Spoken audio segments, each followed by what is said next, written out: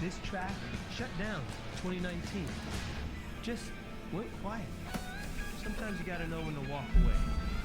The important thing is to know what to do when the lights come back on. A lot on the line in Chicago. 7 years ago. Chicagoland. This is Act 2. 7 years since we were last on this racetrack.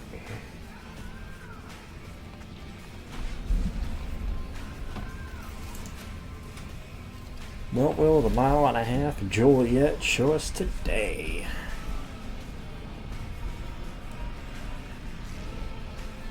Seven and a half, well, 7 years. The Semaquin Centennial. My goodness. On the outskirts of one of America's premier sports towns, Chicago, Illinois. On this July 4th weekend, the Navy Pier and Grant Park and Wrigley Field burst in song, sport, and celebration of 250 years of independence. In Chicago, it's Bears and Bulls and Cubbies, Blackhawks and White Sox, MJ and Sweetness and Sandberg, but an hour southwest tonight. Chicagoland is for stock cars as its speedway emerges from 7 years of high-speed hibernation, and the best drivers in the world race towards victory in the Windy City. Bubba Wallace making his way to the drivers meeting here. 7 years since this track last saw the Cup cars in a points race. Shane Van Gisbergen improved dramatically over the years here on these 1.5 mile ovals. We'll see what he can do tonight. And there's the most popular driver in the sport, Chase Elliott. Had a great run last night in the O'Reilly Auto Parts race, driving for Junebug in that 88, finished second. The last winner on this racetrack in the Cup Series was a first-time Cup Series winner. Believe it or not. 67 laps, 400 miles of the eero 400. And before we start, this crowd is fantastic tonight in Chicago. It is so great to see all you guys. Thank you for being here with us. It is an honor to be here with you guys. Curious to what we see. Here with the Hall of Famer and 2005 Chicagoland winner, Dale Earnhardt Jr. Happy tonight, bud? Yeah, buddy. Glad to be back. 2006 Chicagoland winner, Stevie Letarte. Down at the end, 2010 Daytona 500 champion, Jamie McMurray. And it is so great tonight to welcome the mayor, newly minted NASCAR Hall of Famer, Jeff Burton, to our panel. So great to have you, brother. I want to start right there. What was it like for you to get that information that you're going to be a NASCAR Hall of Famer? Well, first of all, it's great to be back here. I mean, these guys here are alive, and the excitement here is unbelievable. That's what's awesome about this sport. I mean, I think for me, Marty, I think, you know, I grew up with my heroes are in this garage, and to be recognized with some of those guys, it just means a lot to me. I love this sport. It's full of great people, and to even be considered for the Hall of Fame was an honor for me, and to think I'd ever be in it was beyond my dreams. So just a fortunate dude, I guess. There are many, many great ambassadors of this sport in that Hall of Fame, but there's never been a better one than that man right there, Dale. Yeah, absolutely. I think that, you know, his statistics on the racetrack say a lot, but everything he's done off the racetrack for safety in his broadcasting career, he just continues to be a part of this sport in any way he can, and we love him for it. He's a great friend, and it's great to see him recognized. Well, we are celebrating this weekend, July 4th, the 250th birthday of these United States of America. Technically it's July And 2nd, for 70 but of those years, NASCAR racing has been history. a part of July 4th weekend. I wonder with you guys, let's just start there. What do you think is the most patriotic, most American moment in NASCAR history, Dale? Well, I thought about that question, and it's tough to really pick one, but I'll tell you this. There's no bad place to be in this country on July 4th, but there was something special about racing in Daytona all those years. 10 o'clock starts in the morning, you're on the beach by 3. Won't say what I want to say. Mad if he was in a good mood. Not gonna get political this weekend. Yeah.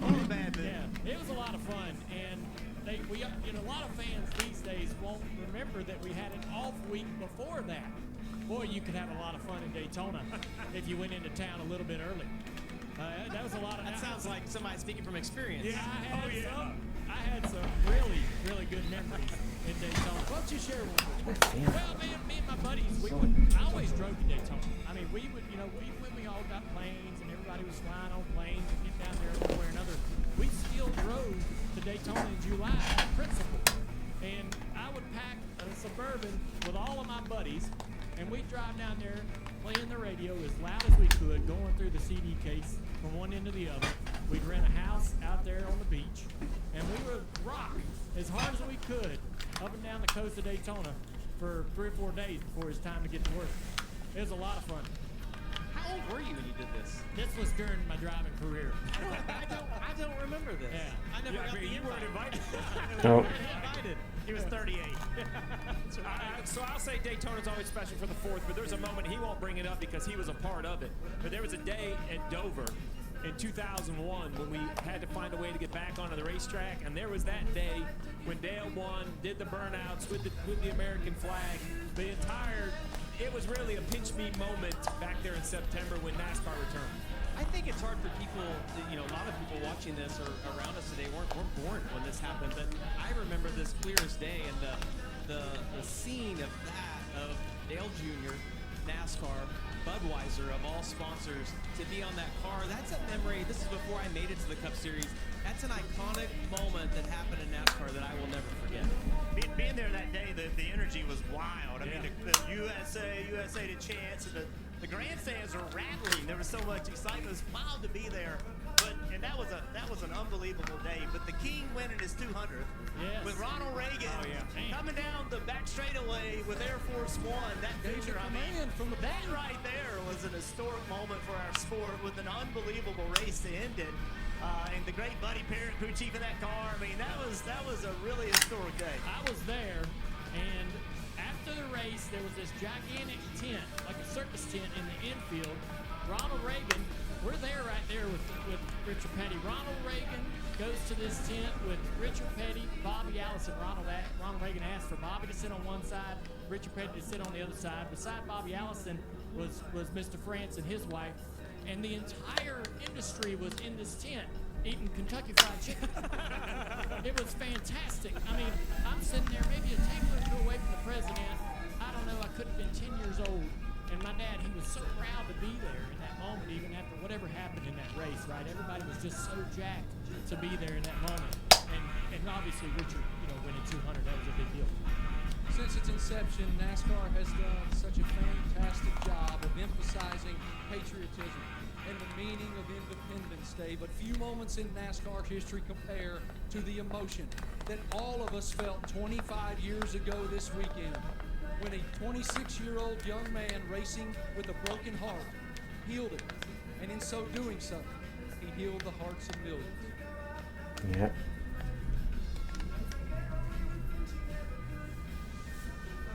It's the Pepsi 400. From 6th to 1st, or was it 6 laps?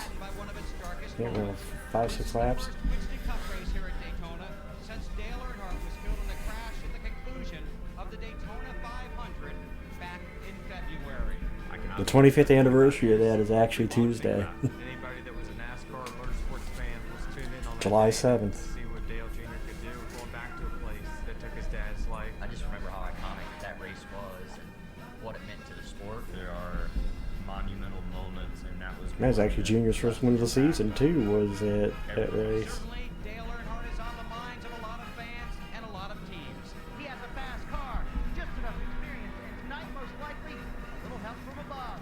Can Dale Jr. dominate Daytona like dear old Dad used to? Only time will tell, but tonight might get a good start. He had a lot of swag this day. Green flags in the air. The Pepsi 400 is underway. It's Ricky Rudd, Kevin Harvick, and Dale Earnhardt Jr. The only thing louder than the thunder of 43 Winston Cup racers, the thunder of the back straightaway grandstand in Daytona as Dale Jr. takes the lead. This young man wants this race as badly as he never won anything in his life. He wants this today. They had a hot rod that night, that's for sure. Trouble off the corner. Several cars involved. 3, 4, 5, 6, 7. Dale I mean, he was stretching cars by, 3 car lengths coming off the corner. fast as that car was going.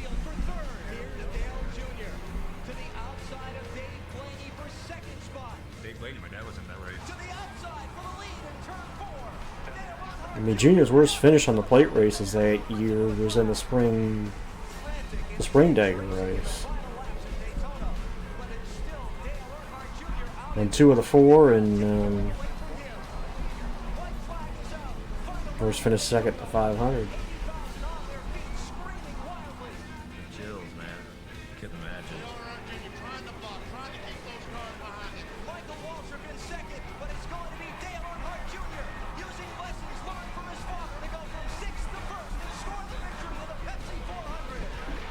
Yep. Like, man, how would you not just the hair on the back of your neck be totally standing up? They said 180,000 people were No, he passed a couple of people below the yellow line bubble is what it was. Tony did. There was one man on the racetrack, and that was Dale Jr. I have a lot of admiration. Ty Norris's line after Junior crossed the line, I think, summed up that whole moment where he goes, "Man, that's unbelievable." You hear him on the radio, and he goes, "Man, that's unbelievable." After Allen's call. Junior winning that race at Daytona was probably just capped it all, because you're doing something that Dale loved, which was to win and to compete. We've all won races, and you feel that joy, but I couldn't imagine that's got to be 100 times more joy than I've ever experienced. Incredible, iconic moment, and one that I think everybody that watched or was a part of it, a lot of hope that things are going to be all right. I don't know if Taylor Sheridan could write a better script than that day at Daytona. I believe it was one of the greatest moments in NASCAR history. Dale Jr. returning to Daytona, winning that race, I would venture to say that the NASCAR boom was on from there.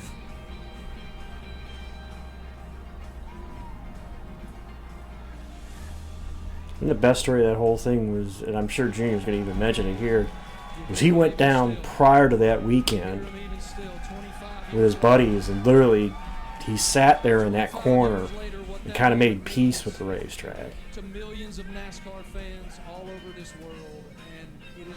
God, hard to believe it's been a quarter century already. Quarter century as of Tuesday. As you see that, what do you feel? That's messed up. Y'all put that together and didn't tell me about that. We did that on purpose. Yeah. That was purposeful. No, that was a great moment. I'm glad that it's considered not only an iconic moment, but obviously a July 4th event.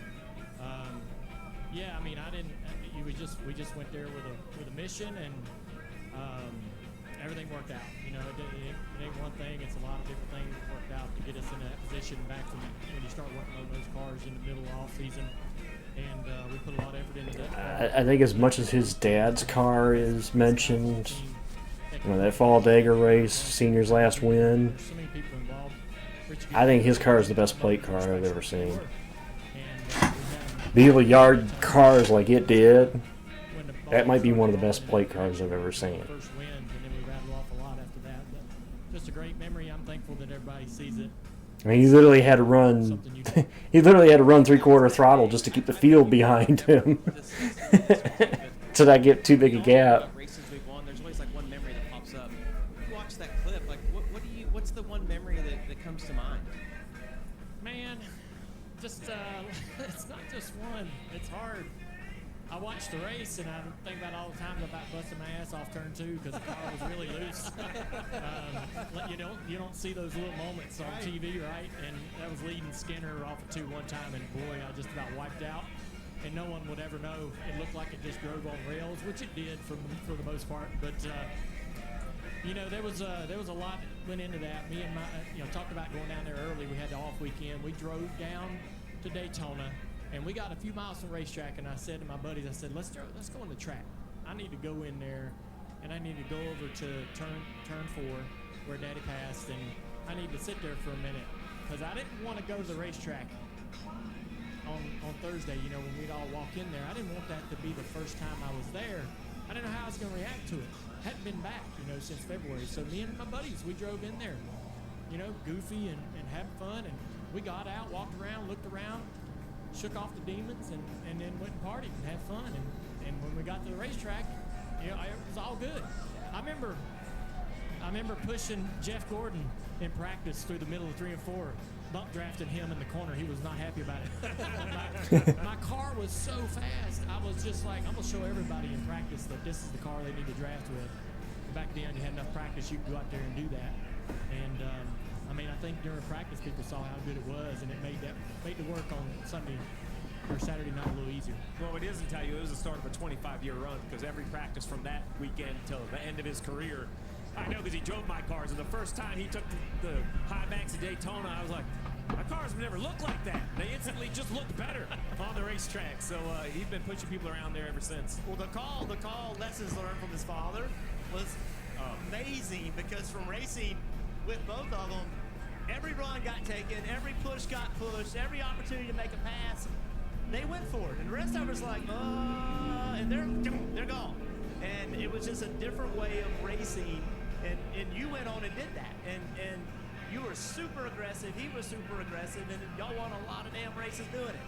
And you really showed other people how to do it. I mean, because I think everybody went down there trying to be smart, calculative, and all that. You guys just took runs and made stuff happen with it. Yeah, I mean, I wanted, Daddy was great at it. He would talk about Daytona, and he wanted, you guys know, he wanted to win the 500 so badly all those years, and we all lived that with him. We wanted it so badly, and so every time we went to Daytona, I don't know, you know, the effort was more, the passion was higher, and all of those things. That place brings the best out in him, and I thought it brought the best out in me a lot of times. Well, there's no question, my friend. As I tried to state eloquently, I don't know how well I did before the piece there, but that healed so many millions of people. That was such an unbelievable feeling to see you have that level of joy in your heart in that moment where you're celebrating that win with your boys and crowds diving and surfing them and spending that moment with Michael. It healed all of us. Yeah, I can feel that. Everybody in the grandstand, we were all like-minded that night. You know, it was just, you know, that's rare when that all kind of comes together. So it was a special deal. Let's see what the people on the Twitter machine are saying. I'm sure they got plenty to say right here. Junior! I mean, you had two defining moments that happened that year. Two major defining moments that happened in 2001, and the way NASCAR tried to uplift themselves after the fact. You had Steve Park winning the week after Senior's passing. Then Harvick wins Atlanta. The Junior wins Dega. And the Junior wins Dover after 9/11. I mean, it's interesting that NASCAR has this like circular nature about it. That even when something bad happens, it's almost as if the sport itself heals itself. It's almost as if the racing fates or gods, however you want to call it, finds a way to heal itself. You look at after the Hendrick Motorsports plane crash, Jimmy Johnson wins the first race back. You know? In a race that honestly he didn't have the best car. Mark Martin had the best car in that race. But things worked out.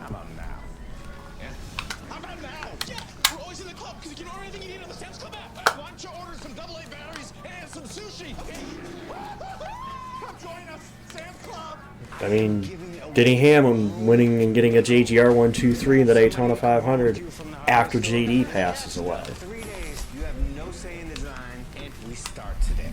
Crashers, all new tomorrow night at 10 on HGTV. MLB on TBS, Tuesday's biggest stage, where the brightest stars will shine. Yeah, Suarez, who was kind of a protege of Kyle's. MLB on TBS, Yankees Rays. Winning for the organization that Kyle last won with.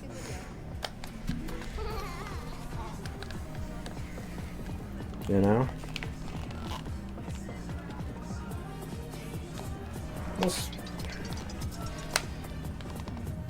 Bumble reaches a point where you have to move on. You can't you're never going to forget. But there reaches a point where you have to move on. I kind of like how they've done this kind of like what they did with Dale Sr. doing the lap moment, but well, no offense to Kyle, Legend Hall of Famer he is, but I'll argue Dale was more. Senior was bigger for the sport than Kyle was. No offense to Kyle. Kyle had left his mark, don't get me wrong. But Senior also had left a bigger hole than Kyle did. Not that Kyle didn't leave a hole, it's just he didn't leave as big a hole, I think, as Senior. Not to mention Kyle, unfortunately, didn't lose his life in the sport's biggest race, too. He didn't lose his life while competing in the sport. Hope Junior 88 here on the Twitter. Man, that Dale Jr. bit got me in my feels. Remember that race like it was yesterday. My man had a rocket ship. He sure did. Yeah, I don't think I've ever seen a speedway car like that 8 car was in that 01, that 01 race. Cup Series champion Kyle Larson. Starting on the outside of the front row, just 1,000th of Actually, that's a good way to word it there, Fire. There you see it, 32 Cup Series wins, a 2-time Cup Series. That's actually a good way to word it. Defending Cup Series champion Kyle Larson joins us now. Thank you so much for your time tonight, my friend. Look, I'm just going to get right to it. I know you want to win. I know you guys are going to try to win. How important is it that you guys take advantage of a racetrack that Denny Hamlin said yesterday, you're the best in the field at this racetrack? Well, I think he's underplaying himself. He's a lot faster. You know what's funny? Like we all were in practice, and then being on the Denny's saying that Larson's the best at this racetrack. Kyle Larson's never won here. really shows how strong he and his car and his team are. The last 2 Cup races, he had great battles, but he lost both of those. Lost the one to Busch in 18 and lost the one to Bowman in 19. What is the, what is the expectation with the Chevrolet, the body, the car? You seem to be able to extract more speed out of it than your teammates. You seem to be by far the Granted, Chevrolet. Chicagoland is more of a complete oval than Kansas is, but Kansas is the closest track to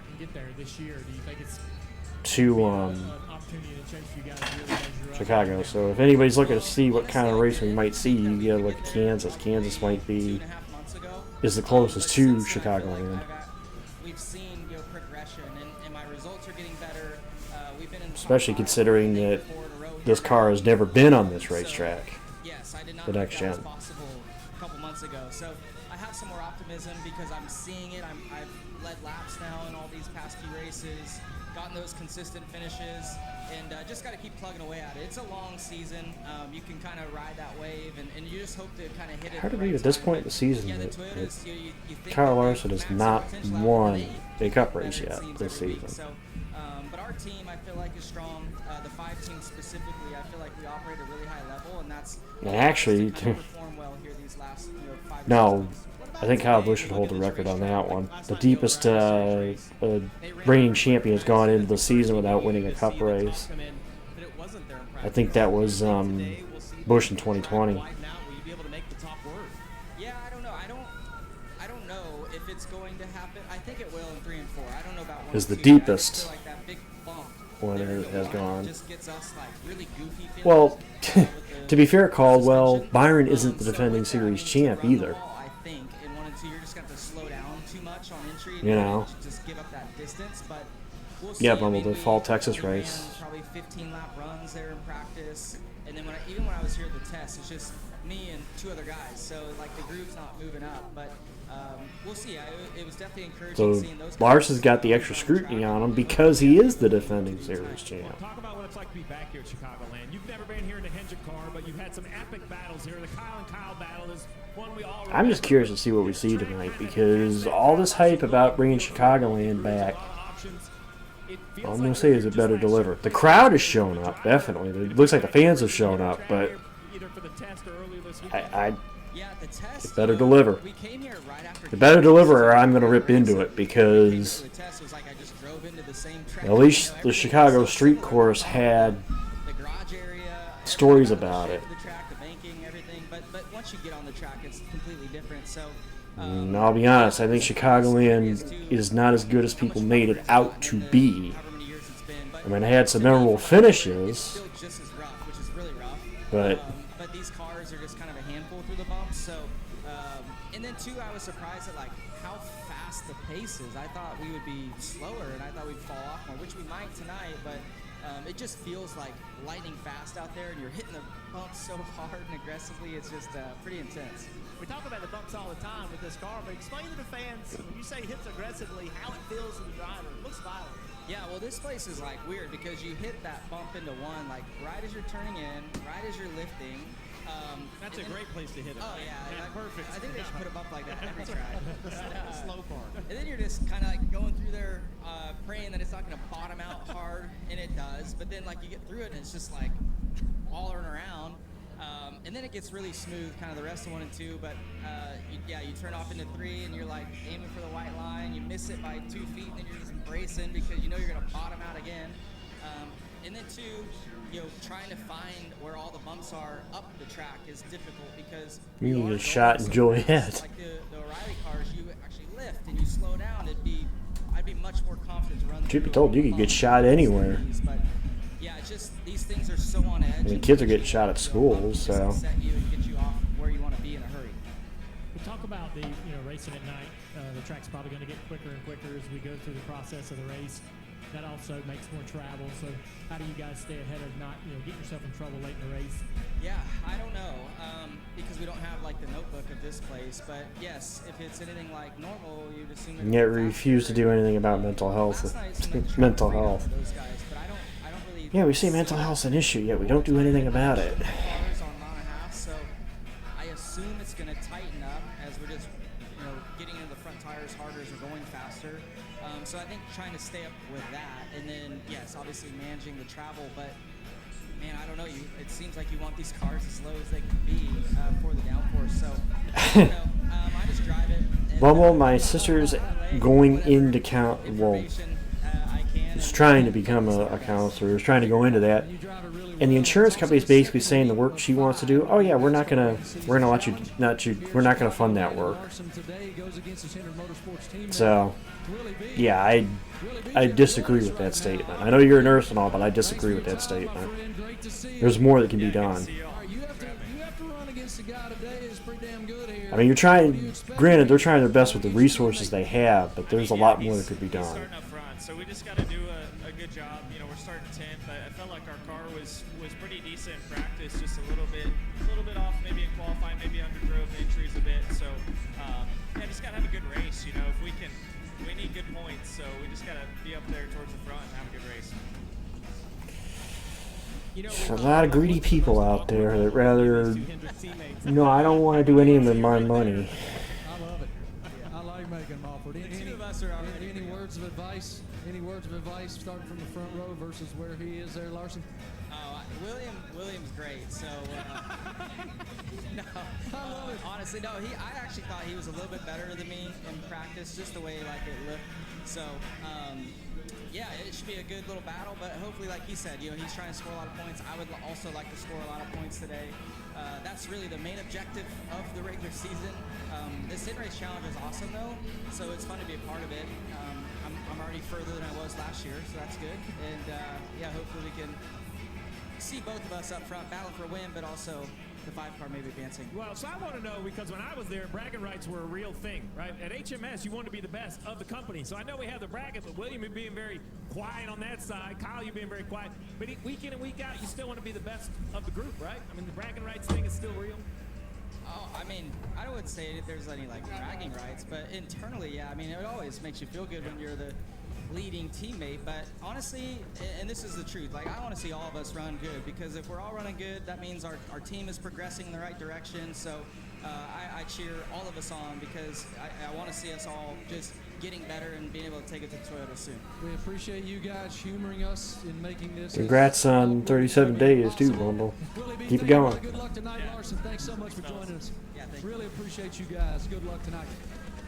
Look at these old guys right here.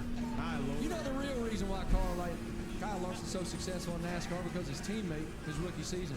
Learning from the GOAT, Jamie McMurray. 8 in that picture. Like 40. There's a lot of sideburns and hair gel in that deal. They're just embarrassing the hell out of Jamie McMurray each week. Poor Jamie. So much history here at this racetrack. Look at that, America Junior. Holy Damn, cow. the Evel Knievel You outfits. need to put that in the Junior Motorsports store immediately. Coming up, we'll talk about the history of this place.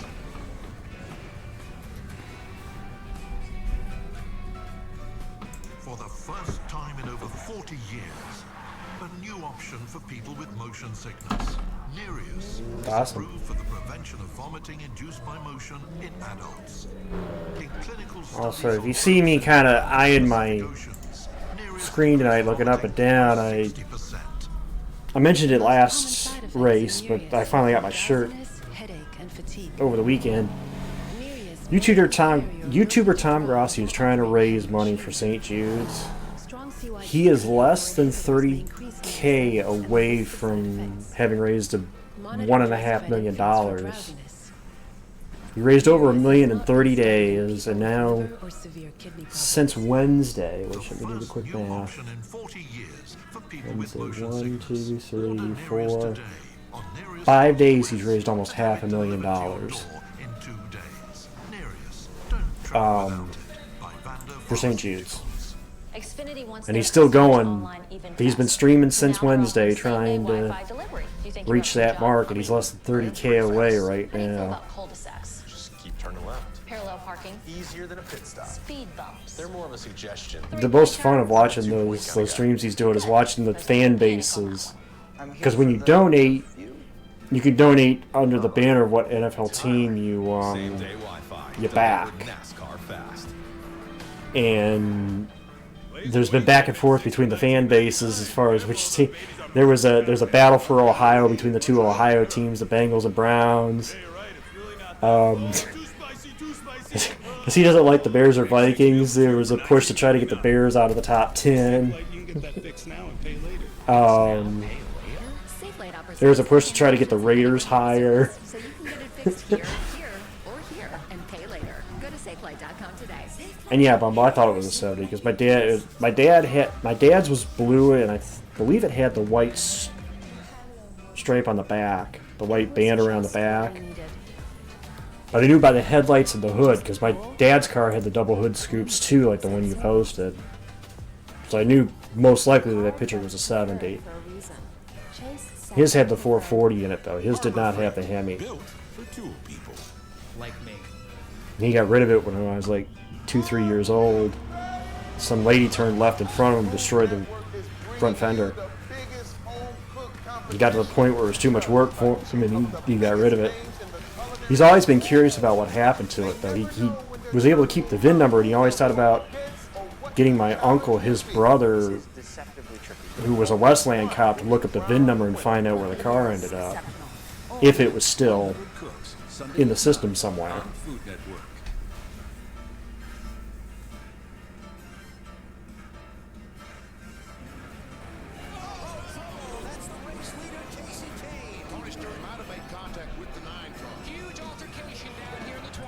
I like to hope so. I like to hope that it's intact and in good condition somewhere, you know.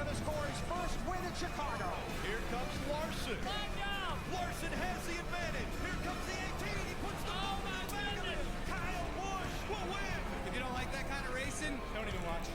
Bowman putting pressure back on the 42. He takes the lead. Bowman will win at Chicago.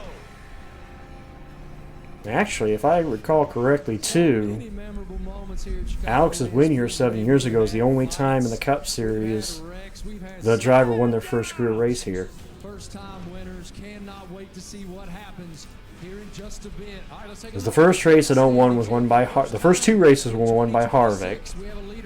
Newman won at 03, Stewart in 04, Junior 05, Gordon 06, Stewart in 07, Bush in 08, Mark Martin in 09. Actually, no, David Rudiman. No, David Rudiman's first was in the 600. So yeah, no, Bowman is the only First time Cup winner to won here. Won their first here. So Ruderman 2010. Stewart 2011. Kozlowski 2012. Kenseth in 13. Kozlowski 14. Hamlin in 15.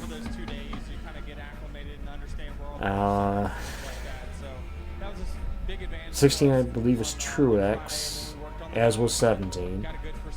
And then 18 was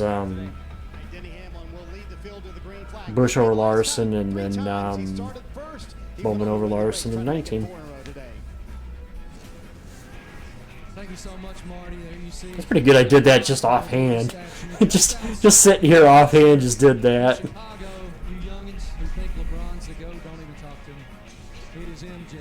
It's not a conversation. I noticed in the last little bit here, the growth of Denny Hamlin. And I asked him yesterday, how do you define Michael Jordan's impact on you? This is what he said to me. The Last Dance changed everything for me.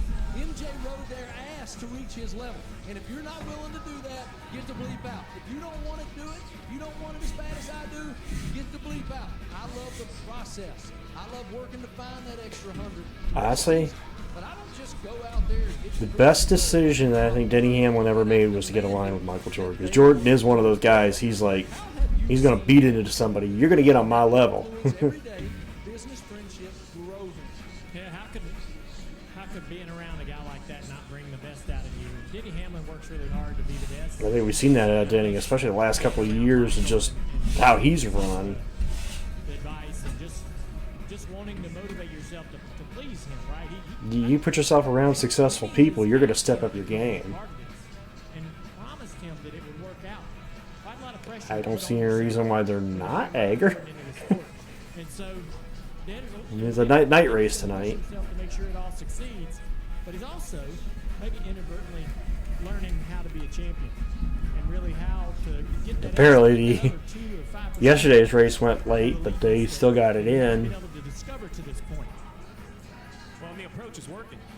Let's not let the 2 road courses distract us. Before that, he won 3 ovals in a row. We're back to the ovals. He's on the pole very simply. Until somebody beats him, what else is there to talk about? Someone's going to have to take him off the top rung. Yeah, and I think Denny is quietly a hard worker. He doesn't express all the work he puts in behind the scenes, and I know we talk about all of the younger guys coming in and their method. Denny has a great method. Doesn't brag about it, just goes out and does his job. And listen, there's been discussion of how many more years will he do this. It's really hard to quit when you're doing as well as he is and having the success he is every single weekend. Elway, Brady, those guys, they find a way to extend their career. He's found a way to do it, and I think the way he's done it is he's taken ownership in it. You know, there was a time, by the way, if he didn't win a championship, he was like, well, it's just a point. It's not meant to be. Blah, blah, blah. He doesn't sound like that anymore. There are many times we go to that championship race, and he would already have discounted it.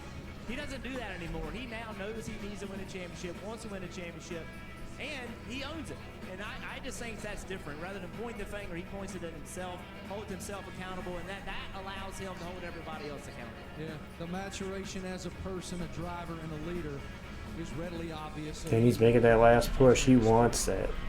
One of his drivers, Bubba Wallace, drives that number 23 car.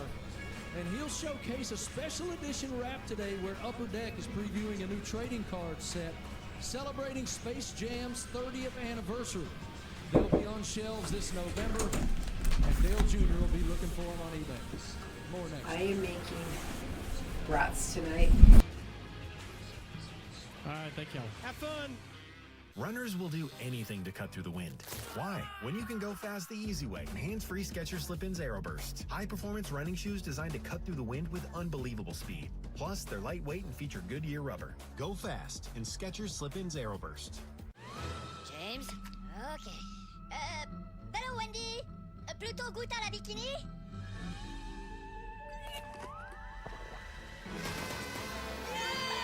Wendy's Minions and Monsters meal. Minions and Monsters. In theaters now. Wow, there's a lot of infection in there, Timmy. You're doing really well. Are you feeling anything? Coffee. I don't understand, but this is going very well. Coffee. Cushy? Cushy? Cushy, what's cushy? Don't just take classes, take charge. Start your comeback today at purdueglobal.edu. Get up to $200 back per calendar year on eligible purchases made directly with Hilton. Terms apply. Hey, Meta, take a picture.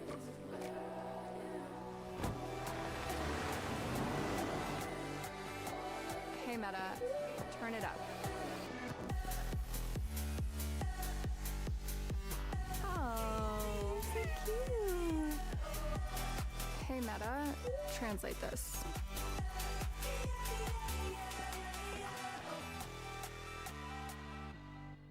The Equinox is the crossover SUV that can run in the family. Get 0% financing for 5 years on all 2026 Equinox, with no payments until after Labor Day. Chevy Detroit. Together, let's drive.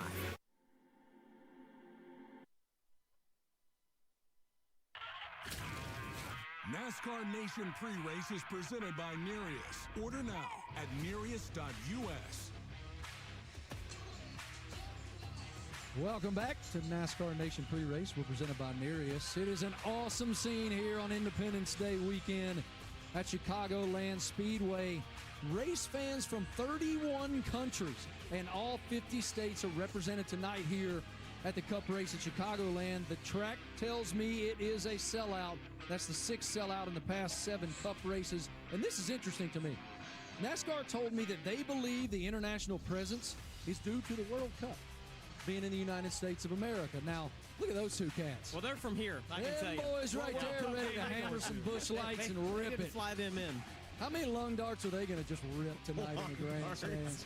Have a couple of heaters. How about that guy? That's a hero right there. That is a hero right there. So grateful for his service, and that's what we're doing it for, those little guys right there.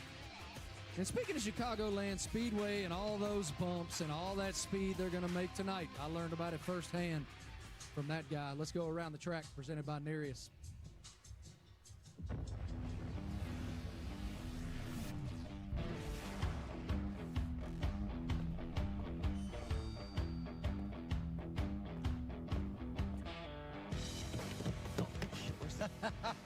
I'm driving today, McMurray. Bullshit.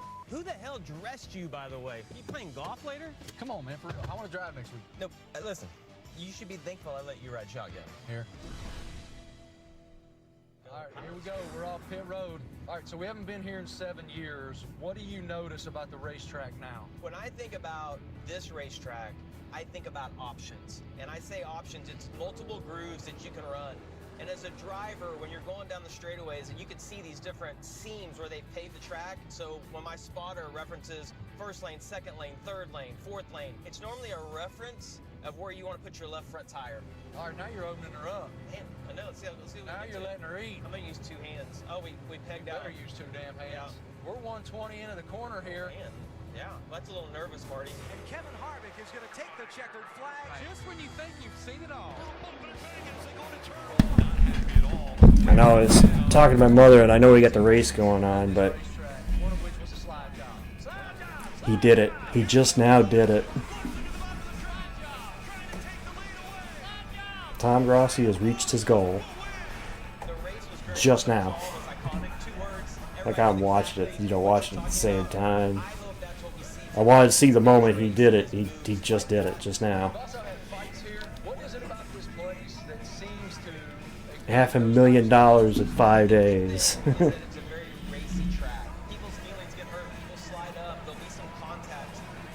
Hell, $5 million for charity in 5 years.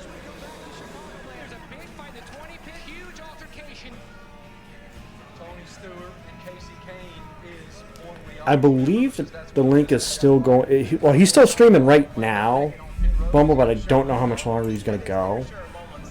Because he said he was going to go until they reached 1.5. So I'm thinking the link will remain, but It's hard not to think about Michael Jordan when you think about coming to Chicago, the history he has with the Bulls.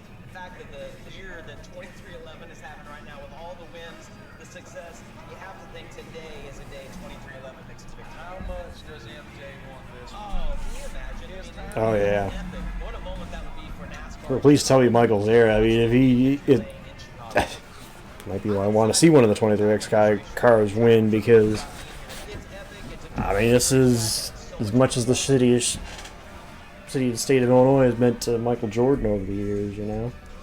That was fantastic, my friend. Thank you. I learned a lot. Yeah, you know what people don't appreciate, and I mean people being you in the passenger seat, is how close we came to record a few times.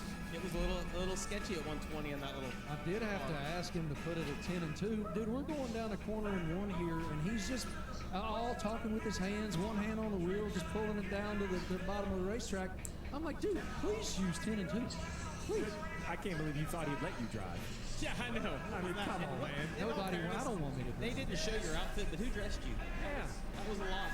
Why was that a lot? Those legs, that. I mean, I go cover golf, and they ask me if NASCAR dressed. I come to NASCAR, and they ask me if golf dressed. I just can't. Gotta find a balance. I cannot win. We'll see how they're gonna negotiate those bumps tonight that Jamie talked about there, Stevie. Yeah, so we had Larson up here, and he talked a lot about the racetrack with the bumper thing. Nobody showed it better than Logano in qualifying. Entering one, watch this. That is a record that didn't happen. You don't think it looks busy? Watch the hands on the right-hand side. That's a 90-degree correction at 180 miles an hour. Then you go to the other end of the racetrack right here. It's kind of a set of whoops. Same thing, we jump on board, and it is out of control. Jamie, for me, it's not a question if the track is rough. We know the answer. The question is, whose job is it to work through the bumps? As a crew chief, I can make a drive like a Cadillac, but you're going to like how fast it is. So if you want a sports car, it's going to be a little bumpy. We haven't seen many Cadillacs in Victory Lane, have we? Yeah. It's all a balance of how fast you want to go, and Larson just mentioned it in here. The lower they can get the back of the car, the more grip that this car makes. The consequences of that, though, is that the back of the car gets stiff, and it's really bad over those bumps. I really enjoyed, though, hearing Kyle's perspective here. He's as good as anybody at run the top. He doesn't know if they can do that here because of the bumps. My gut tells me, though, they will figure it out before this race is over, how to maneuver through that. You know what got me, Jeff, is Kyle had about 5 I don't knows. I don't know about, and I don't know about it. I'm like, well, then what are we supposed to be up here doing if he doesn't know? Well, that's what I find interesting about tonight, is that we used to race here, but we haven't been here in a long time. With this car, we haven't been here. And this race will be won tonight by thousands, hundredths of a second, not by 2/10. So the speed is finding the little bitty pieces. Jeff, the pole was settled by 1,000th of a second. I think we're gonna be talking thousands of a second. As the nighttime comes and the lights come on, this racetrack will be completely different than it is right now. They don't know where this racetrack's going to go, and it's going to be fun to watch so you can figure it out. It wasn't just Larson, though, that had the I don't knows. You referenced this yesterday when you guys interviewed Reddick after practice. He was like, I don't know, we're confused. We thought there was any more lap time fall off. We thought the track was going to widen out. There are a lot of unknowns, and for me, that's what makes events like tonight so special, is that we don't know. Yeah, it's a little camouflage because it looks like Kansas, but it doesn't race like it. When you go up to the booth, you look down here, this surface, we keep showing shots of it. It looks like it was paved in 2001 because it was, but it doesn't. The tires don't slip and slide. Kyle Larson talked about how fast a man went 245 in the IndyCar on Indianapolis Motor Speedway, and he goes, it feels really fast around Chicago, and that says something. How's the sun on that forehead? Sun's pretty good, but I'm not sure I'm on board with this gel thing, man. I was trying to gel up. I mean, the sun just gleaming off of it. I tell you, Jimmy's going to be pissed when he sees how good Jeff's hair looks after last week.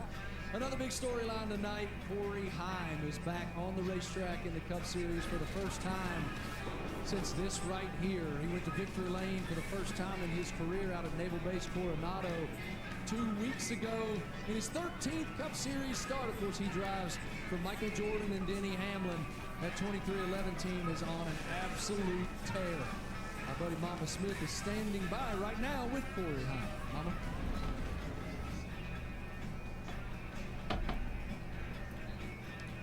Uh-oh, audio fail. Time here with me. Corey, have you had time to now think about it? You are a NASCAR Cup Series winner, my friend.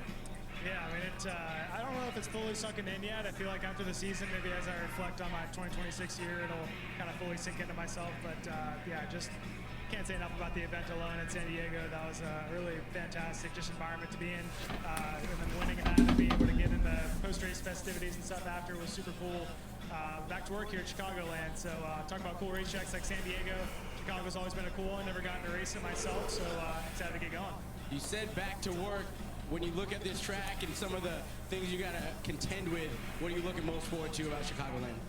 Yeah, when I look back at races, back from 2019 and beyond, this track moves around a lot. You compare it to Kansas a little bit, but factor in the bumps and whatnot. So, me being adaptable and, of course, used to truck racing where we move around a little bit, but we don't ever really get up by the fence and, put a lot of speed up by there. So it's going to be more of a dynamic, I guess, race that I'm used to, and it's going to be a challenge. But I remember, watching this race when I was growing up and always really enjoyed it. When they stopped going here, I was like so sad because I thought I'd never get to race it. But here we are in 2026, ready to go.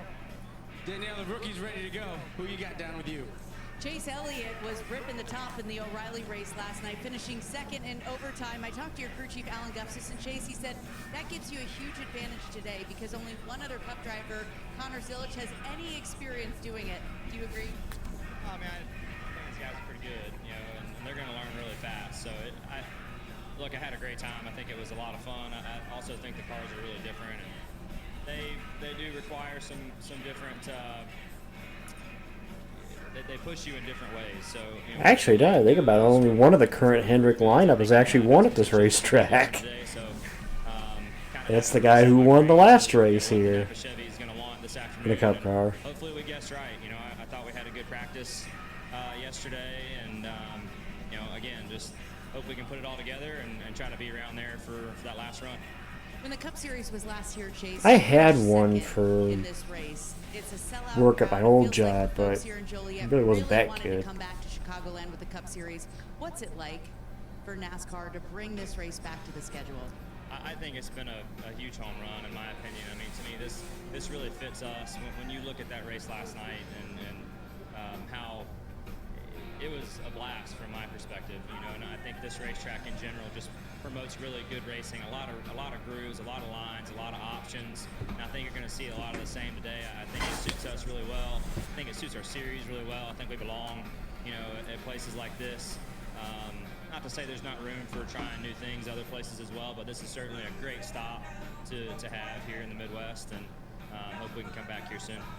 Chase Elliott, one of 3 Hendrick cars starting in the top 10 tonight, Marty.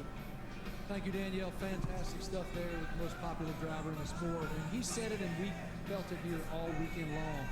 The drivers are so happy to be back on this racetrack because it does give you options, because it's really fun to race. And specifically to chase in the 9 car, we've seen Larson and his group improve tremendously over the past month, 6 weeks.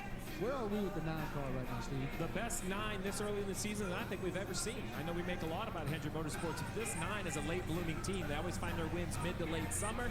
Already 2 wins, one of which being Texas, Jeff, right? So I didn't have the 9 with the raw speed they had at Texas, but they not only won, I would argue they were the best car that day. It wouldn't shock me if this 9 car is kind of laying in the weeds a little bit. If anybody's come up and beat the Toyotas, I think Larson's name has to be on everybody's list. But don't overlook the 9. They're almost freewheeling right now with those 2 wins. I think the upside for Chevrolet is pretty big too. Kyle Larson talked about he wasn't sure if they could get where they need to be, but now he's starting to think they can. So if Kyle Larson's going to get better with the new Chevy, then Chase Elliott is as well. And I think that gives them a chance later on down the year to have a chance to contend for a championship. What does finishing, he noted it here to Danielle. Some things may transfer, we're not sure. From your perspective, covering and calling the race last night, what can he take from that second place? Uh-oh, camera drop. Chase is really good at downplaying what might happen today, right? He's always on that side of the fence, and I'm fine with that. I think it's great. Listen, anytime you get to run, whether it's the truck race or the O'Reilly Series race, you always learn something. Think about Kyle Busch all those years that he would win those races, and I feel like that really helped him on Sundays. That will help Chase tonight as well. But I want to go back to Corey Hine, because we didn't talk a lot about Corey, and that is a name that is going to be around for a long time. I believe that he's a genuine superstar in the making. When you see what he was able to do in the Truck Series, the fact that he went to San Diego, I think the hardest road course we've had in NASCAR history, was able to win that race. Look, on an oval, I would expect him to win. I didn't see that on a road course. So to go out and have speed and compete with guys like Reddick and his other 2311 teammates, exceptional. And listen, If I could buy stock in Corey Heim, I would. Hey, could I be Agent Latart? The man celebrates, throws his hand up, and taps his wrist because he's high time. Watch company. You better get on this rocket ship early because the numbers are going up if you wait 4 or 5 years. Let's get this guy a watch deal because Heim is the real deal. I mean, I agree. Yeah. What he does, 13 starts, won at one of the toughest racetracks. You said it's not just how he won. We've seen guys go to victory lane. If I'd have said 100 starts when you were watching him running those races, Jeff, you'd have said, oh, yeah, I believe it. Like, he just races like he's 40 years old. He's only 23. Timing matters, right? You got to be at the right place, right time, with the right people. And right now, 2311 is the place you want to be. It will be harder for him today, though, because when you start thinking about 2311 with a 4th pit crew, with all the things you got to do to bring 4 teams to the racetrack, it gets more difficult. Bad pit stops here ruin your day. So it's a bigger challenge. And then he talked about that. Then he talked about how impressed he was with Corey Heim early in the year because he goes out early. He's qualified 28th, but he went out super early because the points, the way it works, he doesn't have the best pit crew. It's a major challenge. That's okay for Corey Heim right now. He's not competing for a championship. Expose him to some of those difficult times. Make him tougher. He'll be better for it.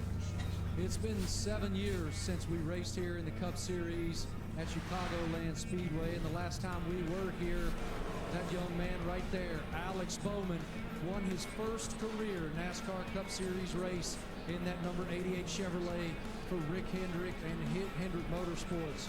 Shannon Spake ran him down on pit road just a bit earlier. Shannon? Of course, we have so many unknowns with this new car here at Chicagoland, but when you're the most recent winner, no matter how long it's been since that win, you definitely have some confidence. Blake Harris told me he could tell you have that in the car this weekend. So how does that confidence take you far and get you a good finish? Yeah, I mean, I think about everything has changed since then that could possibly change with the race car and the style of racing, the rules package, and the track's age. I'm excited to be back, though. This is a really fun racetrack. We have a pretty good Ally Camaro, so yeah, just curious how it's going to be, right? Like, you don't know how wide it's going to get. The O'Reilly cars make it look like it's easy to run kind of every groove, but next gen through the bumps is super tricky. So, yeah, definitely confident after yesterday going into tonight. We'll wait and see. And don't forget, Alex Bowman, the most recent winner here, but his most recent win came on the Chicago Street Course. So Chicago's been very good to this guy. Thank you, Shannon. Great stuff. Ladies and gentlemen, we're now joined by the greatest NASCAR driver in history. Old Ricky Bobby. Shake and bake, baby.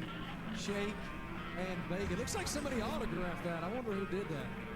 Out at the tweeter machine, is it just me or is the TNT Sports NASCAR pre-race coverage fire today? Well, it's always fire. Something just feels right about being at Chicagoland Speedway in the summer on TNT Sports. We agree with you, Alex. We're grateful to be here. Well, this was the home for this race was the NBC TNT part of the season for a number of years. So Napa knows that 1 in 4 vehicles will need a new battery this year. And that's just the tip of the electrical iceberg. That's why Napa believes in testing the electrical systems on every vehicle, from the battery to the alternator. And why we're a trusted solution for the electrical parts, tools, and expertise you need, catching problems before they become breakdowns, and keeping every vehicle and every business moving full speed ahead. You know, paying less for less ain't a good deal. It's just less, but when you pay less and you get more, that's a good deal. And that's Straight Talk Wireless. Straight Talk's always been the same price since they started, back in 2009.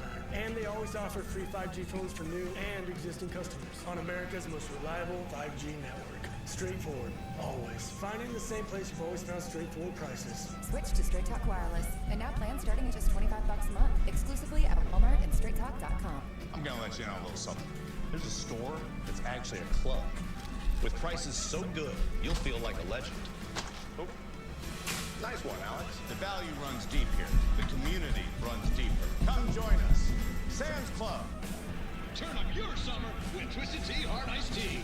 Twisted Tea fans love the smooth, refreshing taste of Twisted Tea Hard Iced Tea. Made with real brewed tea and a 5% kick of alcohol. Twisted Tea Hard Iced Tea. Keep it twisted. In the U.S., there's a break-in every 26 seconds. Simply Safe does more than just alert. We stop crime before it starts. Stop. This is Simply Safe. You're being monitored and recorded. I'm requesting police dispatch. Using AI alerts, US-based live agents help deter break-ins. Simply Safe. No long-term contracts. Monitoring and deterrence plans starting around $1 a day. This is the part of the brain that lights up when you watch sports. I don't see anything. When's the last time you watched a full game? Live? From the start? Yes, live from the start. Well, I have a lot of apps, and not every game is on every app. Sometimes the same sport's on different apps, depending on what day. How bad is it, Doc? You need Fire TV. Whoa. Those are your live games all in one place. Texas. Yes! Find what you're looking for with Fire TV. Because the juggle is real. And the mom guilt is... Can't lose interest if you never had any interest in it to begin with. When you feed a Hill's scientifically proven formula. Because you're only human, there's Hill's. Bush's baked beans. Crack open a can of summer.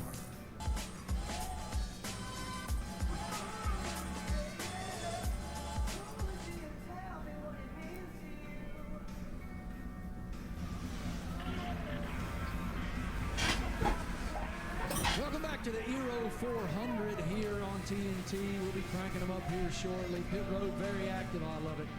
Tyler Reddick and his tire specialist.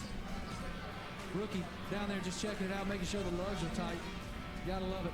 Was that the best thing in the world to have your kids down there? Oh, it's awesome. Yeah, it's so much fun to have your kids down there. The experience I've seen this year, it needs to make sure that's tight. For sure. I love looking back at the photos of having kids down on pit road and just the memories that came associated with that. Trade the biggest moments in racing on Kalshi. For a limited time, download the Kalshi app. Use code TNT. You get $10 when you trade $10. Kalshi, trade what's next. It's time for our Kalshi market odds. Kalshi traders are currently forecasting shocking development. Latart, what do you see there? Well, those prediction markets, those traders, they've done their homework. I think that is a pretty good look right there, Denny Hamlin. All right, it's our turn to determine, let the world know who we think's going to win this race. Let's take it on up to the booth. Dale Jr.'s already up there. All right, Junebug, who do you think's going to victory lane tonight? Well, I think it'd be easy to pick Denny Hamlin, but I'm going to go with Kyle Larson. I don't think he has the fastest car, but I think they execute perfectly today. Kyle Larson ends the winless streak here in Chicago. All right, I'm going to stick in the Joe Gibbs Racing camp. Also putting Hamlin on the shelf because I think it's an easy pick. I think it's simple to pick Hamlin, so I'm not going to. Comeback story. Broken left wrist. Christopher Bell, nobody's talking about him. Big fight back with that broken wrist at Sonoma. Maybe today, back on the oval, he takes it all the way to victory. Herculean effort in Sonoma, California. Great by job. that young man. Can he go 10-2? Probably not. 10-2, yeah. Tyler Reddick's tired of getting beat by Denny Hamlin. He had the lead. He was dominating the year. All of a sudden, it got away from him. This is the kind of racetrack that Tyler Reddick just dominates on. So I got Tyler Reddick beating everybody. I'm starting to question everybody's decision-making process on this Come on, stage. you're not going to take the easy one. Why do you not take Denny Hamlin? Because everybody would. It's simple, it's easy, it's obvious is the actual answer. Denny Hamlin gets it done again today. He's just tired from that long day yesterday. He's taking an easy winner. That breakfast is still in his belly. Oh, We're still thinking about that breakfast this morning. On the way to the racetrack. We'll we find shall out. see if that young man right there, Dale Jr.'s pick, Kyle Larson, can go to victory lane. A great run last weekend in Sonoma for Chase Briscoe. Maybe it's him tonight. We shall see. Most of us think it's going to be that guy right there. Our points leader, Denny Hamlin. We'll head to the racetrack for the command next.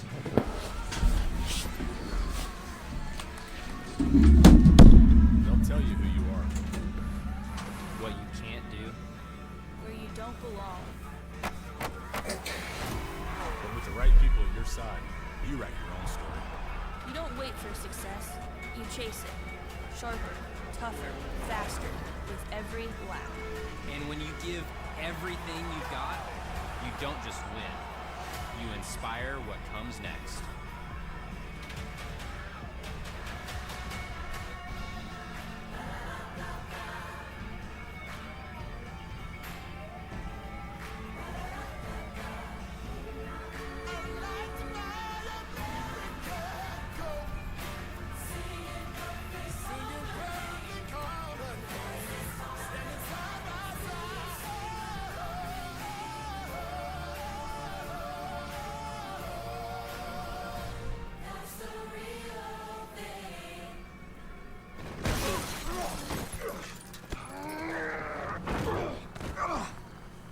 like men.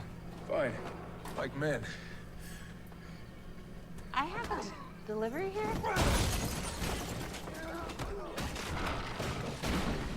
Okay. You guys have fun.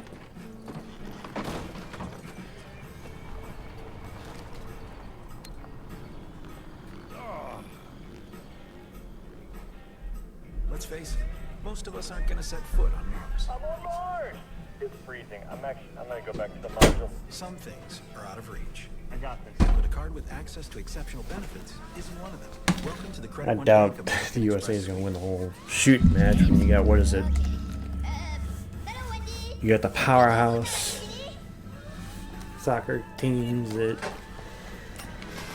I doubt what's going to happen. Minions and Monsters meal. Minions and Monsters. In theaters now. What did Skechers Elite Athlete OG Anunoby do in Skechers High Performance Basketball sneakers? He made history. Get championship level performance in Skechers basketball. When COPD tried to stop you, you kept going. Breztri, a 3-in-1 inhaler. Better breathing starting within 5 minutes and helps prevent flare-ups. Breztri won't replace a rescue inhaler for sudden breathing problems. Tell your doctor if you have a heart condition or high blood pressure before taking it. Don't take Breztri more than prescribed. Breztri may increase risk of thrush, pneumonia, and osteoporosis. Call your doctor if worsened breathing, chest pain, mouth or tongue swelling, problems urinating, vision changes, or eye pain occur. Ask your doctor about Breztri. At least SafeLight could come to you for free. They can come to me for free? That's right. SafeLight can come to you for free, so you can get your windshield fixed anywhere you want at no additional cost. For free mobile service, go to safelight.com. SafeLight repair, SafeLight replace. Welcome to NASCAR Cup Series racing at Chicagoland Speedway here on TNT and the eero 400. It is a sellout crowd here. Crowd represented 31 countries and all 50 states to see some driver go to victory lane tonight here in this race. Let's take it trackside for pre-race ceremonies. Please rise as you are able. Remove your hats, and veterans render a hand salute as members from Blue Star families unfurl the American flag and the America 250 flag in honor of Independence Day weekend. Here to offer tonight's invocation, please welcome Vice President of Mission and Ministry at UChicago Medicine Advent Health, David Oseguera. Gracious God, we want to thank you so much today for the 250 years of freedom you've given us as a country, and we thank you for those who have sacrificed and paid the ultimate price. Today we ask for the protection over every driver, every crew, and every fan that is here. And we ask that your spirit would reverberate through these drivers as they get ready to go supersonic around this track and bring us all home safely. In the name of Jesus we pray. Amen. Here to perform our national anthem, please welcome from Navy Band Great Lakes musician Petty Officer 3rd Class Bobby Navoa.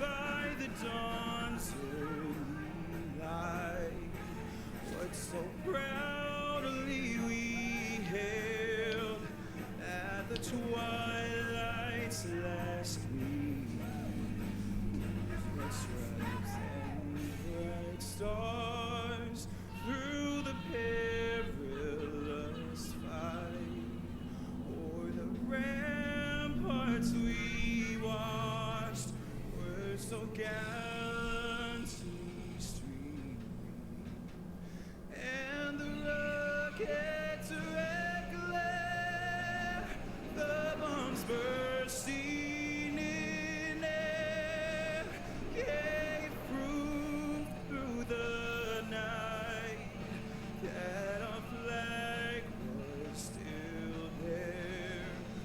Oh, say does that star-spangled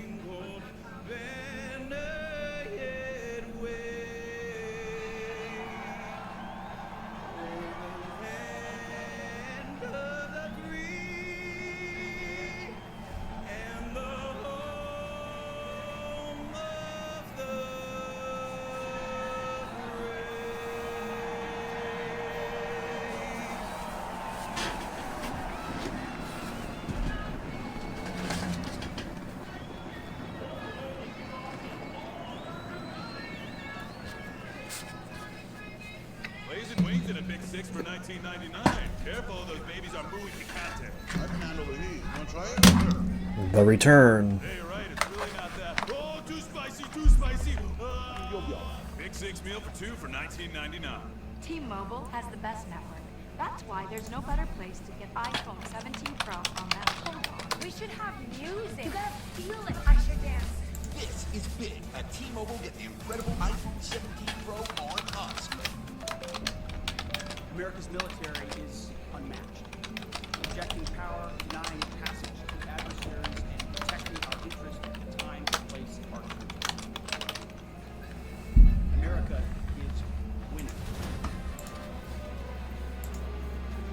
We will measure our success not only by the battles we win. I still find it interesting that that the only Hendrick driver that actually has won on this racetrack was the last winner here.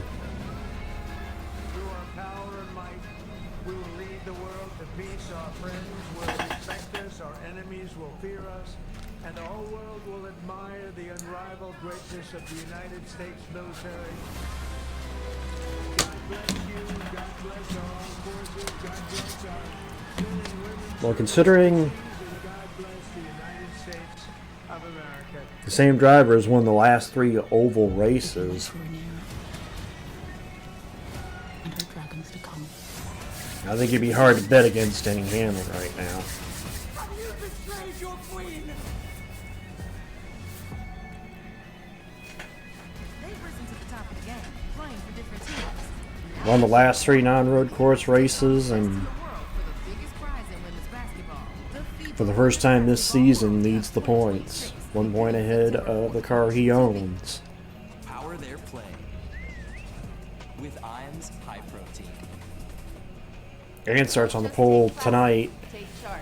Start your comeback today. which he got by a thousandth of a second over Larson. So Because a car that doesn't make you feel recognized is a car that stops short of amazing. Life is full of little missions. So USAA Bank has an app for all your financial to-dos. And for those times when you need cash, we've got a fee-free ATM network. USAA Bank, taking care of our own. Can you feel it? How about now?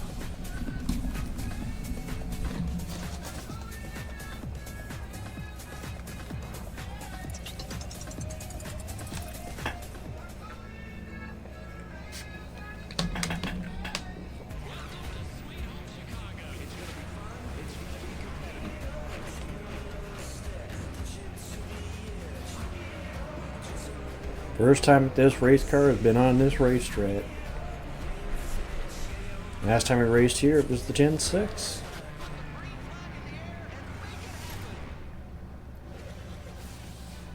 Happy 4th of July weekend. NASCAR on TNT live in Joliet, Illinois. Racing at Chicagoland Speedway for the first time since 2019 tonight. It's the eero 400. Welcome into the broadcast booth, everybody, with the Hall of Famer Dale Earnhardt Jr. I'm Adam Alexander. Our crew chief, Steve Letarte, joins us in a moment. Let's talk about this racetrack. It's great to be back, but boy, it is a challenge for all these drivers and teams, Dale. Yeah, it's kind of wore out the surface, but the biggest challenge are going to be the bumps. And the drivers knew this coming in to this race this weekend. And they had their hands full in qualifying. Turn 1, you see that little patch going across the racetrack? They installed a pedestrian tunnel under the track years ago. It's a huge bump. It's almost like driving off a set of stairs going into turn 1. We saw a lot of issues in qualifying there. And then over in turn 3 and 4, there's a tunnel underneath the middle of the corner. And you can see the scrapes in the asphalt where the cars are digging into the racing surface as they go across this bump. Very violent. A lot of the drivers really complaining about this. You see the issues some had in qualifying going through that. They'll have that again tonight. And as this race gets faster, as it gets later into the night and the track gets up speed, that bump will get worse and worse.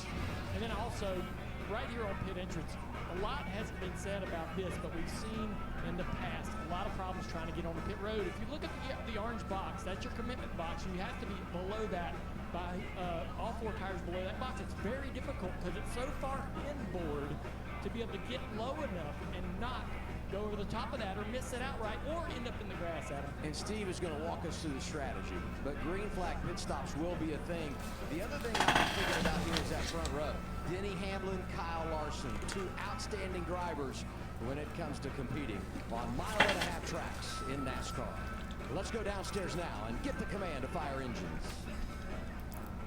Chicagoland Speedway, here to give the command to fire engines with the most famous words in motorsports. Please welcome platinum-selling country music duo, Low Cash. Chicagoland, make some noise! Are you ready to race? Happy 250 America! And God bless our military! God bless the USA! Let the country music play! Gentlemen, start your engine!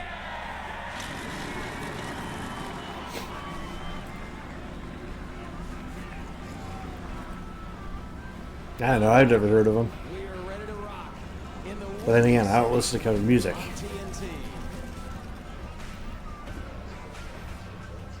And NASCAR Cup Series racing on TNT is brought to you by Toyota.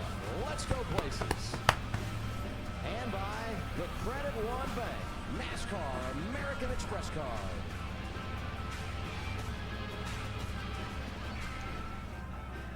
At Credit One Bank, we believe anything's possible. I'm on board!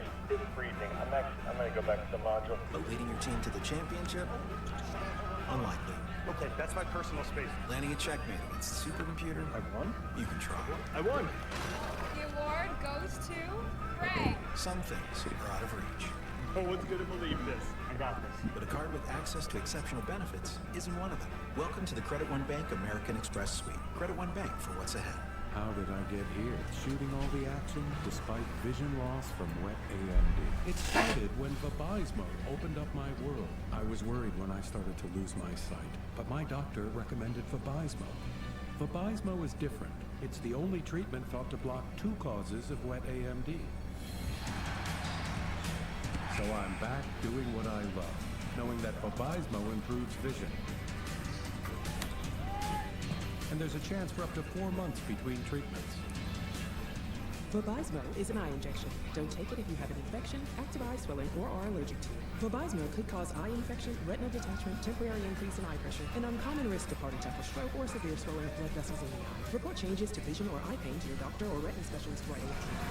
Now, I'm bringing it all into focus. Open up your world with Vabysmo. Trust the #1 prescribed FDA-approved treatment for wet AMD and diabetic macular edema. Ask your retina specialist about Vabysmo. Paying less for less ain't a good deal. But when you pay less and you get more, that's Straight Talk Wireless. Straight Talk's been the same price since they started in 2009. Straightforward, always. And now, plans starting at just $25 a month. You've got to try the softest sneaker ever. Hands-free, cozy fit Skechers slippers. Why listen to somebody rap about it? You can hear somebody sing about it. Just step in and I am not a country music fan. down or touching. Nope. Wrap your feet in hands-free, cozy fit Skechers slip-ins.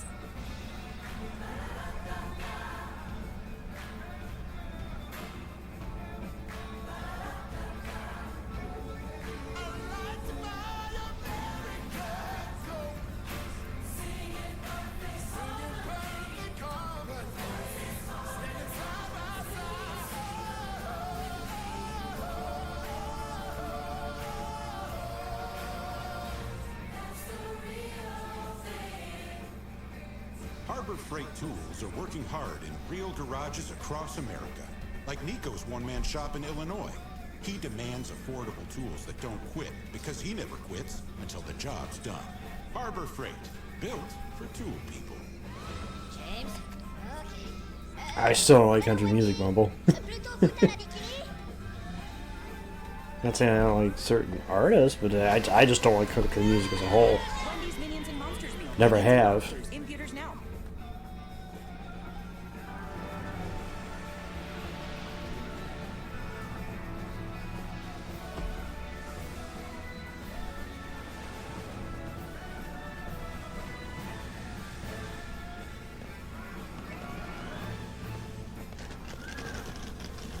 It's It's America 250. NASCAR celebrating at Chicagoland Speedway.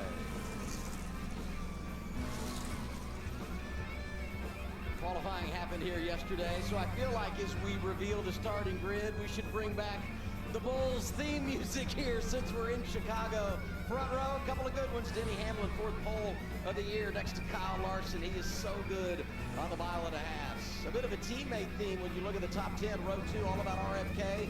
Chris Buescher, Brad Keselowski getting their best starts of the year. Row 3 from Joe Gibbs Racing. Ty Gibbs, Christopher Bell coming off those top 5 finishes last Sunday in Sonoma, California. Row 4, Chase Briscoe, a runner-up last week next to Bubba Wallace, best qualifier from 23:11.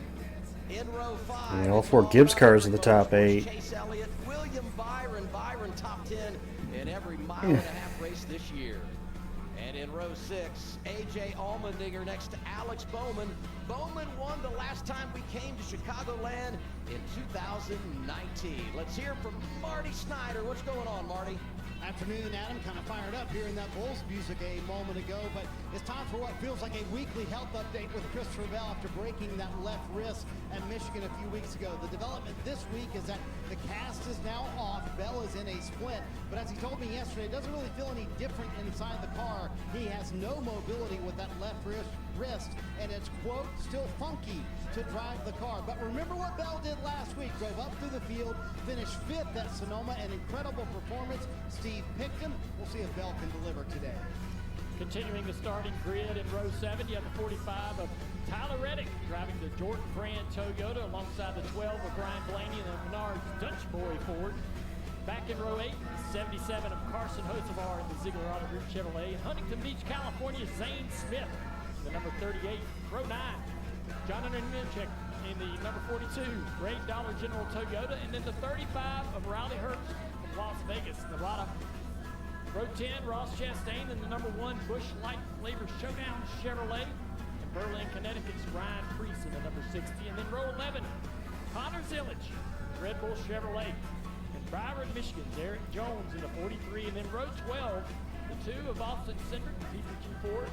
And the 47 of Ricky Stenhouse Jr., the Pylon Aviation Chevrolet. Let's get down to Danielle for more.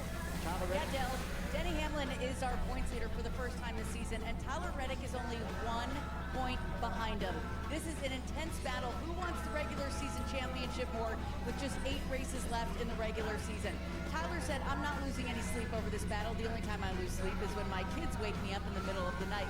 But he did say it is a fun battle. Billy Scott, his crew chief, said the same thing. He said, guys, we have the same cars. We share all the same data. So it's going to come down to who wants it more and who can execute down the stretch. He said this is a pressure cooker, no doubt, and Denny has a slight advantage at the start of this race. He's on the pole. We qualified 13th. We don't want him to get too many more stage points than we have early. Thank you, Danielle. Continuing with the grid in row 13, a pair of Chevrolets, Austin Dillon from RCR and Daniel Suarez from Spire. Row 14, Ty Dillon and Corey Heim. Looking back to row 15, Todd Gillen next to last week's winner out in Sonoma, Shane Van Gisbergen. Back in row 16, a pair of Fords, we have Joey Logano and Noah Gregson. Row 17, Cole Custer and Josh Berry. Back in row 18, we have Austin Hill and J.J. Yaley. And then row 19, Cody Ware. And the 71 of Michael McDowell, who did not get to make a qualifying attempt. Shannon. Thank you so much. All right, let's talk about 3-time Cup Series champion Joey Logano, who has dropped all the way to 20th in points, the lowest he's been all season. So my question to Logano is simple. What is going on with the 22? He kind of shrugged, kind of laughed, and said, we're just off. That continued this weekend. He bottomed out both ends of the track in qualifying. He's starting 31st. He told me we don't have a lot of time to waste. And of course, that's in the race today and in the regular season as well. It's been a head scratcher for driver 22. 267 laps, 400 miles today. And tonight we moved around to the in-season challenge. Some really good matchups when you look at the Sweet 16. Teammates going at it. Byron and Larson. How's your bracket doing, Mamba? Mine is not good, boys. Mine is in the trash already. Happy NASCAR Sundays on a beautiful patriotic weekend. I'm right beside Ty Gibbs, our in-season challenge champion from last year, looking to go back-to-back and get another $1 million. But he's going to have to go through his teammate, Chase Briscoe, who's coming to form the 19 car, starting to make his way back up the points. And Yeah, those two teammates against each other too. Team Hendrick, we have not seen them be dominant as we're used to, but we have 2 of them in this week's challenge. 5 of Kyle Larson, 24 of William Byron. 200 cars will enter. 1 can leave and have a chance at $1 million. Boys, it's great when all the team cars. Well, the lights are off on a pace car. 1 pace lap left. Is going to be eliminated. Let's look now at our Before we get the first green flag in a cup race here since 2019. Then 85 laps, then 102. They can run about 65 to 70 on fuel. They probably will not. They'll break the stages up pretty well in the middle with 8 sets of tires. Surprisingly, the tires not wearing like we think on the old pavement, but we'll just have to see as the sun goes down. What are we watching for in this race, Dale? Well, I'm going to start with changing the track, right, Dale? Like, I think we're going to work, as a crew chief, I have to stay ahead of the setting sun, communicate with my driver if that groove moves around, what you need from behind the wheel. I'm going to be paying attention to who might be able to challenge Toyota. It's been the story of the season that Toyota has had an advantage on the racetrack, especially the 1.5 miles. I mentioned Larson at the top of the show. RFK qualified really well. Or this may just be another Joe Gibbs Racing versus 2311 battle today. So good to be back. Chicago. The return. This is a fun racetrack. Going to be entertaining tonight. Let's go 5 radio as we anticipate the green flag. 7 years and almost a week. It's awesome to be back, especially on this 4th of July weekend. Happy birthday, America. I was just told today was a sellout, which is really cool. See, some of you are still trickling in. Hopefully the parking lot's not too bad. Thanks for toughing it out. 5 team, we got 400 miles ahead of us tonight. Let's go get it. Alright, it's 267 laps, 400 miles. In the return to Chicagoland. Hamlin and Larson gonna bring him down. Wait for it, wait for it. Green, green, green. We back.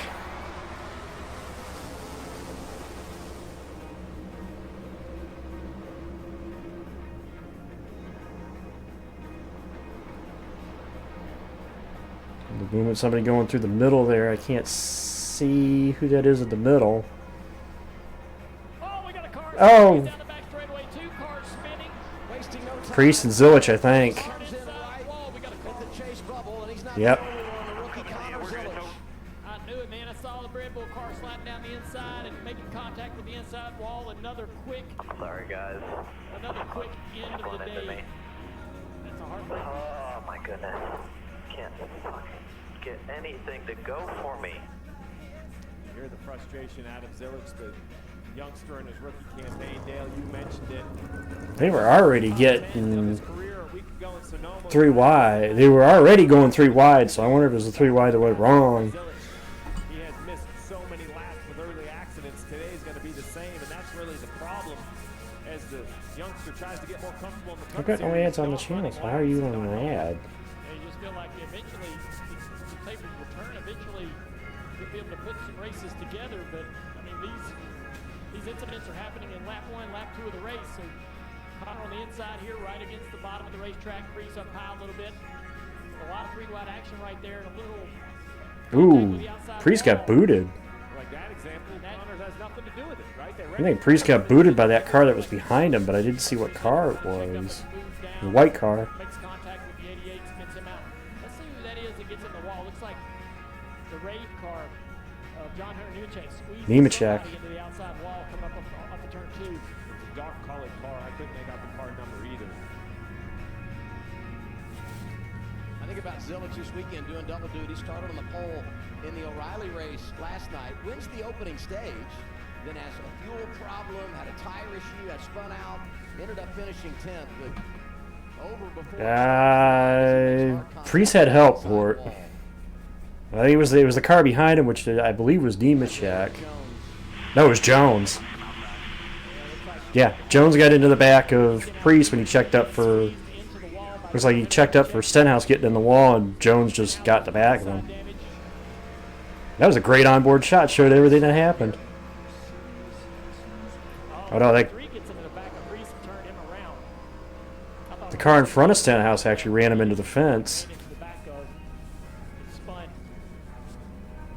What's up, Danielle?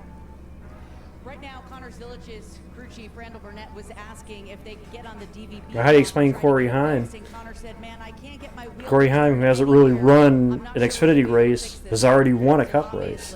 Connor Zilich is going to be done for the day, Marty.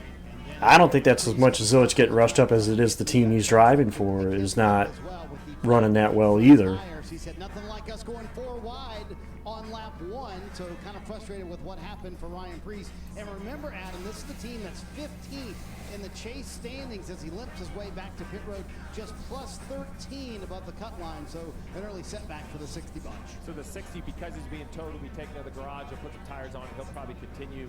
The 88 can make repairs. Obviously, it'll cost him a ton of laps, but he'll not be a competitor. Didn't know what to expect. Aggressive. It might have been Nemechek that ran Stenhouse into the fence there, and then Priest checked up when Stenhouse checked up, and Jones ran over him. Nobody lost the pit stall selection apparently, DJ, which I'd never heard. Well, you have to let me know. I never heard why he got penalized, but That's right. SafeLight can come to you for free. he apparently lost his pit stall selection, Anywhere you want and no additional cost. or the ability to choose what pit stall. SafeLight.com. SafeLight repair, SafeLight replace. Blazing Wings at a big 6 for $19.99. Careful, those Not to mention that half of it is wrong place, wrong time. This is wrong place, wrong time. He's on the inside when Priest got clipped by Jones, and This is the part of your brain that lights up when you watch sports. I don't see anything. When's the last time you watched the full game? Live? From the start? Yes, live from the start. Well, I have a lot of apps. And not he would need a couple of them, Drew, sometimes the same sports on different apps depending on what day. because they're towing the car to the garage, so he's going to lose at least a couple of laps.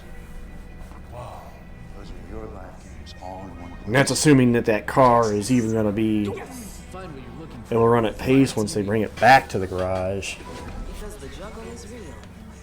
And the bomb guilt is too. Give more love than humanly possible when you feed a Hill's scientifically proven formula. Because you're only human, there's Hill's.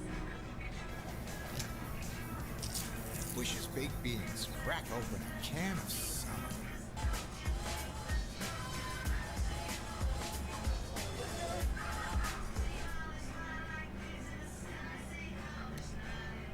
From the moment you took your first breath, you had something to prove.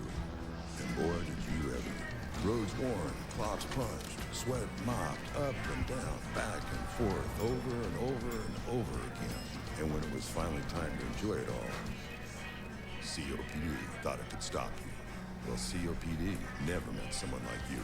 You kept right on going. Breztri is 3 medicines in 1 inhaler, with better breathing starting within 5 minutes, and helps prevent flare-ups. Now that's a COPD maintenance treatment that works as hard as you do.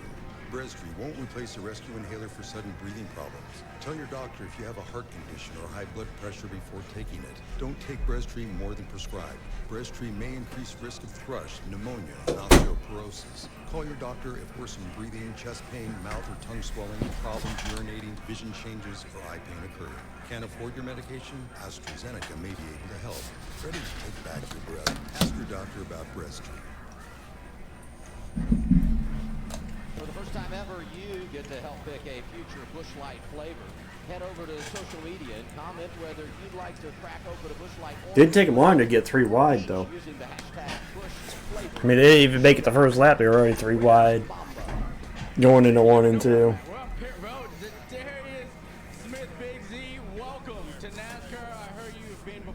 Really? That again? Great experience from everybody, man. I got a chance to stop at Jordan Pit, man, and a couple others, Progressive. My kids here with me for the first time, man, so I'm excited to be here. Who you Also, shouldn't you guys be in the Motorsports React channel? You already know, 45, baby. 45. If you're reacting to the race anyway. Actually, you know what? You guys should be in the Motorsport React channel. There you go. I love it. Right.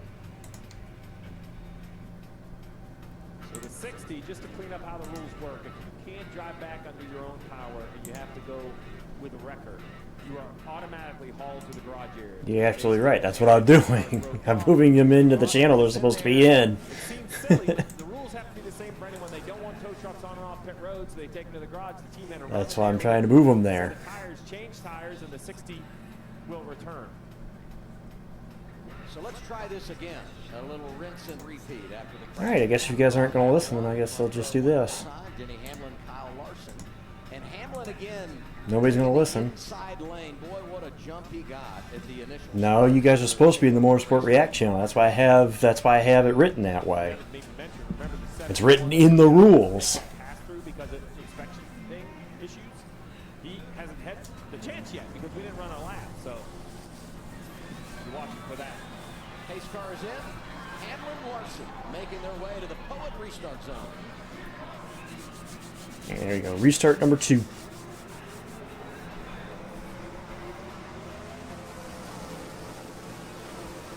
Blaney to the outside, making it 3 wide. Much better start here for Larson, working in that outside lane. Yeah, we're 3 wide all the way through the back of the field. Off the corner, driver 5. You should be in the Motorsport React channel. We're going to have a discussion about that post-race. Because you should be in the Motorsport React channel. That's what that channel's for. If you're not going to be in that channel, I'm going to delete it because there's no point keeping it if you're not going to be in that channel. A 4 wide. Guys, really? It's lap 8. We don't need 4 wide twice. It didn't go well the first time. Yeah, serving his penalty. He's going to blend on the racetrack about a straightaway in front of the leaders, but the leaders will catch him. We'll see. I think he's going to lose a lap. We'll see on the backstretch as we follow this leader Larson down the front. You will see the 71 kind of up ahead. Talking about a guy that might be out for a little bit of revenge, especially on a 1.5-mile track. Watch that 17 tonight. Watch Busher. As the leaders charge off the corner, coming behind him. Christopher Bell with a great run off the top of the track there, off top turn 2 in the 4th spot.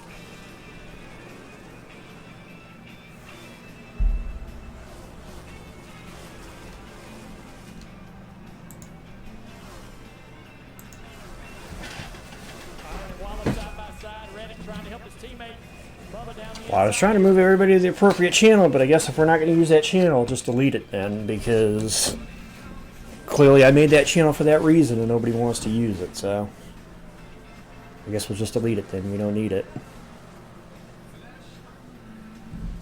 Blaney here on this restart, making a few moves. That's the whole point of that channel was. If we're not going to use it, I'll just delete it. Pretty intense at the very beginning of the race, just going to get more so as the race goes on. God, I can't believe they were almost 5 wide. Jesus.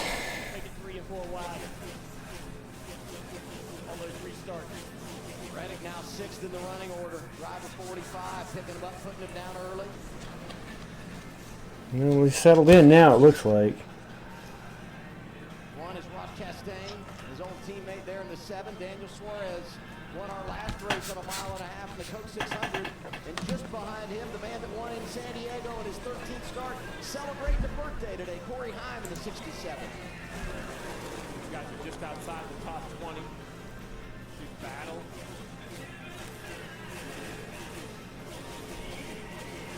Track already winding out.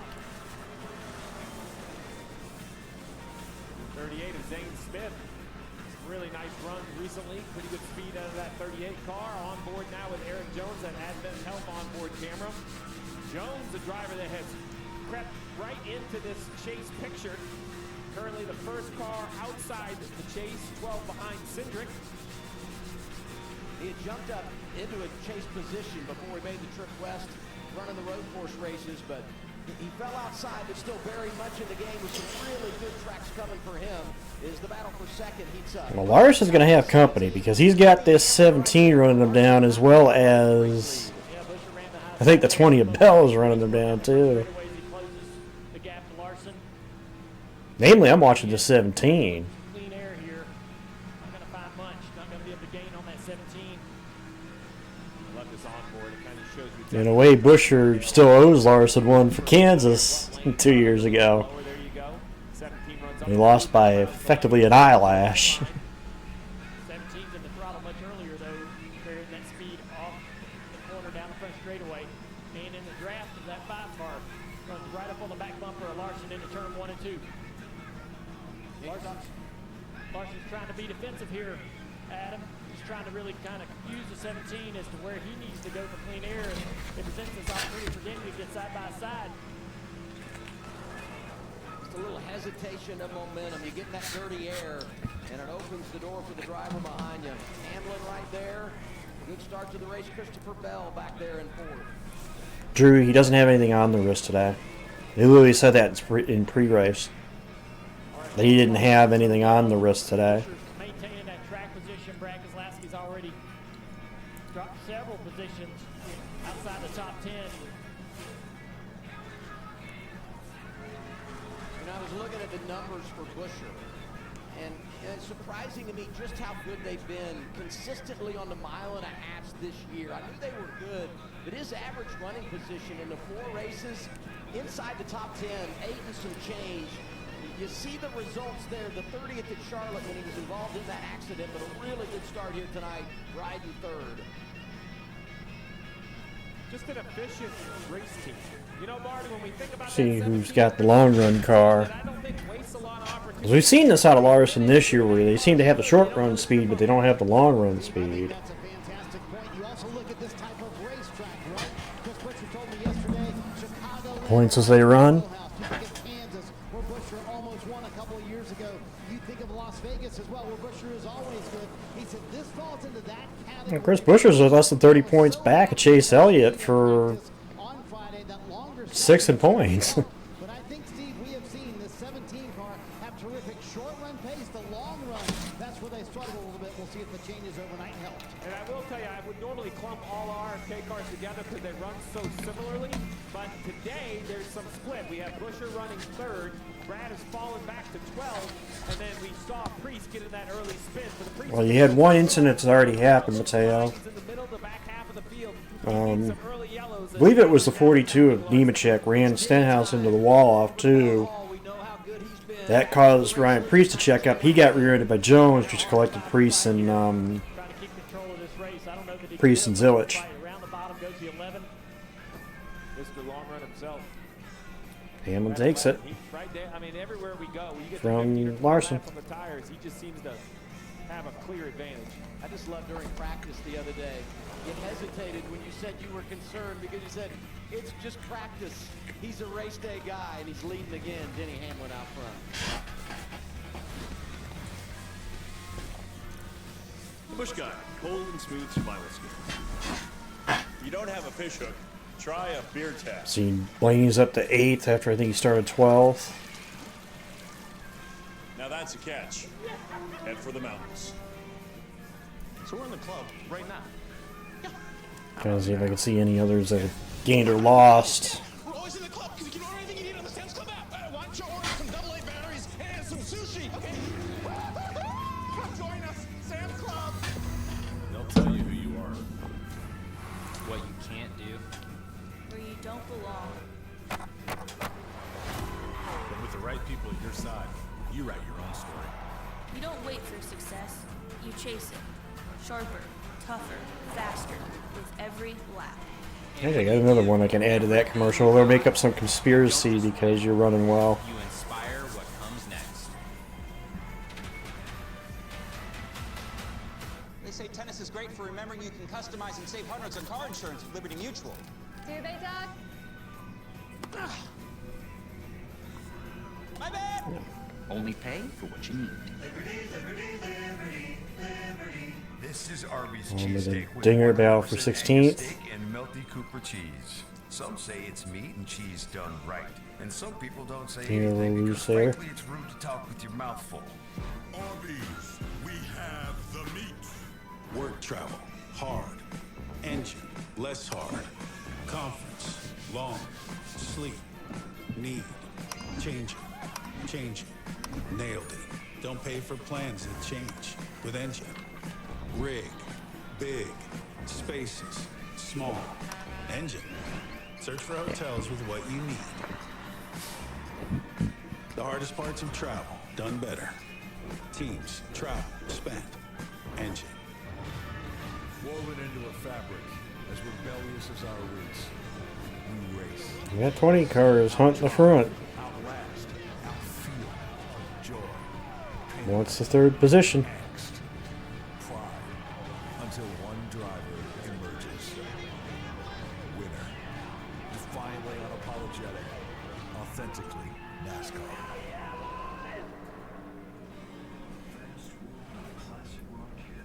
Bell up to third. So inside the race, the NASCAR driver cam presented by Straight Talk Wireless. Access every in-car camera with driver data, multi-view, full team audio, and more. Watch NASCAR driver cam all season long only on HBO Max. 24 laps into the opening stage. Hamlin, Larson, Bell, Buescher, Wallace, the top five. Riding with Joey Logano, the Hunt Brothers Pizza on board. The three-time champ back in 26 right now. Christopher Bell has gotten by Christopher Buescher in the Battle of the Christophers. And now Bubba Wallace with that 23 car head speed in practice. All the 2311 cars were fast in practice. 4 of them in the top 6 in speed. It was incredible. He's starting to close the gap a little bit too on Buescher. CB versus CB, huh? Yeah. It's going to be tough to hold these Toyotas back, but you can tell that Fords and the Chevys are slowly finding it. We heard on the previous They've got short run speed on par with the Toyotas, but it seems like the long run, again, that's where handling comes into play. That's why I said Toyota's advantage has been this season is in handling and on these long runs. Some other deficiencies, it's the long run where if you have some aero deficiencies or some other things and you start abusing tires that kind of show up. So qualifying was a good maybe idea of what we might see. This 23 above the Wallace, though. Watch how well it runs around the bottom. I mean, he just turns left, easily drives to the left side door of the 17 of Buescher. A little loose in the back right there, but able to stay with the power. I mean, when you dance like that, you can hang on to it, gather it up, and move on. An indicator that over the course of the night should be in a pretty good space. Buescher's going to make this a tough one, though. He's fighting hard on that outside, and what this track provides is a multiple grooves, and car on the high side is going to have the momentum every time on the straightaway. It's going to be hard to make this pass on the bottom. There you see the car struggling on the right side of the screen. There's a couple guys that have made the bottom work so far. I mean, I've watched Hamlin do it, but Bell made it work too to get around Buescher. They're driving them. They're driving all of them. They are not stuck. Which I was shocked with Larson's comments on the pre-race about the perception of speed, because the cars are moving around, and normally you think about that as cars that are sliding, but he was very adamant that it feels like they are hauling the mail around. Let's get an update. 23, Bubba Wallace fifth right now, Danielle. Yeah, Adam, he said he needs some front-end help, and we're hearing from several Toyotas that the bottom lane is still the preferred groove.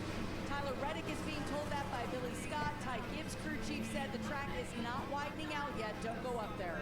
Gibbs closing on Elliott for that 10th position. He's about 2 tenths back.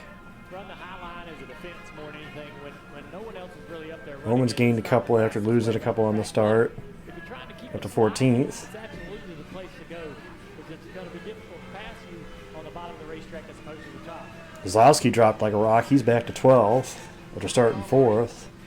Adam Classic, Denny Hamlin so far here at Chicago. Land restarts just okay, but that long run pace always seems to be there for the 11 team. So Steve, you can see bright sunshine here in Chicago right now, but this race will finish at night. So my question is, when practice at night, how much will the track change? And as a crew chief, where do you go with adjustments, and how do you migrate your car throughout the race to be right when the checkered flag flies? Well, the track is absolutely going to change as the sun sets and it cools. And Hamlin's pulled out almost a 2.6 second lead. That was pretty much written in everybody's notebook. As the track cools, you get looser. In the last couple of years, between the tire combinations, Bell continues for 5th. Yellow's out. Yellow on the racetrack. Oh, Zane Smith. Yeah, making his 100th career start, brings out second caution flag of the night. Yeah, so just to finish that thought, when I kind of... We got a ways, so I'm trying to figure out why the yellow's out. Track may be, so I think that will determine who's going to be good at the end of this race, is who stays ahead of the track. Right side roof flap up onto 38, so we definitely had spun around. Tires look all up. Damage to the right rear floor panel, looks like. There you see the damage. He's got a little sideways. He's got the right rear up against the wall in the middle of turns 1 and 2. And the yellow replay here. Got the car back under control, but there is some damage deep to the right rear floor panel. And the diffuser is definitely damaged. Oh, he had help. Yes, sir. Somebody. Oh yeah, he had help. Hocevar. In the 77. Both drivers making career start 100 and connected at the hip here. Yeah, well, 200 starts. Zane and Hocevar went at it, and I wonder if there was more that happened there because it looked like Zane was after him. It looked like Zane was trying to get at him, so I wonder if there was something that preceded that. Something happened. I kind of wonder if something had been going on in multiple laps before that. I didn't notice anything looking out on the racetrack over the last couple of laps, but I know also that this has been a thing for a couple of weeks, maybe between these two, if I remember correctly. Well, you know, they were head-to-head last week in the opening round of the in-season challenge. Hocevar able to advance. And this right here, completing lap 34, will be a busy time on pit road. Lots of cars on the lead lap. This is where pit stall selection comes into play. When you could go, remember Larson lost his pit pick. He'll have Joey Logano coming around, and we'll have to see if that develops in the story. Denny Hamlin leading him down. Here's Shannon. Yeah, let's watch this number 5, guys. Remember, he lost his pit selection because of failing inspection, so he will have a car in front of him. They got to come a little bit further back in that pit stall so that he can angle that nose to get out. Marty? Nice progress from Christopher Bell, so the car feels You got around Joey's crew all right.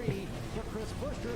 The opposite issue, so the car was too tight, which is really kind of the opposite of how they were in practice. Denny Hamlin said the migration was very interesting for him. He might have had a couple of 2 tire calls, I think, there, it looked like. And we're going to come out with the lead over the 5.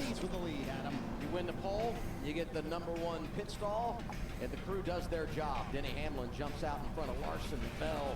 Byron goes +3. Buescher lost 1. Second caution of the night for Hocevar and Zane Smith. You're watching NASCAR on TNT. McDowell was a lap down, Drew. You had at least McDowell that was a lap down. I saw that Hamlin was ahead of. This country didn't tiptoe onto the world stage. Hell no. We're now, so liberty is loud, baby. McDowell will probably get a lucky dog. Prove it. Because in this country, in loud we trust.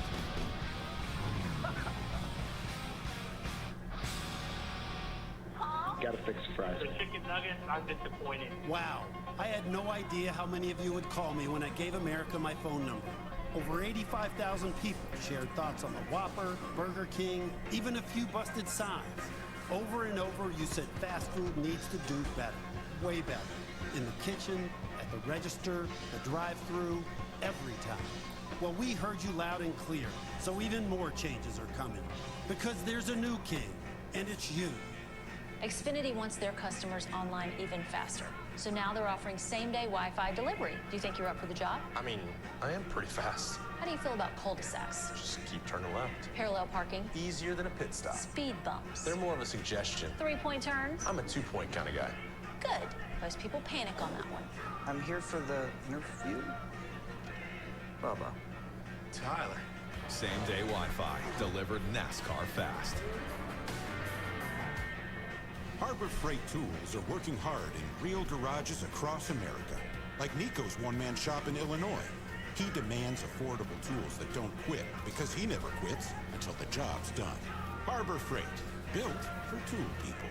A Chewy order is on the way for Woody, who likes his stick, but loves his Pro Plan, which Chewy delivers fast with the nutrition for Woody's most exceptional life. For life with pets, there's Chewy with Pro Plan. Runners will do anything to cut through the wind. Why? When you can go fast the easy way. Hands-free Skechers Slip-ins Aero Bursts. High-performance running shoes designed to cut through the wind with unbelievable speed. Plus, they're lightweight and feature Goodyear rubber.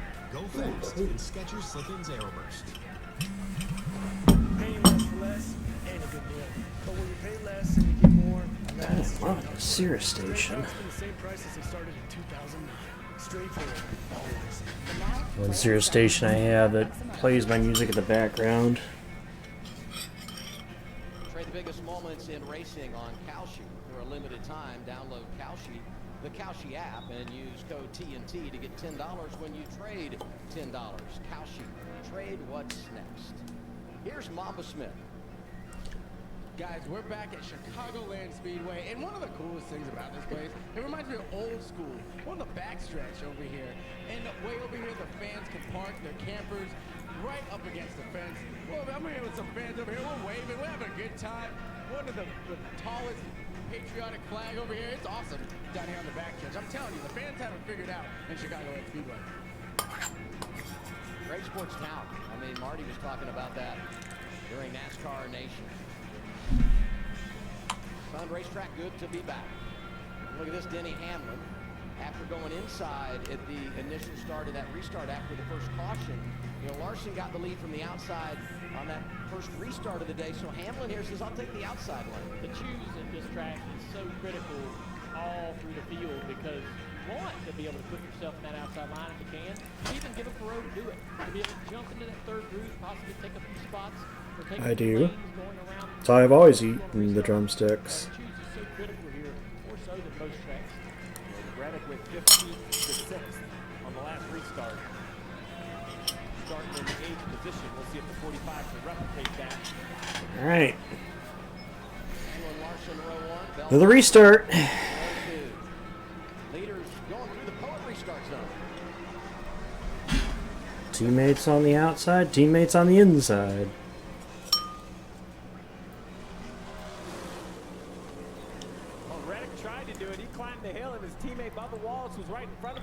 Bubba up the hill, Reddick also 3 wide. 3 wide on the top. Chase Briscoe down on the inside of that battle. He was one of the first to peek to the inside in the 19. Runner-up last week at Larson Sonoma. trying to get the point back from Hamlin. For Bubba, possibly as well for Reddick. William Byron on the scene in 3rd. Bell gets some help from Bubba. Bubba right there. Larson set up. Got to pass Briscoe. The one thing I like is the lead on restarts. 5 back on point. Bell to the top, trying to get third here down the back straightaway. Not going to be able to do it. Goes to the inside of Byron. He's got a great run. Side by side with William into turn 3. Middle of the track. Bubba Wallace to the outside of Christopher Bell. Almost contact right there between the two Toyotas and fourth. Bubba Wallace taking the spot. 23 good in practice. All the 2311 cars were. Wallace, the best qualifier from that bunch. And look at William Byron. He too was good. So yeah, it seems like the story at least. Going after second here. Pre-race Larson said that Byron had the speed. He was right. 24 car. At least so far, it seems like Hamlin's got the long run speed, Larson's got the short run speed. Hamlin, short run Hendrick Chevrolet. We'll see if that trend continues through the night. Halfway through the opening stage. Hamlin's led 24. Larson has led 15. What about the guy on point, Kyle Larson, Shannon? We know how fast he is at this racetrack. Back-to-back second-place finishes. One of the challenges he will have today is this. We'll see. So far, that's what the story looks like. He lost the opportunity to pick his stall, so he does have guys that might be coming in. 5 short run speed, 11 long run speed. We'll see if that holds serve. And it was out in the middle of the stall, so they're going to have their sign up to let us go through before they put it down, plus the staging of their guy as well. Okay. 88 is 2 stalls behind Kyle Larson. They're also going to keep their pit sign up for a while before bringing it down so Larson can get in and out of his pit stop. Just good work by teammates. Having a good So he starts at Chicagoland, of course. Finished second the last 2 races. This racetrack. 45 of Reddick. Larson has never won here. From Briscoe. the Toyota Racing onboard for Chase Briscoe. The 45 had really good long run speed in practice. You mentioned it a couple times, Dale. Those 2311 cars where they're starting slowly but surely work their way to the front with Wallace and Reddick now inside the top 6.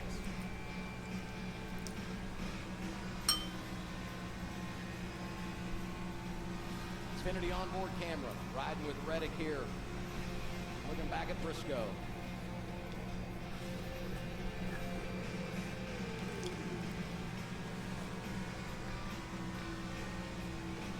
I think this race is going to come down to who has that long run pace too. What's the latest on the 45, Danielle? Billy Scott is very impressed with the ground that Tyler Reddick has been able to make up since the start of the race, Adam. Remember, they started 13th. They're up to 6th now. Why does that matter? Because Denny Hamlin is 3rd. Billy Scott did not want Denny Hamlin to earn a lot more stage points than they did early in the stage. Right now, guys, the battle could not be closer. There's just so many layers and so many different stories to tell when you look at those chase standings, whether it's Hamlin and Reddick going for the regular season crown, that battle to be inside the top 5 at the reset, or just to qualify. A whole lot going on with 8 to go to the postseason.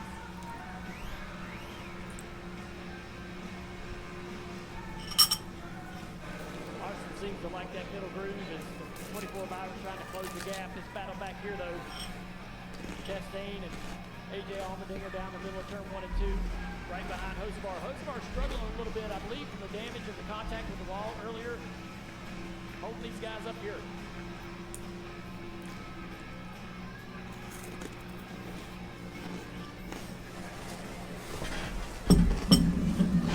Marty, you got something on the 77? Dale, it's almost like you were talking to Carson Hocevar. Like right when you said that, it came on the radio, said, man, we are slow. And yes, that underbody damage just killing our speed right now. Remember, Carson Hocevar just outside the top 10 when that incident happened with Zane Smith. Now he's back in 23rd, struggling with an ill-handling race car. Yeah, it's frustrating. I'm disappointed. I'm a big fan of Zane, a big fan of Carson. Disappointed to see the contact in Zane. You'd be right. Whether intentional or not. Oh, we You'd got be a right, spin Bobo. to 33. Hard. Uphill in the wall. Caution number 3, Austin Hill. Austin's been struggling all weekend with his race car. Just hadn't had the speed that he's kind of shown over the last several weeks driving at 33. He seems to be a little upset. He said, just wait. As if there might have been some contact. We're probably done. I mean, it's killed.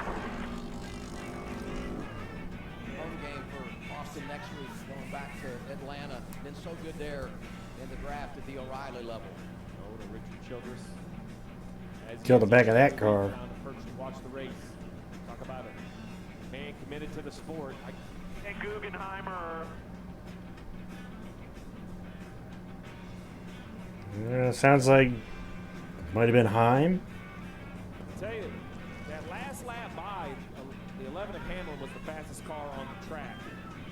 It took 13 laps to run before. It seems like it takes about 10 for that 11 to get going. Another bit of cleanup work. The 71 of McDowell got his lap back under the previous yellow.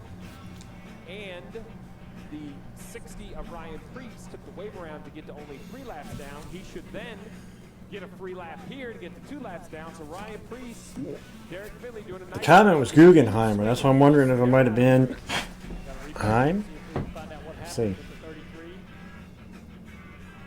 That's SVG. There was SVG into him, but did Hill get loose prior to that, though? That's really, really hard contact. This car almost seemed like out of shape as it was entering the corner. Like you could almost see the gap close so big, like he cut it right to the bottom. That's why I couldn't tell. Here we go. This would be a good shot. Frustration for 2 weeks of road course racing. That's right. Remember, He did get into him. we were kind of in the middle of that wreck, the big wreck in San Diego at the front of the field. Car's pitting again, Shannon. Yeah, the car for Kyle Larson's just been free during this race. The first pit stop they did. What do you mean San Diego? They're not going to take Not last week. Last week SVG won. for that 5, Danielle. Bubba Wallace is having a great run, Shannon, so far today. He said we're in our window on balance. I'm actually surprised they're pitting here. We were just to pit road. Reddick gonna come off first here.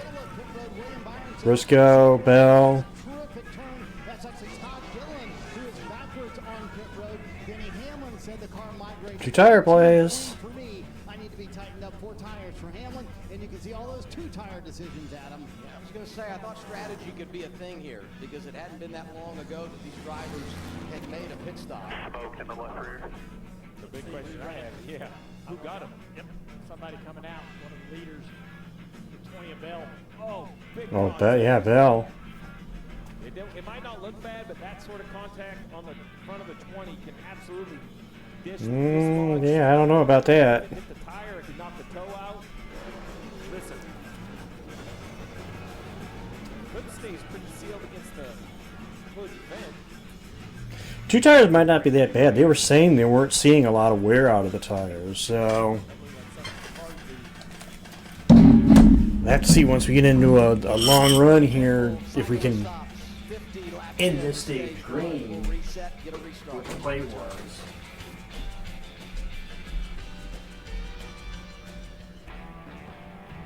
Napa knows that 1 in 4 vehicles will need a new battery this year, and that's just the tip of the electrical iceberg. That's why Napa believes in testing the electrical systems on every vehicle, from the battery to the alternator. And why we're a trusted solution for the electrical parts, tools, and expertise you need, catching problems before they become breakdowns, and keeping every vehicle and every business moving full speed ahead. From the moment you took your first breath, you had something to prove. And boy, did you ever. Roads worn, clods punched, sweat mopped, up and down, back and forth, over and over and over again. And when it was finally time to enjoy it all, COPD thought it could stop you. Well, COPD never met someone like you. You kept right on going. Breztri has 3 medicines and 1 inhaler with better breathing starting within 5 minutes and helps prevent flare-ups. Now that's a COPD maintenance treatment that works as hard as you do. Breztri won't replace a rescue inhaler for sudden breathing problems. Tell your doctor if you have a heart. I think you'll still get credited with them. Well, I'm not positive, but I think you should. Yeah, I think you should. Call your doctor and worsen breathing, chest pain. I don't think you have to be on stream for them to get paid off to you. Can't afford your medication? AstraZeneca may be able to help. Ready to take back your breath? Ask your doctor about Breztri. The Bush Guy, cold and smooth survival skills. My watch is broken. You can tell time by The measuring guys that stayed out too. Looks like about 6 cars stayed out. Looks like happy hour. This is where you got to watch the middle of the field now. America, put down the burgers and pick up Arby's cheesesteak with 100% Angus steak and melty Cooper cheese. It's the best cheese. It's the best meat. It's only available at Arby's. Because we get the split strategies going on here. The dawn of America. We've created speed. Pretty dang fast, and we gotta go faster. So, we built bigger machines. This thing rips, baby. I need more speed. Then came a new kind of speed seeker. This is killer. We should make a sport out of this. A sport? America's been chasing faster for 250 years. We just built a sport around it. Nose is fine for splitter damage. It's been an eventful opening stage in the eero 400. Glad you're with us for NASCAR on TNT. You know, the greatest week in history is almost here. Shark Week starts Sunday, July 26th on Discovery.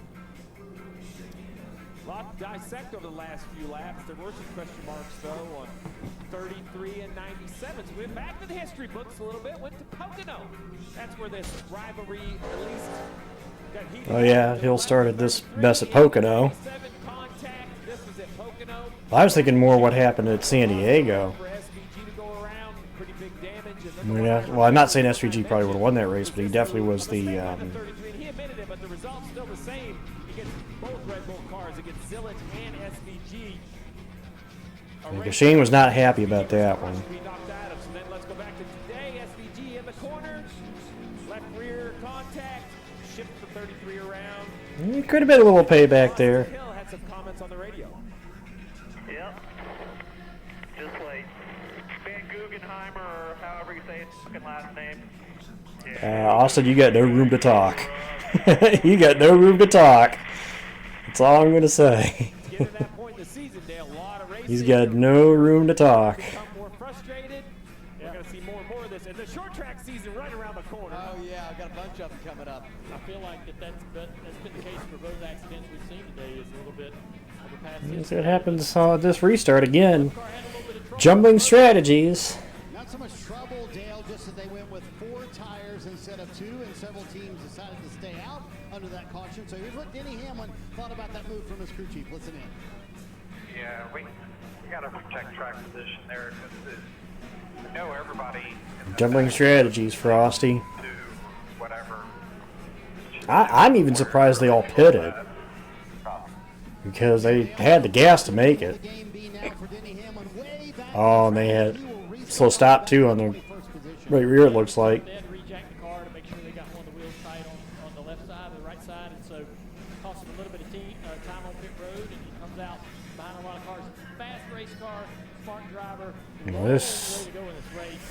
Then he's gonna be is going to be a little interesting now. Handful of cars stayed out, 5 of them, which is really going to jam up restarts that have already. Well, he had a bad pit stop, plus the fact they took 4 versus some guys that took 2. So Cindric the leader, and we are going to be 5 wide into 1. Guys, hello, let's not try to wreck the field here. Careful, careful! Larson, careful! Watch it, I should have rubbed the car that's to his inside. It's like you almost wrecked.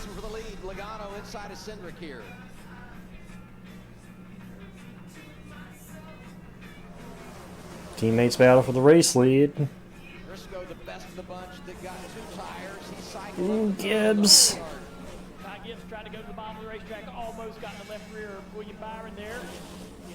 You know, Byron got by Larson. Larson through the middle 3 wide with AJ.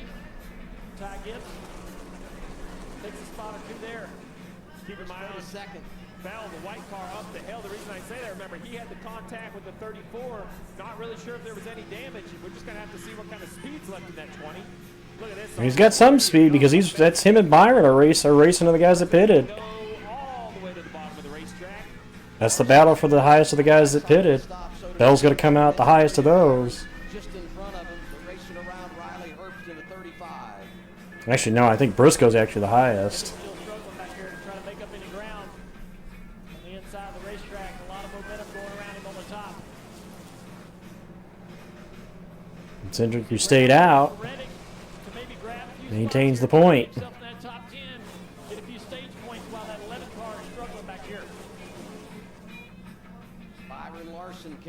Ooh, Herps. Well, that car was taken off the hill or what, or up the hill or what, but he took off there off too.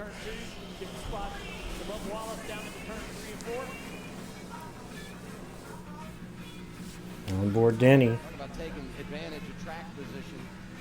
Riding with Denny Hamlin here. HBO Max giving us this onboard ride. 18th is where he scored.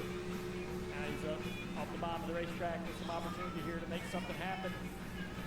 Go to the outside here. Going to try to get 2 for 1 on the 9 and the 10. Hey, look, 9, 10, and 11. You start to see him move forward. Restarts have never been the signature of this 11 car all year. They have improved them. But the longer we run, the easier these passes will become. You went 2 for 1 there. Got Ty Dillon and Chase Elliott. See another one right here, I believe, on the 1 at Chastain. Should easily get Chastain here, go to the high lane. I was waiting for the crossover to go low. Instead, he keeps it high. Looks like it's going to work out for driver 11. Another 2 for 1 here. Maybe you're going to get Brad. But he's going to get Ross easy. He will. The 6 will get to the outside of the 16. The 11 will push him through. I love this. I could watch the onboards, the decisions these drivers make.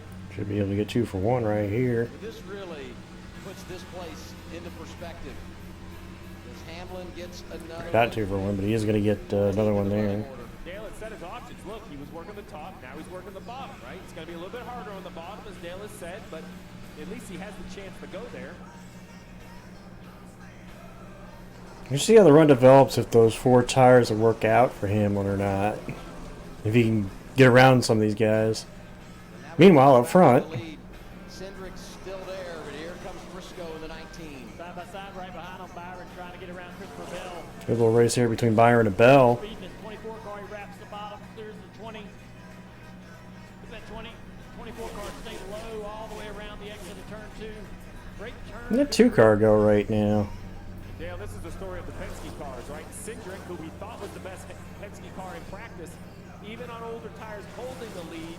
Logano has fallen all the way to 8th already. Just doesn't have the raw speed required to make these gambles and try to get the track position. I mean, 19 to go on the stage, and you think about the significance of this for that 2 team. Come in at the chase cut line, you want to gather up as many of those stage points as you can. They've got the track position now, but drivers behind them with a better tire situation. We'll see how it pans out as we go to Shannon. Yeah, Joey Logano probably on that plan as well. Unfortunately, he just dropped outside the top 10. Guys, he was going to come down pit road for a pit stop, but he was called off when they realized that they would be able to restart in that 18 to go in stage 1. Cutoff race. 31 to that cutoff line, 20th in points. Not a good showing right now for the 3-time champ. Right now, Jones on the bubble, 6 points up on Priest. Their car's not even good enough to use the track position. That's what's frustrating. I've enjoyed watching Denny go through the field, but one car that seems more impressive, I believe, is the 17 of Busher. Quite a ways. He was right in front of him, Denny, just a few moments ago, but he drove off and passed the Tell you what, they gamble out at the 2 team, though.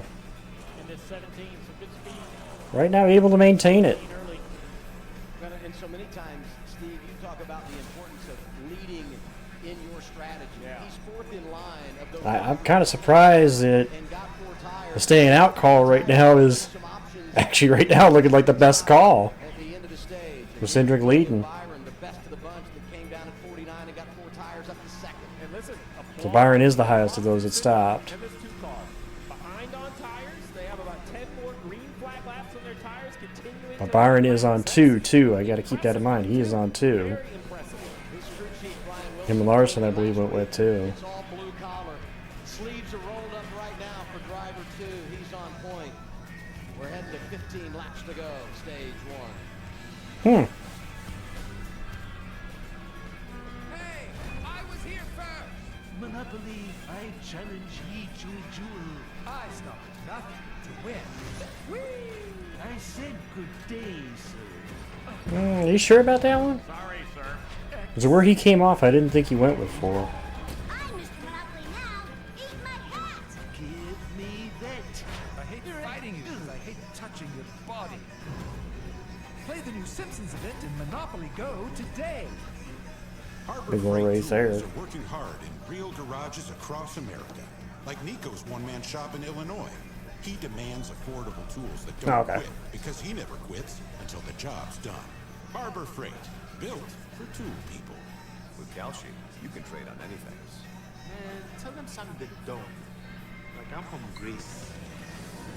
Looking good, Johnny. Yeah, it was a decent 4th Y. Well, we've lost ground on every pit stop, it seems like, Zach, so... I put that to the pit crew. Partly. Hello, Captain. I'm gonna let you know a little something. There's a store that's Bye bye after Bell. with prices so good, you'll feel like a legend. Oh, nice one, Alex. The value runs deep here. The community. Cindric about 0.3 of a second up on Byron right now.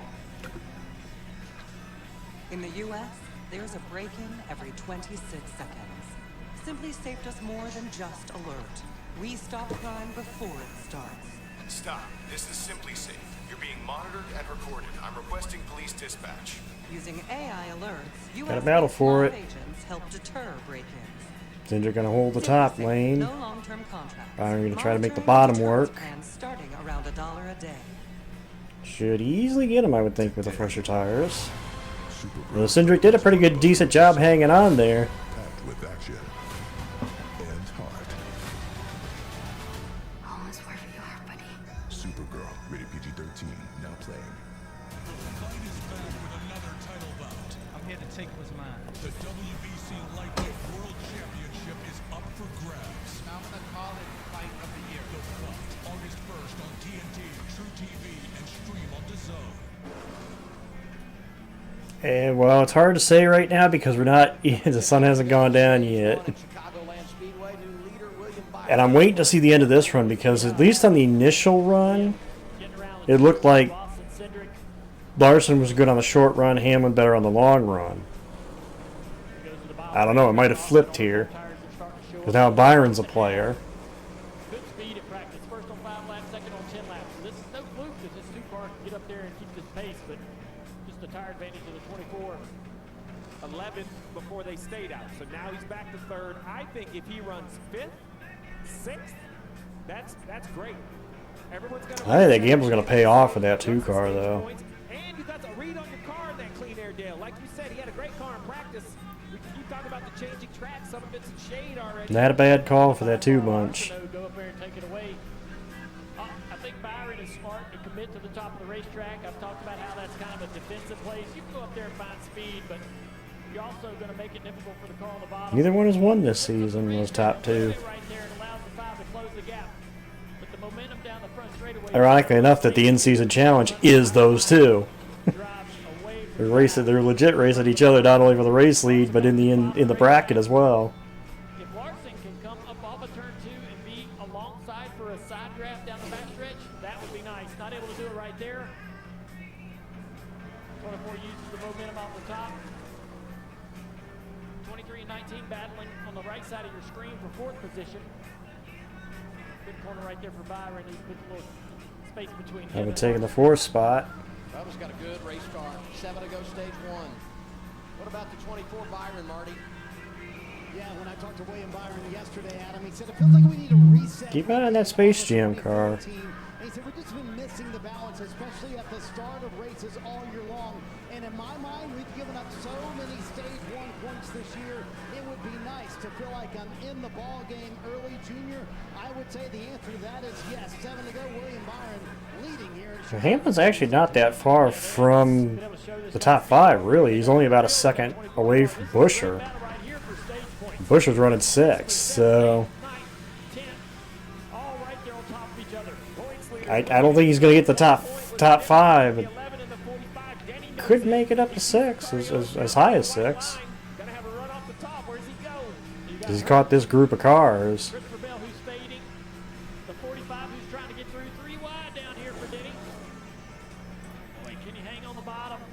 Oh, yes, he can. But a great move by Hamlin going inside of Reddick. He gets him. Gonna get one. Reddick's gonna fight back on this outside. Right on the quarter panel of Denny Hamlin. Denny's in some bad air right there, but Reddick can't make it happen. Denny just a little bit quicker. And I'm telling you, if you're Denny Hamlin or Chris Bell, this is like a little win on the inside. You're feeling good. You got to at least score a couple more points than that guy right behind you. It's a win, but it's also, you know, a sign to the 45 car. They've got to get to work a little bit on getting this car to do what he needs it to do to be able to defend those spots. He was going through this little bit of traffic right here, the 35, the 20. He was going by those cars. Got in the bad air there, couldn't make it work, and Denny's able to pass him and now take the positions. Denny now climbing into the backside of the top 10 for stage 20 up to 9th. Reddick into the top 10 as well. Saw a big dance there from the 20 of Christopher Bell. 4 to go in the stage. This point system has given us everything I hoped it would be. There's conversation at the cut line. There's conversation at the top. And there's separation. I'm okay with 2 cars running away a little bit. Their performance has earned them the right to be the focus. They are 2 races clear of the Herb stayed out under the last caution, Cletus. Drivers, do you think about right now what they're doing from a competitive standpoint? Seeing them go toe-to-toe for the title would be awesome. He's been able to hang on to his track position like Austin Cindric. That was just old school. That was a car that could turn better, patient, wait for the 54 to leave the bottom and drive to the left side. He might not be done. 2 to go. I think he thinks he can get to that 35 as well, get 1 more point. Upgrade on Cindric, only falling back to 4th, so that great call by the 2 car going to score those guys a lot of points as well. And he's got a second advantage over 5th place. Chase Briscoe should be able to ride there. Get some really good stage points. We'll see one to go next time around in this opening stage. Looks like Byron will get the stage. He's got about a 6/10 lead on Larson. So, when your Byron showing up today. When you think back to last year, early in the campaign, Byron had led a ton of laps. You hadn't been able to do it this year, right? Just off the pace in that regard. But we knew they were getting their arms around it at HMS. The guy said it, Larson talking up his teammate on NASCAR Nation, and Byron delivering. Well, at this point in the season, there's only been one winner for Hendrick Motorsports, and that's Chase Elliott. So, Byron going to win stage 1 here at Chicago.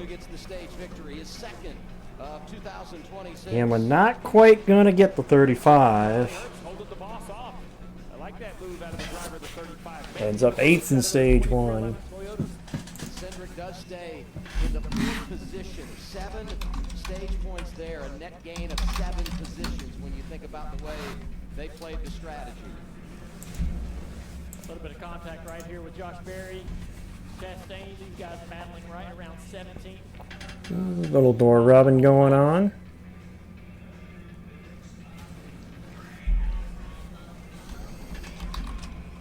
Stage 1 complete at Chicagoland Speedway. William Byron gets the green and white checkered flag. He led everyone to stage wins a year ago.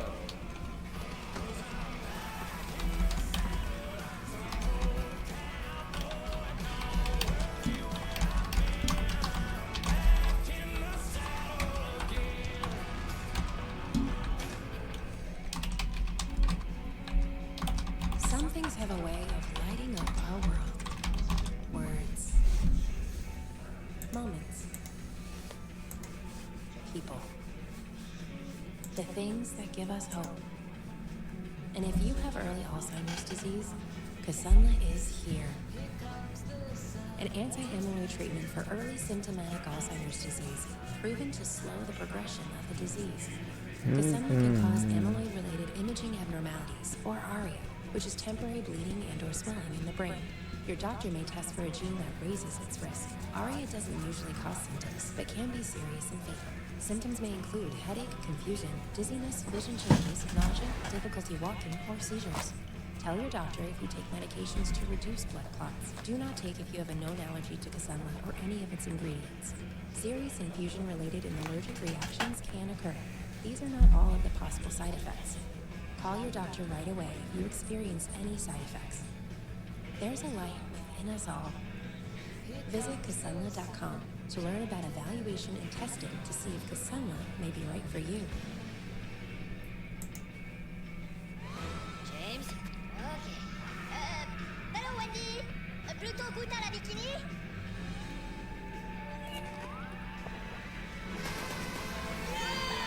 Wendy's Minions and Monsters meal. Minions and Monsters. In theaters now.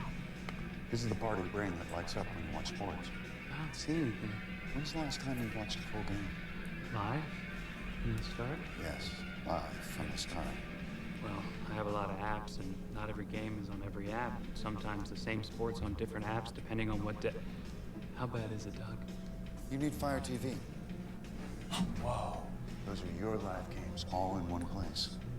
It exists. Yes! Find what you're looking for with Fire TV. Because every trip becomes a guilt trip. Give more love than humanly possible when you feed a Hill's scientifically proven formula. Because you're only human, there's Hill's. Enjoy banking with a twist of convenience. Part bank, part cafe. Perfectly unexpected. Come back and move forward with Purdue Global at purdueglobal.edu.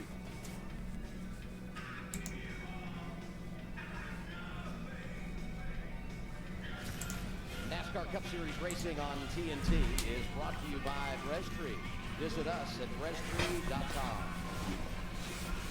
We're here in Joliet, Illinois. You know, the Joliet Correctional Center shut down in 2002, but way back the warden said, I want to make sure that we got good morale. So we started having the inmates play baseball as a way to build it. Well, the Joliet Slammers, an independent league team, they went out earlier this year and played a little exhibition. I love that. You know, one of the owners of the Slammers, Bill Murray. How about that? And we've got the MLB season. Of course, Joliet. CBS has you covered all Blues Brothers. Can't come here without thinking about that. Juliet, Jake, and Elwood Blues. I just told you, don't look at the standings. One game off of Baltimore, where you're up next. You're only one game ahead of us. Been an issue on pit road that NASCAR's had to stop and work on, so it's delayed. Reaper, maybe? Looks like they're trying to dry whatever that is there. Yeah, that's what I'm wondering.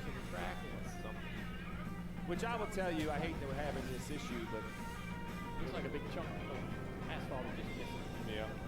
Yep. Check asphalt. All weekend. I'm going to give it to the NASCAR crowd. Julie Geesey and everybody kind of helps oversee this racetrack. We could have raced here last year. I mean, the garage looked great. The grandstands looked great. Mom, I've kind of walked the whole facility. It's hard to believe it's been dormant for 7 years. Yeah, Stevie, I'm over in turn 3 right now. I think I figured out my favorite place to watch the race from. Just watching them go through 3 and 4. They look like they're on a roller coaster. And then behind me is kind of like the backstretch. We haven't talked about it much. There's a lot of characteristics of this place, but it's kind of a D shape, which isn't normal for most of our racetracks. It kind of reminds me, Dale, of the old Myrtle Beach Speedway. I raced there before. It kind of gives me a little Myrtle Beach vibes back here. Yeah, it's pretty interesting to have a back straightaway shaped like that. It's not really... It's not a straight back straightaway, it's curved. The way the sun sets here can blind you a little bit down the back straightaway. I remember that being difficult for turn 3. Fun little racetrack. You're always turning, kind of always either on the right rear or the right front tire. You really would give your tires relief. You always kind of fight and balance, tight and loose. It's a tough track. Let's get a report. Chase Elliott with Danielle. What's happening there? Team number 9. Well, it was a late night here at Chicagoland last night. The O'Reilly Series race. Chase Elliott and Brandon Jones were putting on one heck of a show in overtime. Brandon Jones got the best of Elliott. He settled for second there. Said, Brandon drove a smart race. I wasn't going to race him too hard or get into him there at the end. He kept it clean, but he is hungry for his 3rd win of the season tonight, guys.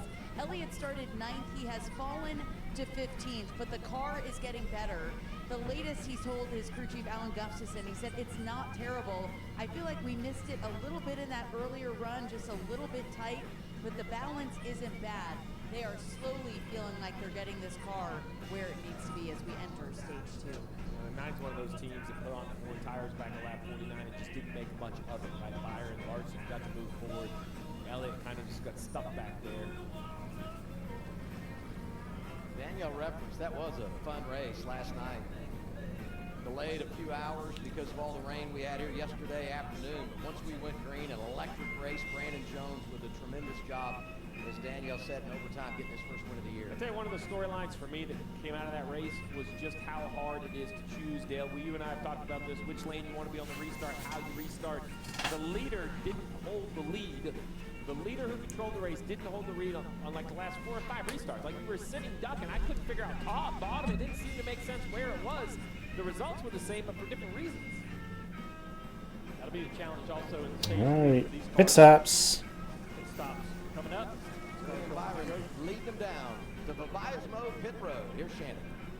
Yeah, that 5 car starting to free Feeding up. time. They're still working on entry and exit of this pit stall for the 5 car. They told him pit a little bit wider from the wall, and they even pushed their pit sign out a little bit. Meanwhile, Austin Cindric said driving too much through the right front in traffic, leaned hard on the right rear out front. Danielle. Bubba Wallace got 3rd place in that first stage. Charleston Knight got on the radio and said, great job, we needed those stage points. Bubba said it's okay to Yeah, Bubba's going to beat Larson out. be a little better at the end of this run. Artie? Byron might win the race off. Looks like it. Pushed the pace in the car so far, and when I push the pace, the turn gets, quote, lazy. I need a little bit more help on the long run. Byron wins the race off pit road, +1 for Bubba Wallace. Larson lost his spot, +2 for Buscher. And Cindric, after the cycle, comes off in 5th. Really good situation for that 2 team. And Christopher Bell gave up a lot of spots, but I believe they're doing some repairs for that contact on pit road with Todd Gilliland. How did I get here? Shooting all the action despite vision loss from wet AMD. It started when Vibayasmo opened up my world. I was worried when I started to lose my sight, but my doctor recommended... So you had an incident on essentially what was the start of the race, Hamill? Yeah. Not really a wreck fest, though. So I'm back doing what I love, knowing that Vabysmo improves vision.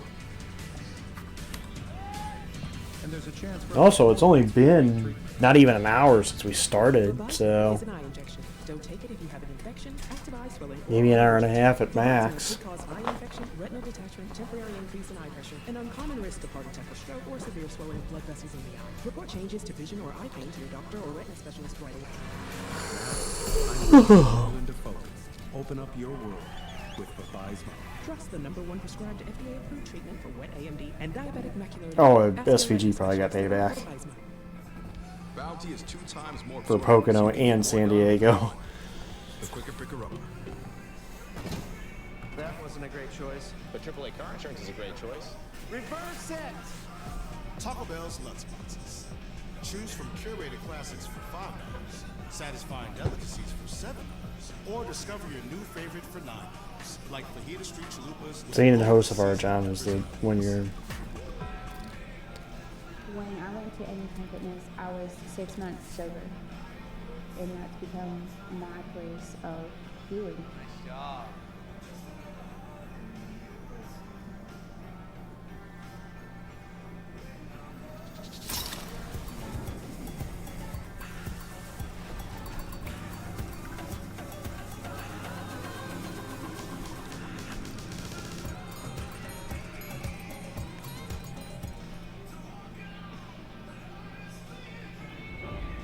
I've doubted myself more times than I can count. Heard every opinion. Read every headline. But when you're surrounded by the right people, you learn it's about more than just racing. It's about why you're racing. Who you're racing for. And when you realize that, you take control of your story.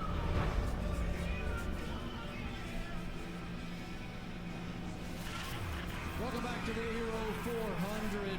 William Byron wins stage 1 and the race off pit road to start stage 2. Burton, we talked about it in the pre-race. This place promotes theatrics. We didn't even get through 1 lap and Connor Zillich is in the fence. Things got started really early. Contact up front. That stacked up. Ryan Priest and Zillich. You can see right here 3 cautions. 6 leaders, 10 laps. Still a lot of things going on. But Zillich with big contact. Priest is now 2 laps down. He's fought himself back. See right here, this is Connor Zillich's horrible rookie year. He'd love to forget it. 7 DNFs. Only 6 lead lap finishes. 4 DNFs and lead lap finishes. He's ready to get to the next race. Get it behind him. It's been a terrible season for Connor Zillich. We've seen plenty of other action, though, as well. Right there, Austin Hill getting sent by SVG. Entry to turn 3. We saw the same thing with Zane Smith and Carson Hocevar down on the other end of the track. It's been eventful, I think. A lot happening in stage 1. Tempers are flaring, Adam. NASCAR is back.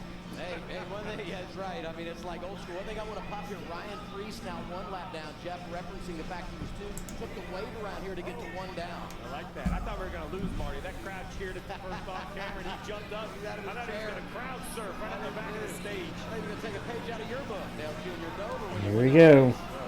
Ready for stage 2. Stage 2 in Chicago. Byron Wallace, 23-24.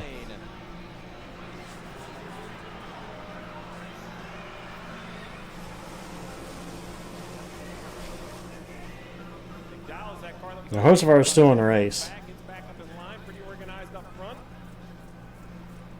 We're going to hang down high lane.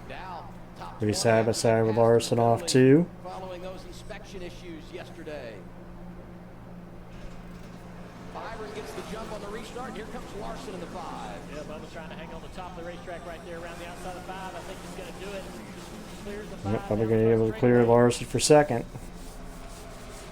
Hamlin and Busher battling for 4th.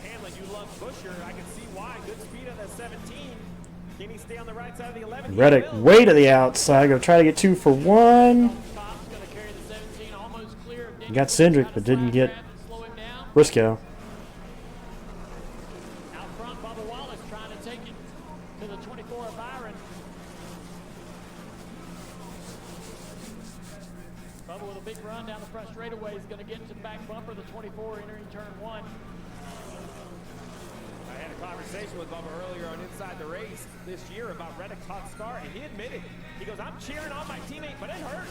When you see a guy in the same equipment winning that many races, getting that hot start, he wants to make it his turn. Remember that big win a year ago at the Brickyard? He'd love to relive that by getting a win this summer.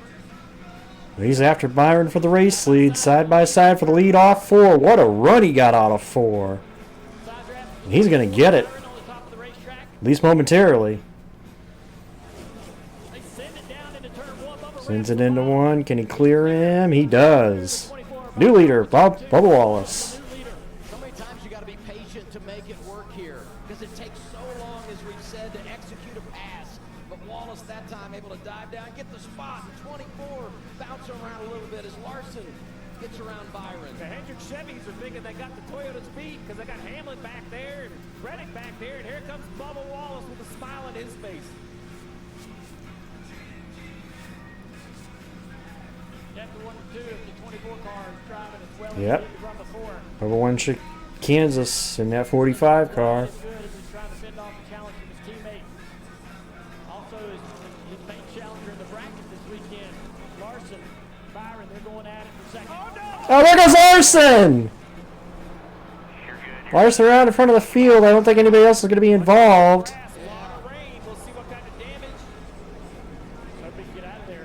Yeah, he might. Can he get out of there? Not gonna happen. No contact, just lost it on his own. I wonder if he went over the bumps.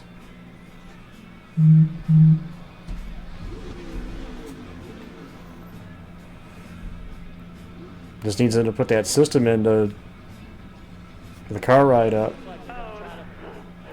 Back up to the nose of the car.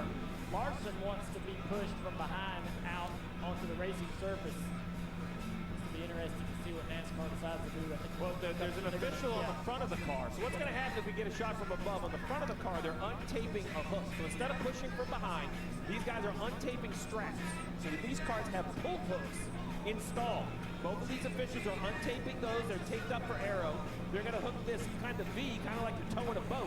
They're going to hook it to that wrecker and pull He it might out. lose a lap, though. Diffuser on the back of the car, and as low as these I don't know if they can get him out before the field comes around again, so I think he's going to lose a lap. road course racing 8 or 10, 15 years ago, they've now implemented in NASCAR. It's just a great idea. Watch how efficient this will be. They're going to drag this 5-car right out.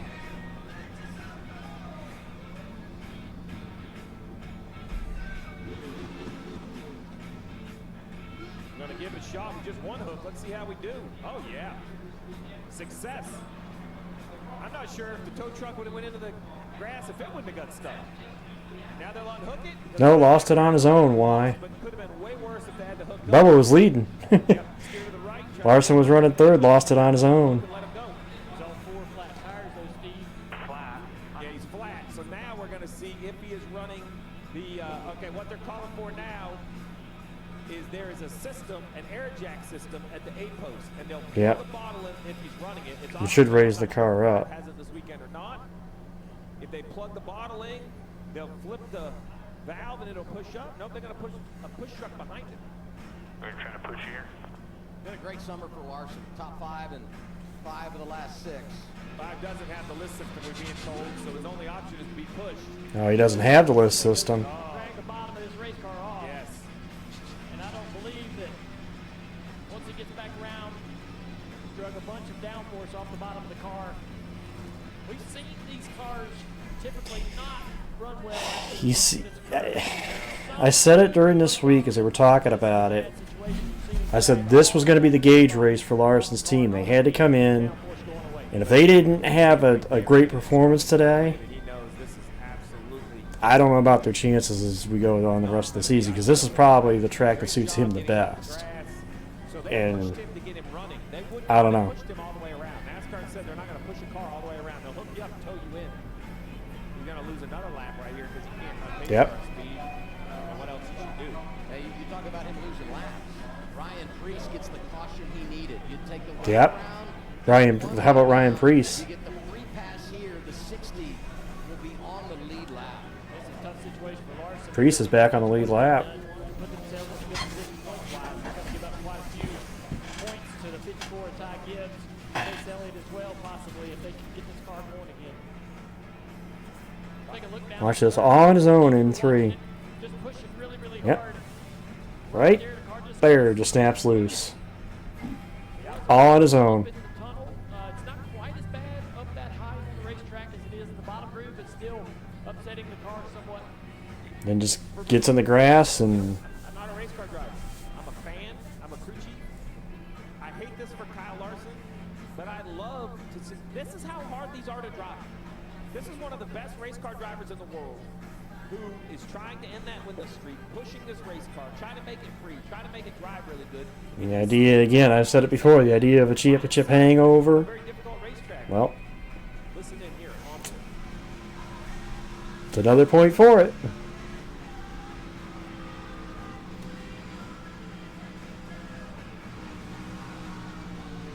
Yeah, the bumps up in the middle of the racetrack just upset the car. Just doesn't seem like there's much that he's able to do from behind the wheel to rescue the car out of the spin. Once it kind of starts swinging the back around, it's gone.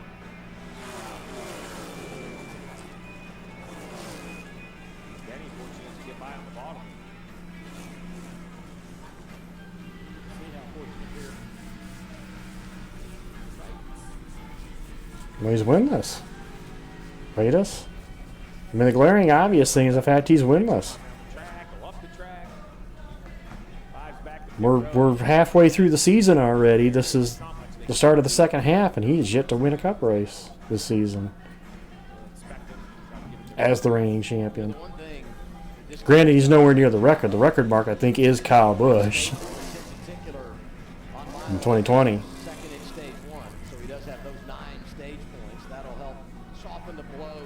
The latest the reigning champion has gone into the season before winning a race. Interesting moment in time. Only 5 laps on these tires.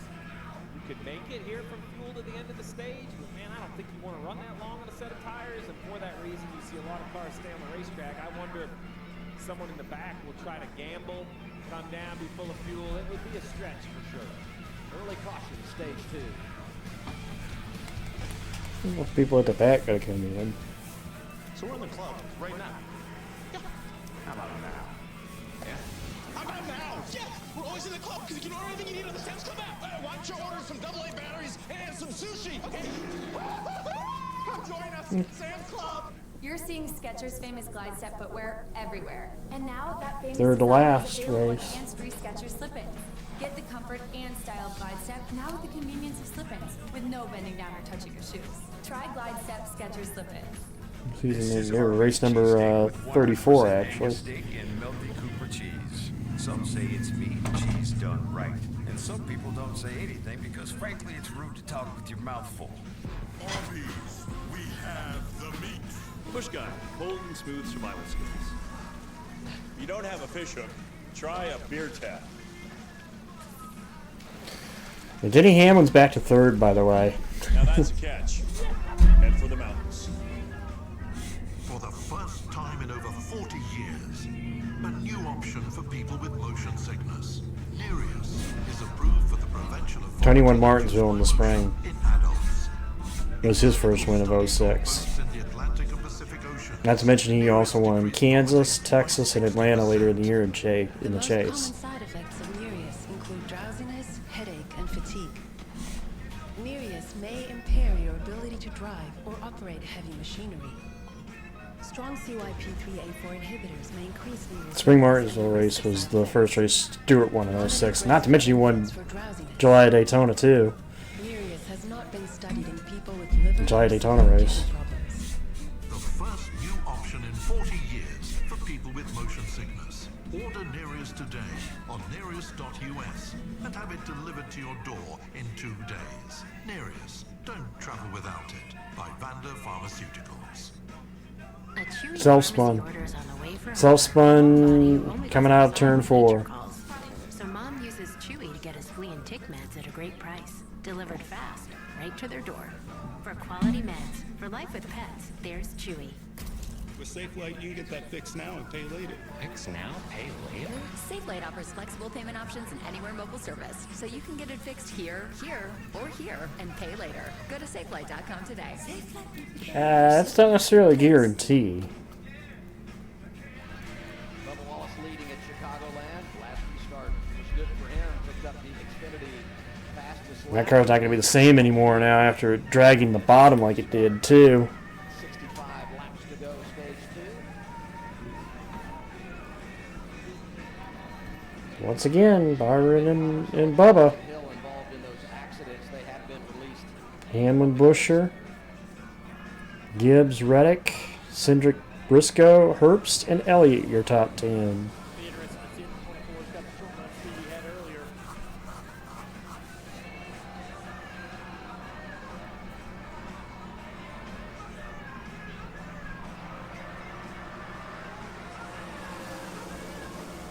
Busher right up against the back bumper of Byron. Somebody ducked out 3 wide there. Probably Reddick. No, that's Briscoe. Restart's getting better and better. Ooh, Bubba. Tried to clear. Byron stays high. Maybe side by side into 3. Ooh, I think Bubba will clear him here. He does. Look at Busher going after the 24. He got all the way up. He's down in the 4th position. Wallace able to jump in front of Byron. And watch that 19 too, Briscoe. Got some track position from staying out, kind of like the 2 car, and now sitting there running 4th. Oh, SVG against the wall a little bit. Bowman into the top 10. He's up to 9th. The defending winner, essentially the defending winner of this race. 5th and 6th on track. Reddick and Hamlin. And Denny trying to recover. Bowman trying to get another one there on Gibbs. 31, and here's the 97 car just missing the corner a little bit. Gets a little bit loose. Up into the fence. And clears Reddick. And Bowman's after his teammate. Damn. Look at that 48 car go.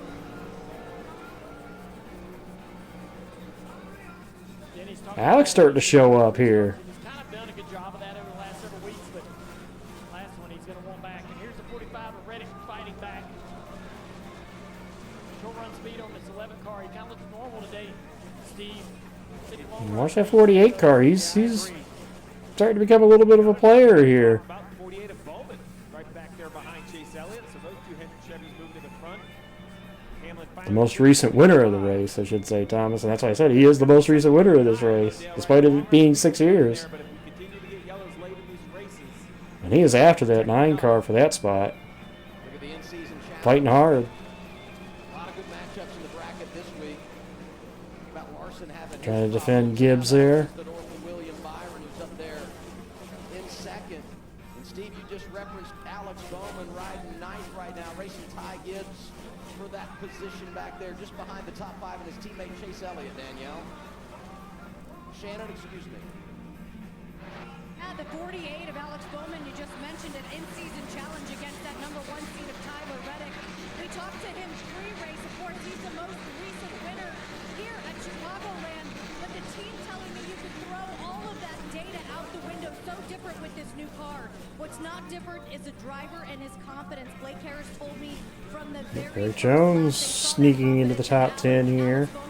they tried to tell him what other drivers are doing, but they said we just got to let him do his thing. About the top 10 he posted last week to advance from. Meanwhile, up front, Wallace leads Byron by almost a second, not quite. Busher holding down 3rd. And this style of oval, and you think about Jones and the success that he's had right here at Chicagoland, 2015, 2016, winning in the 11. All 3 manufacturers in the top 3 spots, or maybe not, as Briscoe goes after Busher. Now he's going to try to march forward. And Busher won't go away. You know, we keep talking about all these different players, but 17 of Busher quietly, methodically, just stays right in the mix. A little bit tight right there for Briscoe through the middle of the corner up the racetrack. Losing a little bit of distance. The battle right here, Corey Heim and Herbst. 35. You know, he's been quiet tonight, but 13th on the board after qualifying deeper in the field. Young driver, very impressive as you look at the numbers for 23-11. A couple of cars in the top 10, all of them inside the top 15. Big 3-car battle there, as it looks like the teammates are going to swallow up Reddick. Bowman's still going after that 9 car.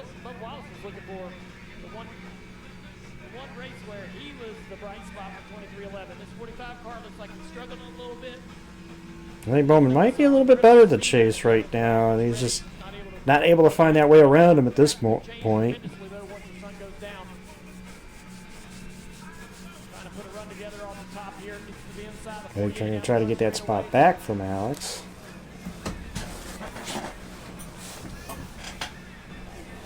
Oh, this happens in the great battle starting to form the third between the 17 and the 19 that continues, and also Denny Hamlin is kind of calling into that battle as well. Just ahead of his car. This is Eric Jones. Yeah, the advent help on board. Start to see that sun becoming a factor. Christopher Bell now getting by Shane Van Gisbergen. 23rd on track. Got a longer pit stop because they were trying to fix damage.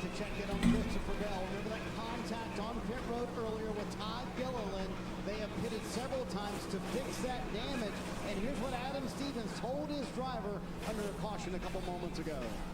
If that was damage or tires? Well, it's not tires. All the tires are in front of us. It's got to be the damage because your crew chiefs have done it when it's open, but we're going to have to work on it. I'm not going backwards all day. Adam Stevens a little heated. Damn, Adam's fired up. You got to do once in a while. The damage was that the splitter was a little separated from the nose, but how about that veteran Adam Stevens saying, hey, that was my bad, and it won't happen again. Yeah, so what is he talking about? The crew chief's job is to clear the driver at least one lane out of the pit box. The spotter can then take over. That contact with the 34 is on the crew chief. Self-spun, coming out of four, hanging. He ended up in the grass, had to get pulled out, and lost 2 laps while they were pulling him out of the grass. Percentage on top of the pit box. He knows how to get it done, and that's why he's frustrated. He knows his driver has been gritting through a hurt left wrist. They're working their way back up at the points, and I think he knows with 8 races left, he wants to climb the chase standings. Mistakes like this are giving away a track that I thought they could potentially win at. He was my pick pre-race. And we'll have to just see how Again much for speed third. out of the 20 car. This battle here continues to brew between the 19 of Briscoe and Busher. Bubba put a gap to Byron. It's now almost a, I'd say a second and 4/10. I was going to say a second and a half, but not quite. Take both spots away. They can get up there and race side by side. The 23 car looking strong today. Or tonight.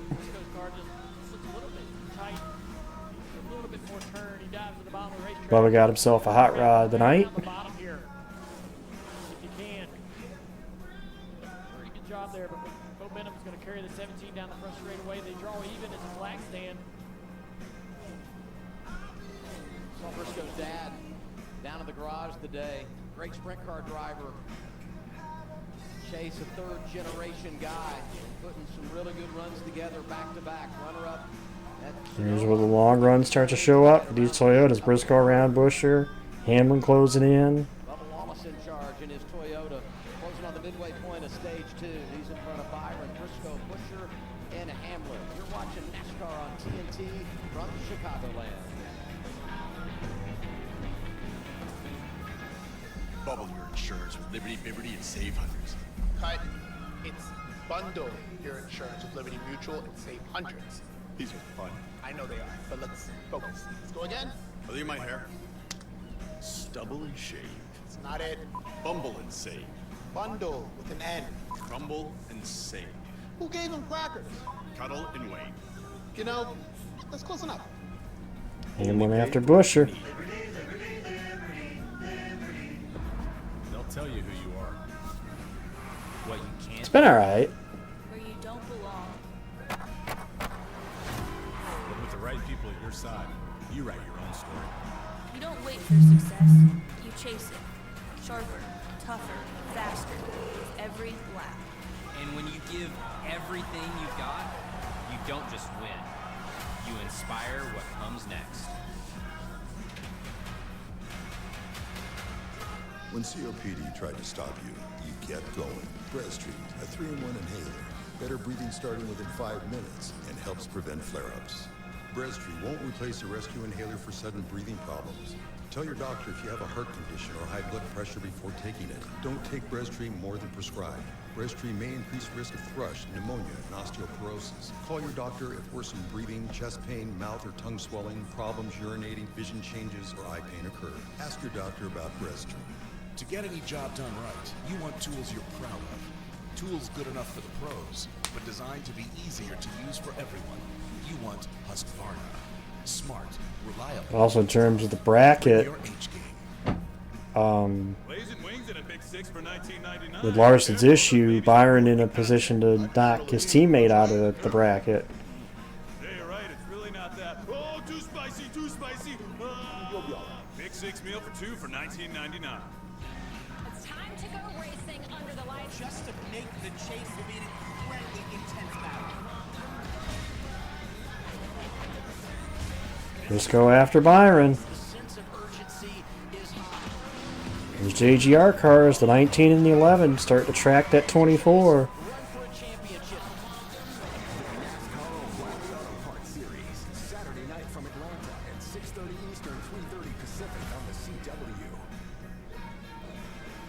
What's interesting is the last mile and a half we ran, which was Nashville. Well, I guess you could say it was Nashville. Those were two of the players in the finish, Briscoe and Hamlin. Inside of 50 laps to go, stage 2. Opening stint of the race goes to William Byron. Yeah, again, I think the 1911 might have the long run cars here. Because Bubba's also falling off too.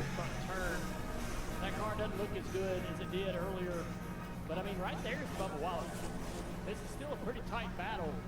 Bubba's not driving away off the nose of the 24 car. I think the 1911 are the best cars right now. Byron now has to start to get defensive. Instead of trying to do what he Among these front four. he wants to catch the 23, he's got to also try to do what he can to keep this position, meaning he may have to go to the top of the racetrack and run a line that gives up a little pace to the 23 car above Wallace in the lead. You see 3 and 4 and the entire front straightaway now in the shade. The sun's got low enough that while We're about halfway through this second stage too. especially in the shade, the 11 closing in the picture behind the 19 and the 24. Oh, the 24 just had a terrible exit there. Lost the front and the back of the car. Almost spun the He car got out. loose. Junior. Briscoe flash into the inside. Byron had to jump off the throttle. He had a big push coming up off the corner. When somebody gets on the inside of you, your car gets really tight. You lose a lot of turn. Oh, there he is. Riding with him now. He just lays in the weeds, finds his way. Briscoe goes by. Hamlin said, I'd like to join my teammate, racing Byron for 3rd. A lot of room behind these cars, so Byron could probably give the spot away if he wanted to and just settle in and try to save these front tires. As he's lacking turn, he's beating the right front tire up, making the right front mad. It's going to make the push worse. It's going to make the front grip worse. Probably only 5 or 6 laps away from green flag pit stops. It's gonna be a I was just going to say, Steve, we're getting to that green flag window. Pit stop window. Here comes Briscoe looking for the lead. As I mentioned, the 23 wasn't driving off the nose of that 24 car and wasn't going anywhere. And here's Briscoe going to the top of the racetrack, trying to get around the 23 of Bubba Wallace. Bubba's struggling. Here comes Denny Hamlin, the 3-car. Then you want 2 for 1? Maybe. 11 Toyota out front. Joe Gibbs Racing Toyotas are there. Bubba Wallace hanging on. Got him coming on either side. Inside Hamlin, outside. Hamlin wants to retake the point. 3 wide off 2. The 2 inside cars slowing each other down with a side draft. Bubba sees it. Slows the 19 down, but it's a little bit too late. Now can Briscoe fight and get the spot back, get the lead back from Denny. Denny with probably the better car of the 2. Briscoe Clears. to the point. Briscoe can drive away. That's pretty good speed over the last couple of corners. Right to the bottom of the racetrack, right at the throttle. Then he closes just a little down the back straightaway. Need a little more room to make that move work there, Port.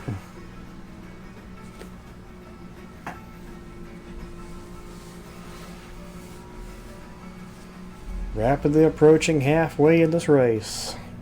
As I mentioned, only a few laps away from green flag pit stops today. One thing we've been watching all weekend, and you had it in your notes, is how difficult the entry is to pit road here at Chicago. You want to run as far around the corner as you can. Cindric's in. And because of that, it's very easy. The orange box does not really jump out. I'm going to draw here real quick. The orange box happens is it's further to your left than you think as you get around that corner. I bring that up because as these leaders pit, you want to get as much time as you can, but this is a mistake we've seen many, many times here in the previous decade.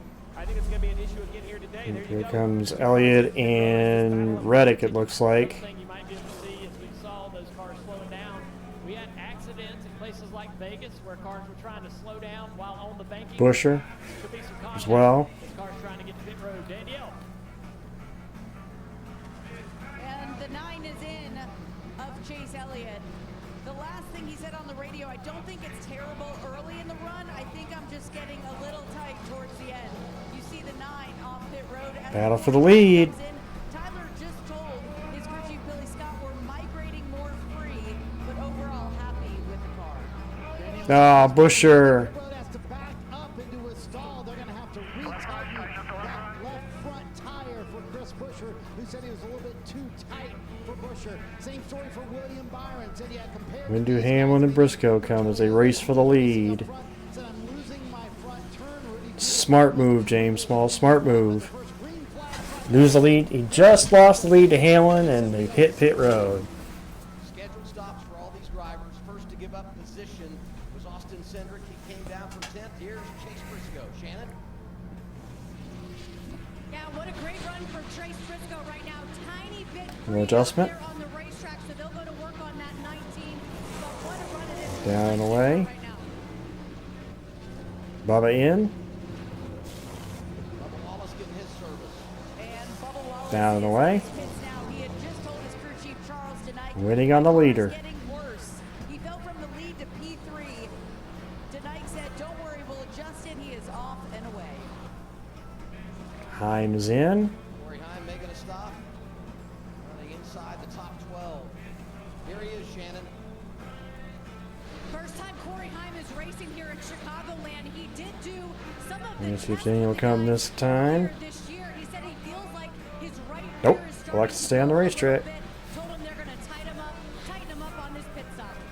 Danny Hamlin stays on the racetrack. His idea is he's going to split this up even. 34 to go. He has 37 laps on his tires right here, so he must love the idea of being in clean air.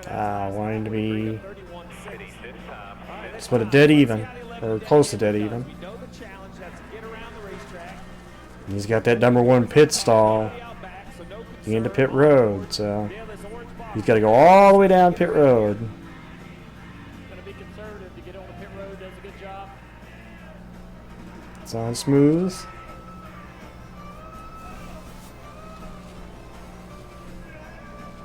Bring it all the way down.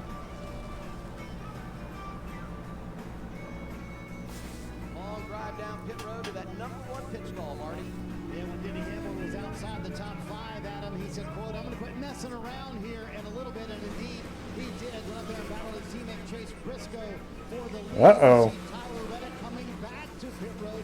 Hamlin, no complaints, especially on that long run speed, Danielle. There's something wrong with the 45. Tyler came on the radio and said, "Guys, we're in trouble. I can't see anything, but it feels like water is everywhere." Could be something with the oil pressure, Steve. Yeah, I see Yep. fluid underneath the nose of the 45. The engine just let go in the 45. Something has gone through the radiator, oil cooler, so maybe a piece of debris or something has gone through the radiator. There's oil all over that car. Look at the car.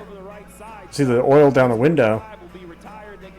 And the yellow's out. You question if there's damage to the engine, and this will bring the yellow out. All that fluid had to be somewhere. So now a caution in the middle of a pit sequence, but this is a big story for Tyler Reddick. Went so good so often early in the year. Now he's been caught by Hamlin, and now behind the wall is going to take a lot of points. Crowd on board here. Just behind Elliott there. Yeah, you can see it. What you're seeing is the smoke and oil coming out the right side hood vent. Remember, the air goes in the nose, goes through the radiator and oil cooler, and out the vent. So this tells me that it isn't an engine issue, it's a leak in the oil cooler. And the air going across the oil cooler that should be cooling the air is pulling that oil up onto the race car. So this seems to be a repairable issue, but it is going to take 5, 10, 20 laps to finally dig in there. So this team will go to work. We probably will see the 45 car return if there's no damage to the engine, but that oil cooler is just not an easy change. He had that 129-point advantage. They were second at Pocono, but he felt like they left some points on the table there. Outside of that, 4 of the last 5, they've encountered some kind of problem. I mean, you see it right here. I don't know how many we had on the lead lap when Yellow came out, though. You said, Steve, so many things have gone their way early in the campaign. This caution is kind of unfortunate for some. There are some unfortunate for others. There's a lot of race cars still on the racetrack, and it's got Hatfield trapped a lap down. They'll probably take the wave by. At some point, several of them will be able to do that. But a lot of cars didn't come to pit road. It's messy at the right in the middle of the cycle. Yeah. It's messy because Byron is on the lead lap and he's already pitted, and Briscoe's on the lead lap, he already pitted. They're running like 9 to 10. So if you're running in front of those cars, you're okay. But if you're behind those cars, they're not going to pit. So people are going to be trapped. You know, the other thing is how that worked out through the green flag cycle and what that 2014 was able to do, gaining some track position. Bad time to have a mistake. The 17 to Busher, a car that hung out at the front all night. They come down, they go from the right side to the left side up, left side down. You're going to see right here, left front not done. So they do a nice job stopping and backing it up. I didn't think this was going to kill them because under a normal green flag cycle, it might have cost them 5, 6, 7 spots on the racetrack.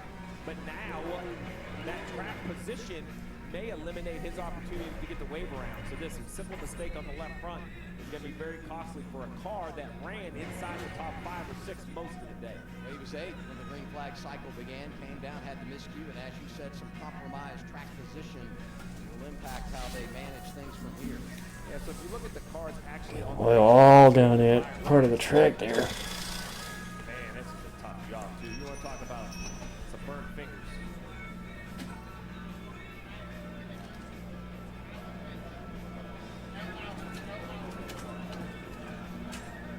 Good time to give you our Kalshi mock market odds. Kalshi traders are currently forecasting Denny Hamlin 54% chance to win the regular season title. What an exchange we've had here in stage 2. Yeah, so Dale pointed out, these guys will stay out. So Byron will assume the race lead, I assume. Briscoe, Wallace, Hamlin. Nice job by Byron pitting a little bit early. Let's zoom out a little bit. So behind Byron are the cars we should be concerned about because he's going to. I mean, Denny actually let Frog, Elliott, and Gibbs, who I think pitted, who did pit it early. If the cars can get further back, that's going to be an issue. Like for instance, Bowman, he's okay. He's already pitted. You know, like they'll cycle to the front. They've done a nice job of getting their service done.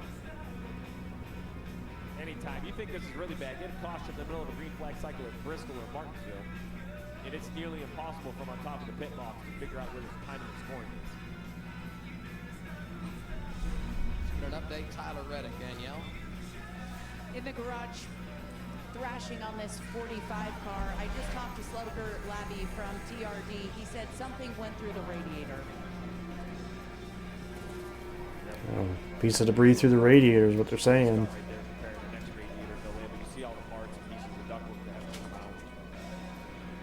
NASCAR working on pit road, putting a lot of speedy dry down on pit road. That's going to delay the opportunity for the teams to open pit road to come down and pit and sort of see, you know, if you're a car lap down, you kind of want to see where this cycles out and what opportunities you're presented to either get your lap back or. I wonder what car, just, you know, me being crazy and aggressive, but it was Blaney and Bell. You know, Bell might be able to make it to the end on fuel. He was last on pit road at lap 97 with 29 to go. You know, if he stays on the racetrack, he traps a whole bunch of cars a lap down. There'll only be like 16 cars in the lead lap. So if you're Bell, you know, it sounds crazy, but a little bit of an offensive move is also a big defensive move because you're going to trap guys down. You're going to limit the number of cars. Remember, he had those repairs. He lost his track position. It might be a net gain for him. Well, if you're Priest and you want to do something crazy and roll the dice here, why not? You've been able to come from 4 laps down, just past the midway point of stage 2, and you're right back in the game. The question I would be concerned with, do you get run over and wrecked? Yep. You know, restart with old tires.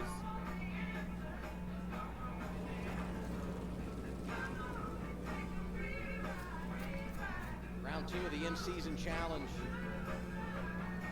Look at the bracket. We have some good battles. Bowman and Cindric, that's been a heated battle all day long. Gilliland and Hocevar. We saw Hocevar get some damage. He's currently 29. Gilliland as well, though. Just I don't know. Nobody's hit pit road yet, Bumble. They haven't opened the pit road yet. Depends on where Larson is on track versus where the leader is. Consider that they had to pass through to start the race. Byron and Larson, with Larson's issue, Byron has to be feeling decent about his chance to advance.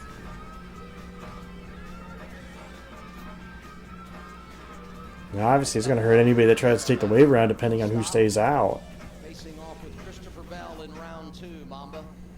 Yeah, you guys know I'm all about the money. It's about this $1 million, this in-season challenge. And so we got Todd Gilliland, who was he wasn't really up to snuff where he needed to be. But coincidentally, the incident between his teammate, Zane Smith, and Carson Hocevar has actually put him in the catbird seat right now as Hocevar is down a lap. So you never know what his battle is going to really affect the in-season challenge. That's one of the best things about it. VR Racing onboard camera riding with Hocevar tonight.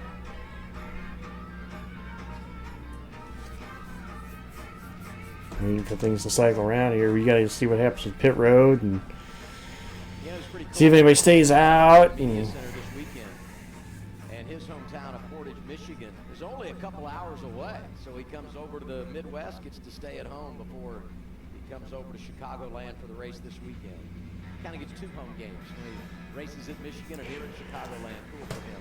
I've been spoiled this area of the country. I've been spending more time here. I've traveled to college near here. It's just so Boston will always be my favorite sports city, but Chicago is moving to a quickly #2 spot. It's just an amazing downtown area. All these little outskirt areas each have their own little feel. The fans have come out in droves. I mean, look at this place. Sold out grandstands. They have campers galore. They have not had great weather. Today looks amazing, but the last 2 days, these rainstorms that have come through have been just torrential downpour, but has not slowed out these fans. It's a holiday weekend, and here they are at the racetrack. Well, there were fans here last night, and we didn't finish the O'Reilly race until almost midnight local time. They were still here fighting through the weather. Yeah, it's a great market. NASCAR comes here, and the fans come out to support the drivers. Remember, we pulled on property 3 days ago, and Ross Chastain was at a local gas station, and there were what, hundreds of fans in line to get his autograph.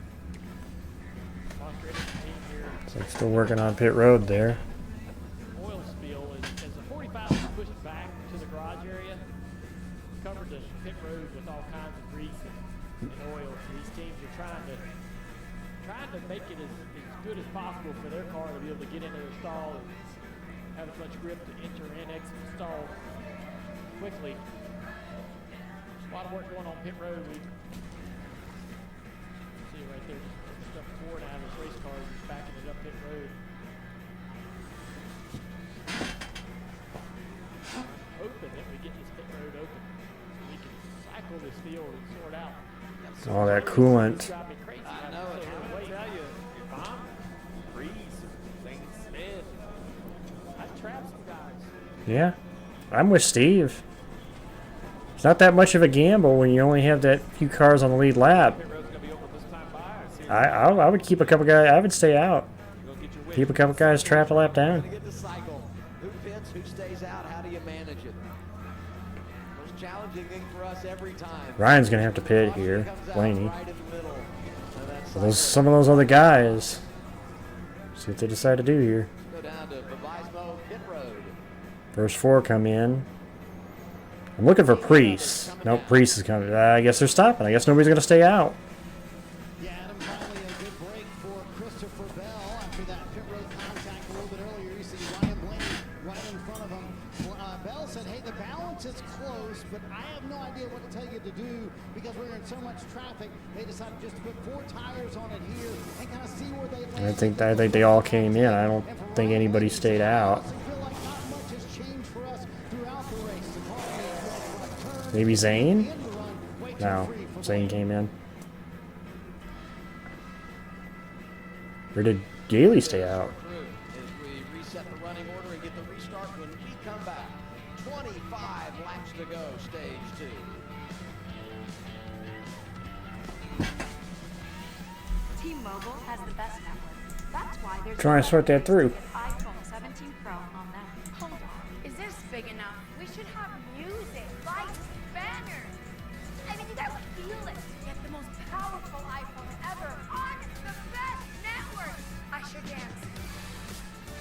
is big. At T-Mobile, get the incredible iPhone 17 Pro on us, on the best network. I'm gonna do a flip.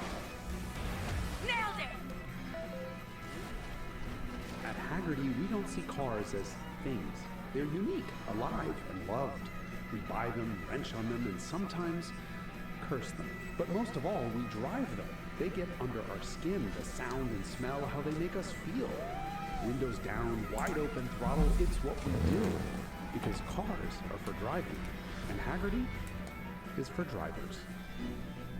Get a free quote at Haggerty. Oh, looks like JJ stayed out. I'm gonna let you know a little something. There's a store that's actually a club with prices so good you'll feel like a legend. Oh, nice one, Alex. The value runs deep here. The community runs deeper. Come join us. Sam's Club. Gotta fix fries. For chicken nuggets, I'm disappointed. Wow, I had no idea how many of you would call me when I gave America my phone number. Over 85,000 people shared thoughts on the Whopper, Burger King, even a few busted signs. Over and over, you said fast food needs to do better, way better. In the kitchen, at the register, the drive-thru, every time. Well, we heard you loud and clear, so even more changes are coming. Because there's a new king, and it's you. The Bush Guide, cold and smooth survival skills. My watch is broken. You could tell time by measuring the sun's distance from the horizon. Looks like happy hour. Head for the mountains. This NASCAR fan is the Rolling Stone. Get the hell in, boys. We're going racing. Come on, I wouldn't think would actually ever get put together. NASCAR and the Rolling Stones. Don't get me wrong, I love the Stones. One of my favorite groups.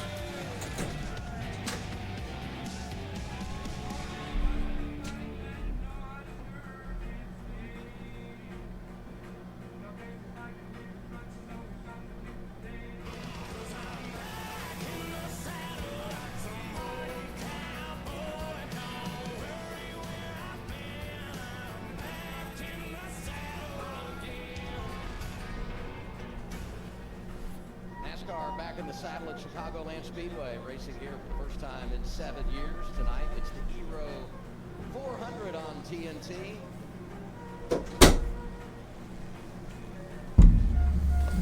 Majority of the field taking the wave around. I said sarcastically during the break, 75 cars took the wave around. It felt that way.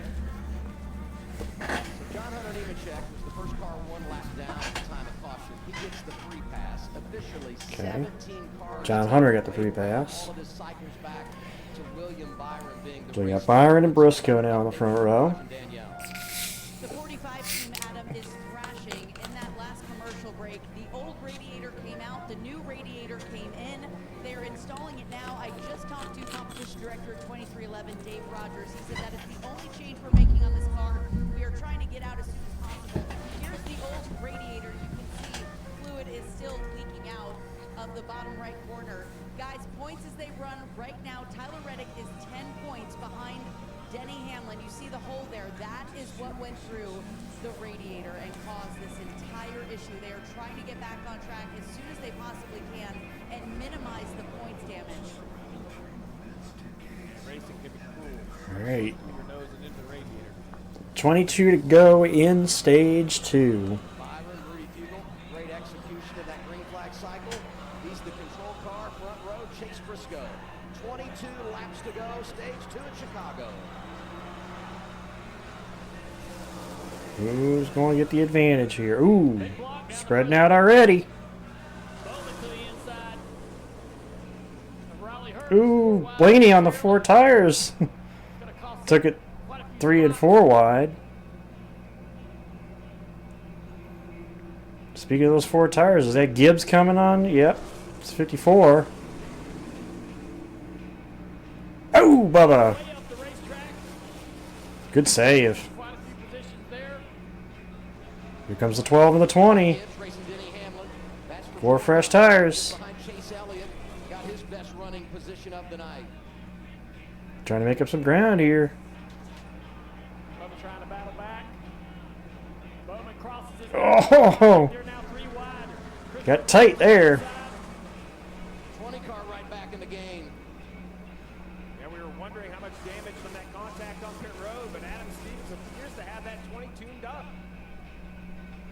I'm watching this 12 and this 20. One of those late pit. Those are the guys that were late pitters and trying to make a little bit of a charge here.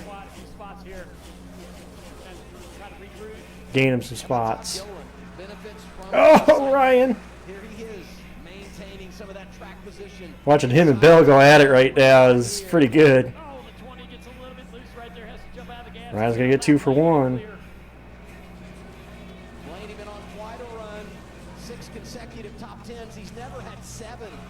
Self-spun earlier in the race, RNR.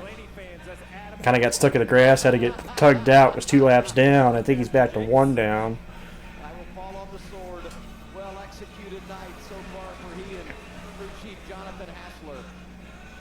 So far, on the comeback trail, that 12 is. Bubba's moment.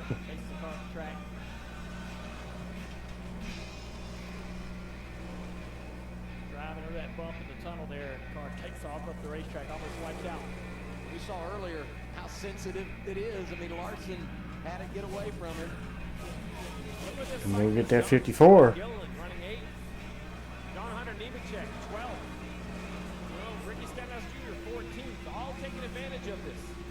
Yeah, you got these guys that pitted late to take the tires that had stayed out when the Reddick caution happened, so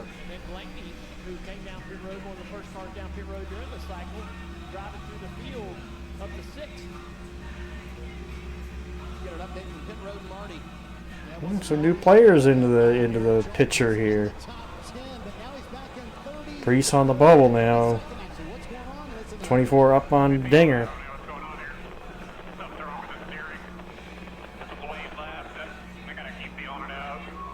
Keeps jumping now. Jones, first one out. Feels like the steering rack is broken and told the guys, listen, we got to clean up these mistakes, especially when you have speed like they have today, Steve, and you can race your way into the top 10. Look at that 12 car run. He's closing that gap to Gibbs. Give a moment on this restart. Yeah, he did. Up the hill, brush the wall. Remember, the 43 had a hard fail underneath the car. The diffuser, I think, laminated or they hit something, but that cost him a bunch of practice, and now it sounds like the steering is having an issue. Yeah, we have the standings in there. Just below that chase cut line, driver 43, Eric Jones. 21 points out. Got a recovery for Priest, though. Going after Bubba. Trying to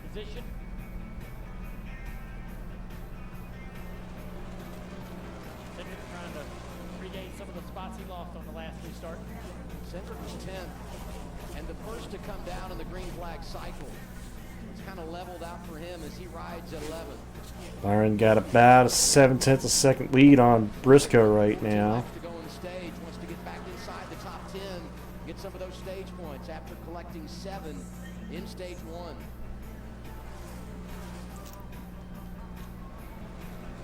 Here comes Gibbs after Elliott. Right here. This is kind of the battle for 10 points between these two drivers. Chase Elliott. Gibbs had a heck of a restart, too. Chase Elliott in 5th. As they run right now. And Ty made the jump to 4th with the incredible execution last week, sweeping the stages at Sonoma, gets a top 5 finish, put 54 points on the board. A great effort by that group to go out and deliver on the road course. And he's been quiet here tonight, but inside the top 5 looking for more. That actually trails his teammate in the in-season bracket, though. Gibbs does.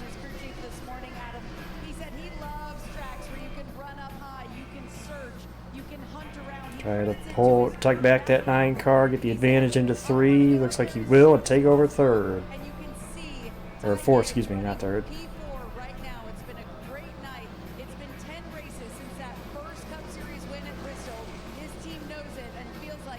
That's pulling the 12 car and the 20 into this fight. 12 for sure. I'm not sure about Bell.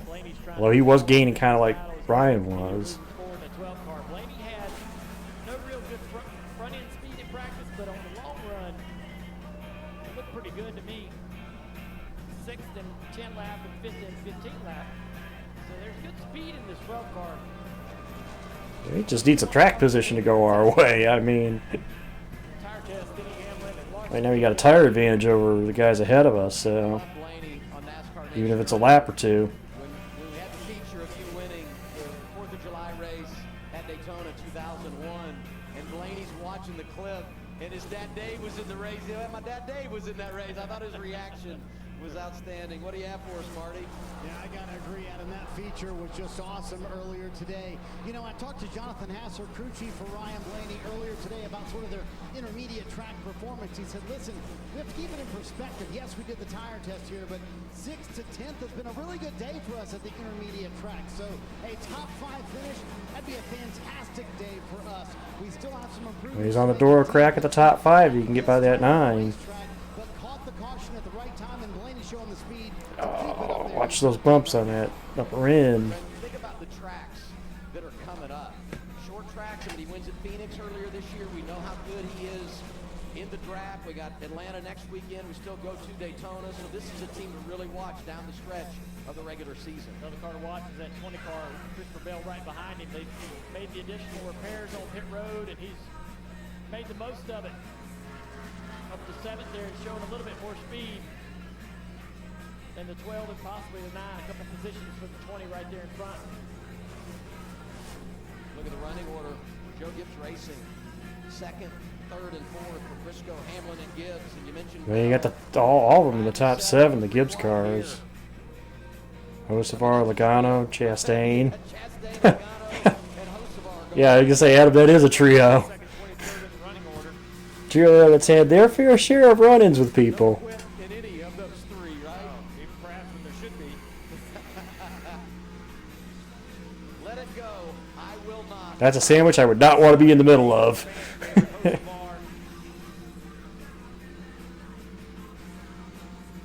really becoming beloved. I'm going to tell you, you hear it at pre-race, anytime he walks around the infield, anytime he's near a fan group or on social media, fans really support driver the 77.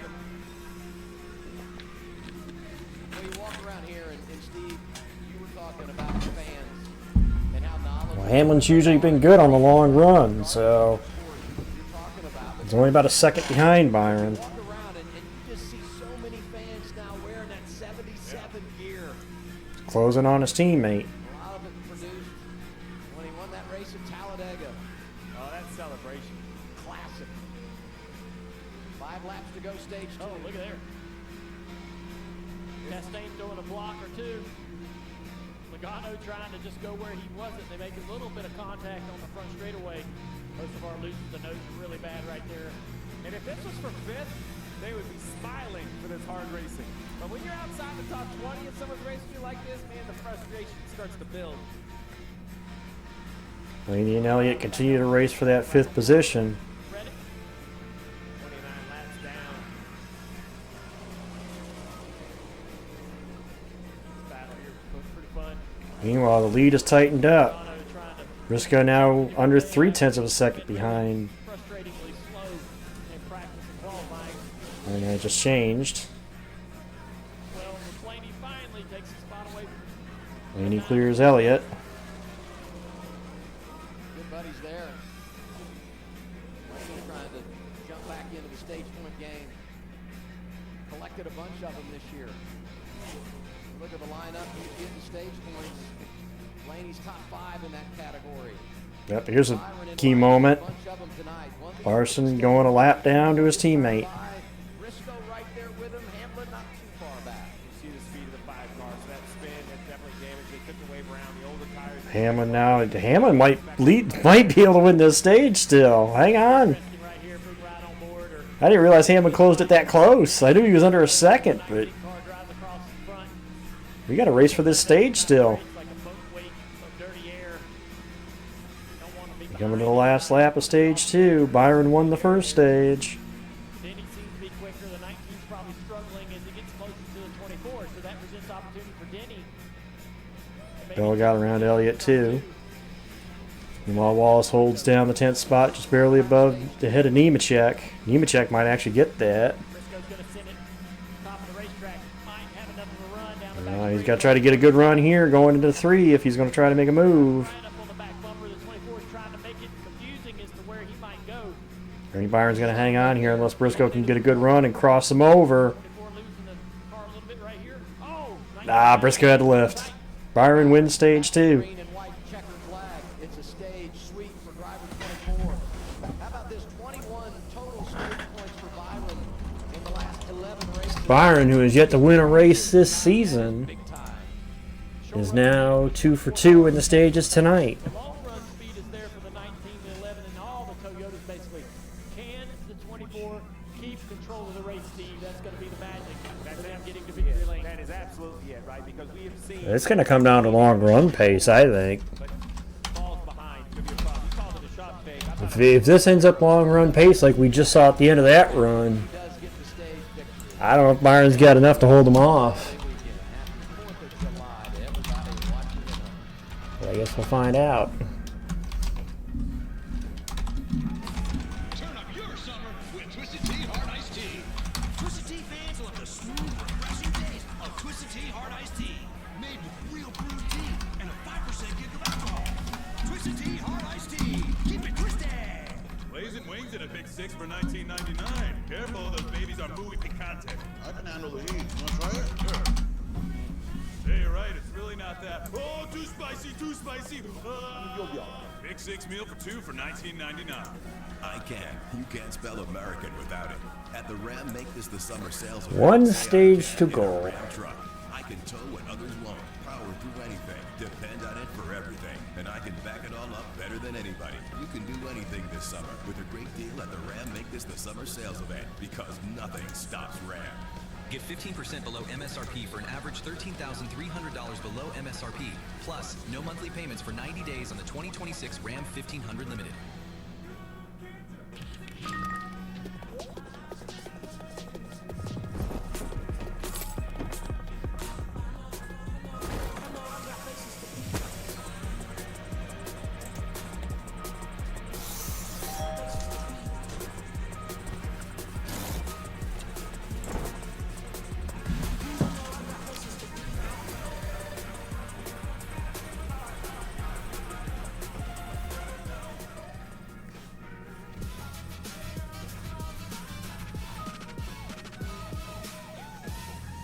Ready? Here we go. Dropbox, pressed off, lunchbox, mom rocks, give a little Sara Lee love. Because sometimes we feel bad. Even when it's for their own good. Give more love than humanly possible when you feed a Hill's scientifically proven formula. Because you're only human, there's Hill's.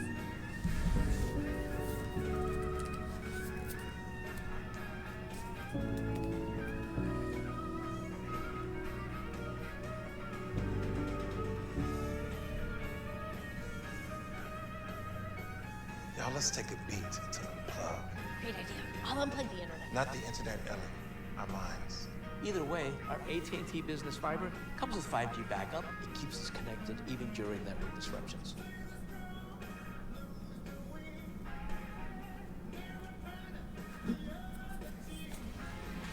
NASCAR Cup Series racing on TNT is brought to you by the Credit One Bank, NASCAR, an American Express car, and by Straight Talk Wireless, an official partner of NASCAR, available at Walmart and straighttalk.com.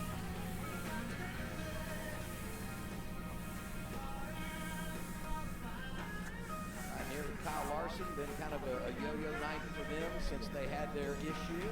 Does get the free pass right here. He's going to get the free pass. That'll put him in the one lap down category. He had gotten the one lap down and then got passed on those older tires after taking the wave around. So the free pass here will get him back to one lap in a rear. Yeah, they were looking for the home run, the wave around, and then a quick yellow.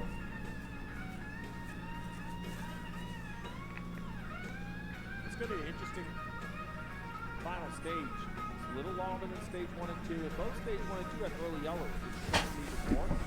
For our overall green flag runs on the shorter side, you know, I think the longest we've had today has been 35 laps. And I think the benefits of 24 eating him and sweeping the stages, Steve, with the short run speed he's got. I think that's a great point. Now the question is, can we get clean and green? And if that happens, does the 19, does the 11. Can they stay close enough to touch to use those older tires? Talk about pit crews and how important they are, and this is when they need to shine. You know, if you give up that spot, you're literally giving up control of the race, handing near victory to another team. So they come on pit road first. They need to lead pit road first to be able to have control and maintain the lead and the clean air. Last time Byron got a stage sweep, he went on to go to victory lane a season ago. See the race recap tonight. 7 cautions. We've been busy. About the problems for Kyle Larson to spin. Reddick has been all that time behind the wall. Points difference right now, 44 between Hamlin Damn, and 44. at the top of the chase standings. Pit stops. Wrap things in stage 2. Anticipate the final stage. Heading down to Vismo. Stop here should set you up to basically break that last stage up into, I think, a one-stop final stage. Sonoma 1 week ago. They're just trying to figure out how the car will change or how it will be affected if they get that lead in clean air. But they did tell him he needs to be able to arc that number 3 a little bit better. Danielle. You see Ty Gibbs in the 54 pitting now. He said, with the sun going down, crew chief Tyler Allen, I am just way too free. He said, Good stop, 9.4. Briscoe with a 9.8. Byron might lose the race off pit road to Briscoe. Was barely able to hang on over Briscoe. Line car slow stop. Lost 2 spots. Bowman and Cindric gained 1, and Bubba gained 1. And Blaney. Final stage coming up from Chicagoland on TNT. How did I get here? Shooting all the action despite vision loss from wet AMD. It started when Vabismo opened up my world. I was worried when I started to lose my sight, but my doctor recommended Vabismo. Vabismo is different. It's the only treatment thought to block 2 causes of wet AMD. So I'm back doing what I love, knowing that Vabismo improves vision. And there's a chance for up to 4 months between treatments. Vabismo is an eye injection. Don't take it if you have an infection, active eye swelling, or are allergic to it. Vabismo could cause eye infection, retinal detachment, temporary increase in eye pressure, an uncommon risk of heart attack or stroke, or severe swelling of blood vessels in the eye. Report changes to vision or eye pain to your doctor or retina specialist right away. Now, I'm bringing it all into focus. Open up your world with Vabismo. Trust the #1 prescribed FDA-approved treatment for wet AMD and diabetic macular edema. Ask your retina specialist about Vabismo. Safelight can do just about anything your windshield needs right in your driveway. Go to safelight.com.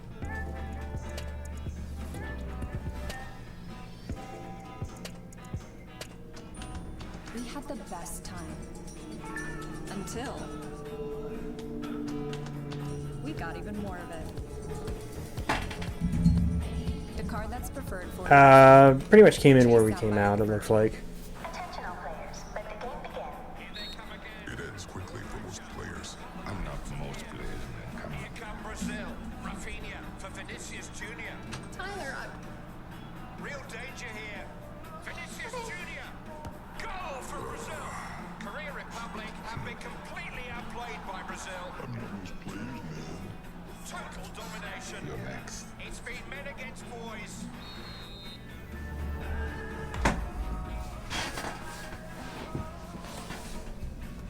America, put down the burgers and pick up Arby's cheesesteak with 100% Angus steak and melty Cooper cheese. It's the best cheese. It's the best meat. It's only available at Arby's. We have the meat.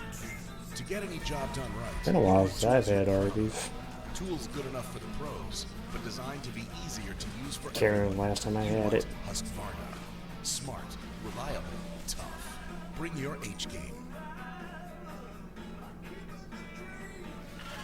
Welcome back to the eero 400 on TNT. A massive development in that second stage. Tyler Reddick loses an oil cooler, and that potentially has massive points implications as we move forward. Reddick had no finishes outside the top 15 in the first 14 races of the season. This will mark his 4th finish outside the top 20 in the last 5 races. So potential massive point swing here at Chicagoland Speedway. But the racing has been fantastic, and Burton, you're really impressed with that guy Ryan Blaney in the 12. Well, anytime there's a loser, there's a winner. So Reddick was obviously losing with that problem. That was a huge break for Blaney. He had not pitted.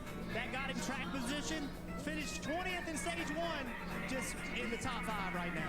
What about the battle for the lead that we saw earlier? Chicagoland has proven why we love coming to this place. You see 2 Joe Gibbs racing cars, Hamlin and Briscoe, gonna split the 2311 right here. Bubba Wallace, it's been epic. William Byron said, hold my beer, I'll be there in a second to come up and win the next stage. Absolutely fantastic racing, Adam. Cannot wait to see how this thing wraps up, my friend. I'm just glad that McMurray got the hold my beer. Hold my beer. Y'all got beer down there? I mean, what's the deal? Come on, that's not fair. All right. Starting the final stage with 95 laps to go. Perhaps a one-stop race from here.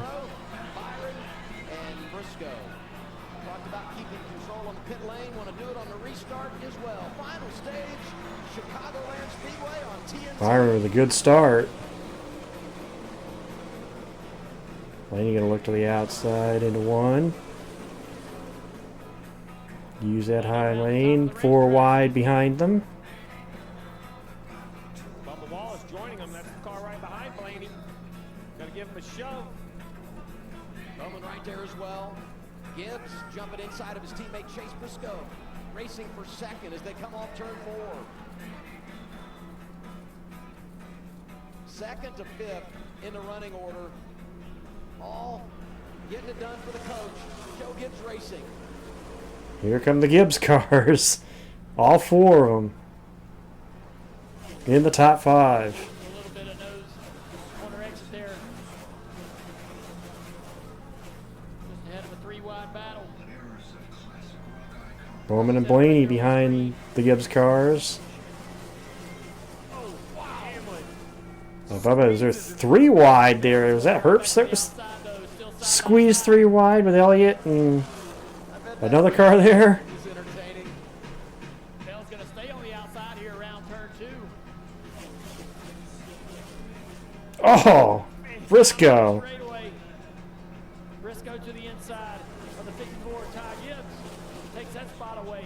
The body language on this restart says it's time to go. This is where you need the long run pace too. This is why I think these 4 cars may just swallow up that 24 as we get into a long run. But watching these slide jobs. There's your slide job. There, I said it.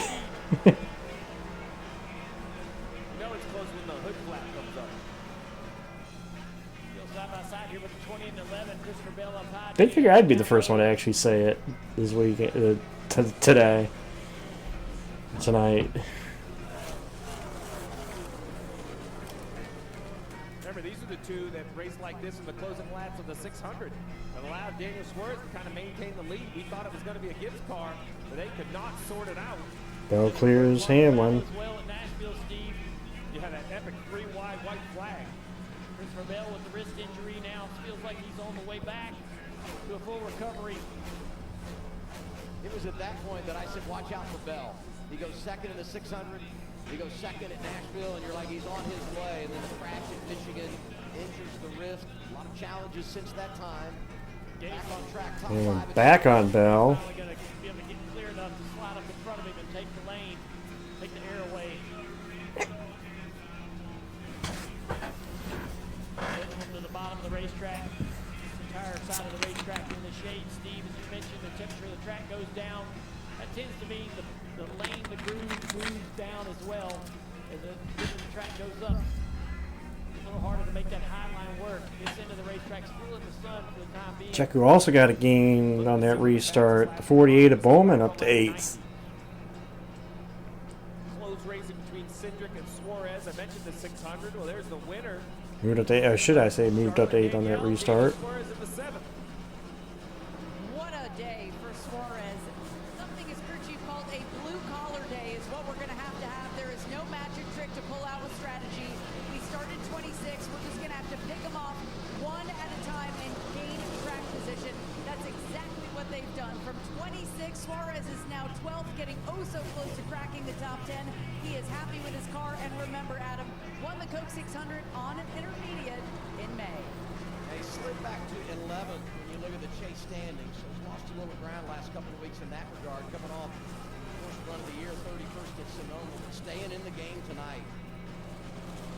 Those chase standings are getting ready to have some brackets, right? Like the first two have separated, and there's 4 or 5 other guys that are together, then a couple left, right? We're starting to see some separations. When you talk about Bell and that wrist injury, right? He is trying Larson and Elliott looks like they'll flip spots today. You see on the left side of your screen, remember 16 advanced, but we really think top 10, even top 5 or 6 on the restart have the best opportunity when it comes to the championship. Talk about Suarez winning the Coke 600. Corey Heim wins in San Blaney Diego. after Bell for that 5th spot. Spot there, Heim up to 12th in the running order. Look at Ryan Blaney here in the 12 car. Called up to the back bumper of Christopher Bell. He's trying to take that spot away. Essentially, you have Gibson and Hamlin are running 3rd and 4th with B-named drivers on either end of them. Prior to Briscoe, Bell, and Blaney. And Bubba, actually. Bubba and Bowman, 7th and 9th. They're 7th and 8th. Well, I think about Blaney, and I look down the road because, you know, 3rd in points, so they're going to be great when you look at the reset for the chase.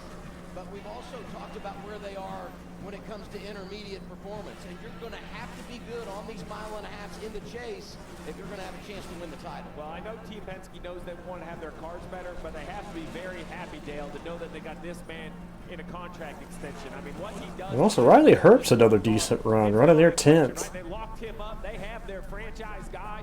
Logano's a great guy, multi-time champion, but Blaney being a little younger, and he just is the leader of the pack pretty consistently.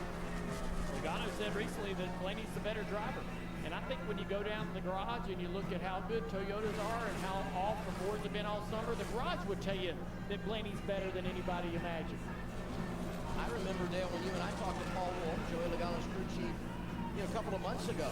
The RFK cars have had their moments today too, Zach. So, or had their moments this year. So, yes, Ryan is the leader there, but I'd say RFK is definitely right there behind him in terms of some of the runs they've had. May or may not be where Chevrolet stacks up. Where's this? And every conversation ends with, and Blaney's a driving machine, because they just don't believe that's where those Penske cars should run. 100%. Well, he's a student of the game, and I would say the same about Corey Heim, 12th right now, Shannon. Yeah, certainly the youth of that Toyota group, and what a race he has had. Started 28th here today, and he's had restarts back in the 20s, but he has been making his way just outside the top 10. This team's been very strategic about the races that they put him in, give him some time in between each one to get ready. They actually started preparing for this one while they were working on San Diego setup. But Corey Heim told me today is about trying the top lane. He said, I've never really been very Cindric is not... Cindric isn't as bad. Obviously, he's running 11th right now. Logano is definitely the weak one right now at Penske, it seems like. This young man a little bit of time. Remember, he doesn't run anything full time. He's trucks. He's O'Reilly. He's up, bouncing all around. I'm going to take a minute, too.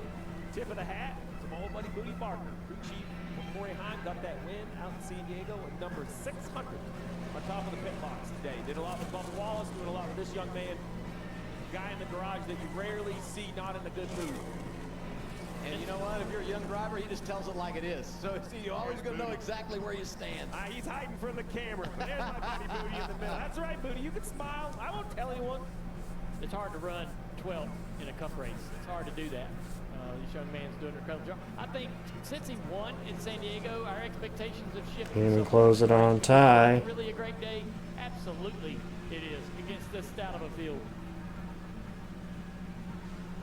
Riding with Hamlin, the man who tapped him on the shoulder to come full-time in 2027. I would say there's It's kind of similarities between these wild that you would consider a guy that's a 3-time Cup champion is on the hot seat. Hamlin racing to the outside of Gibbs for 3rd. As we get deeper into this run, the expectation would be that the Toyotas. And we're going to take the third spot. On William Byron. Briscoe 8/10 back. Seems to be maybe closing the gap just a little bit.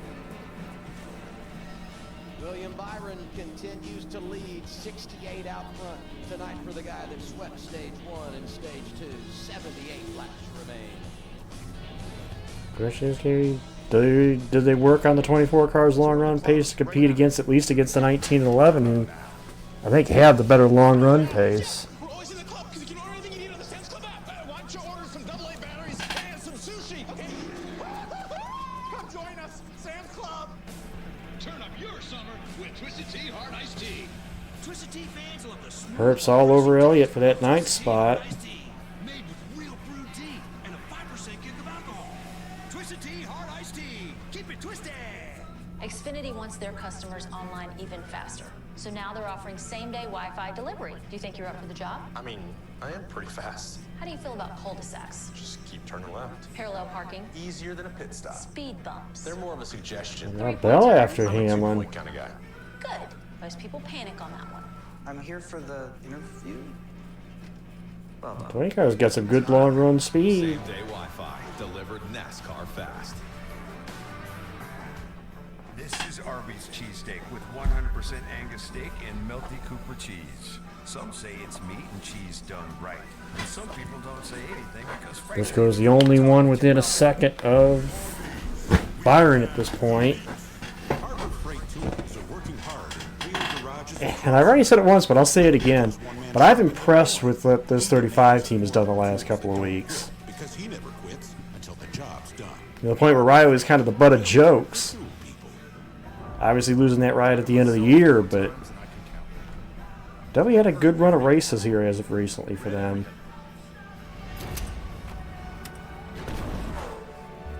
But when you're surrounded by the right people, you learn Another top 10 showing here today so far. why you're racing, who you're racing for. And when you realize that, you take control of your story. Built on will, defined by speed, bled into the concrete and asphalt that is our DNA.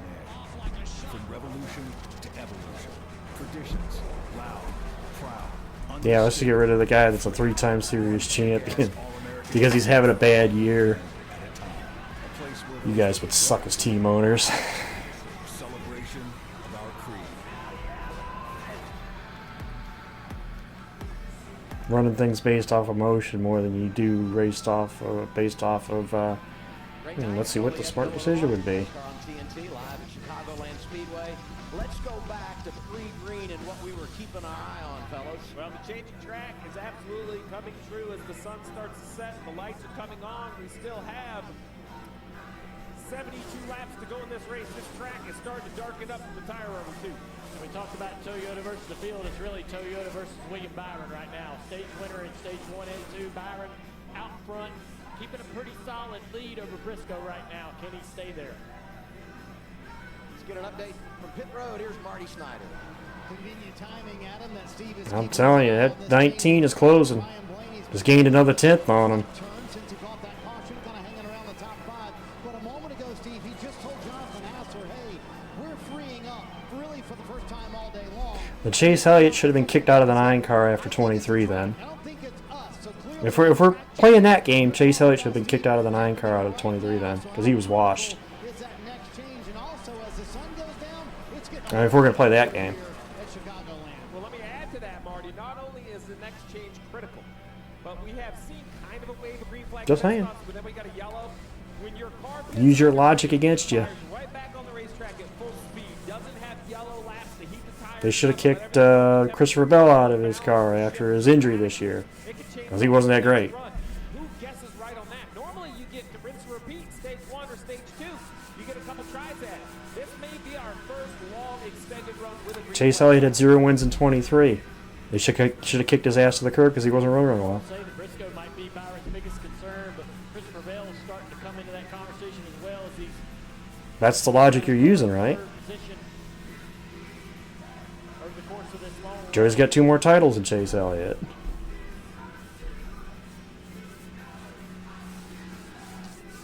So, Just no logic in some of the stuff that people say and spout. No logic.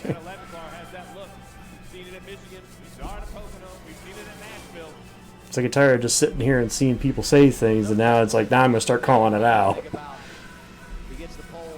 He self-spun wrong.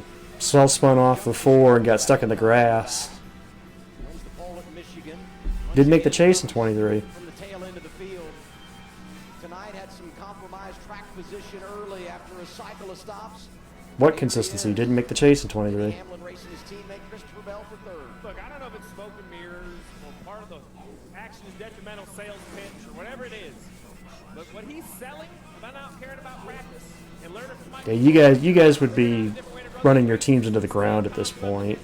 That's what we're seeing on racetrack. So. You know, it's more than a marketing campaign for Denny Hamlin. He's kind of not only talking the talk, but then he walks the walk when it gets into the race. And you're seeing it right here once again as he drives right by the 20. Fastest car of the top 3 last lap, even with a pass. Hamlin having a good night in a race car, and once again, his driver's having a good night on track. Obviously, Reddick had the issues, but Bubba Wallace Winning your end helped Chase Elliott make the championship 4 in 2020. He didn't win Martinsville. He wasn't making the next round. He went into Martinsville in a must-win situation. He had to win Martinsville. He did. That's how he got to the championship 4. So, don't even start that winning you're in with me. Stay with it. Just got to be better than the other guys here for a bit to get us through our window. You need your balance to be different prior to this point. We're just all over the place. Stevie, when your driver's screaming about tires, how bad are the tires right now, and how long until that pit window opens that Bubba's praying for? I still think you got to try to make it to halfway in this last stage, though. You got to get to the 46, 47, I think. It's going to be a long-term pain if you don't get a caution. You can be on the front side and it will work, but I think you have to force your driver to run at least 10 more, probably 15 more laps to really get to where you want to be. Heim continues to battle, moving forward now, attacking Cindric for the 11th position. Just in front of them, Riley Herbst having a good night inside the top 10. A couple of weeks ago, matched his career best in San Diego when he was 8th. It's not just on the racetrack, guys. I'm looking at the pit stops from today. Briscoe's fastest stop of the year was today. 2 of Byron's 3 fastest were today. 2 of Hamlin's 5. Do you guys forget the stipulation? Well, I could say for 2015 with Kyle, do you guys forget the stipulation you had to be top 30 in points, which he did? It was more than just the winning you're in. You had to be winning. He had to win and finish top 30 in points after missing 12 races. Or no, 11 races. 11 races. His first start was 600 back. You mentioned all these cars that are running in front of the field: Briscoe, Byron, Denny Hamlin, Christopher Bell, Gibbs. They all have top 10 pit crews. This will be a heck of a competition between the teams on the racetrack and on pit road. 19 at Briscoe on turn 2 exit. He went too high, gets the right rear in the wall. Not hard contact, but on the sidewall, the tire gets the boards for quite a while. Sometimes that can I pretty much have always said, though, that if you're going to knock one person for using the format, then you knock all the drivers that have won under that format. So if you hate the chase / playoff stuff, then you knock every champion since 2004. Every one. There's no ifs, ands, or buts. Because all of them won a championship that wasn't a full season format. So either you're against it or you're for it. There's no in between.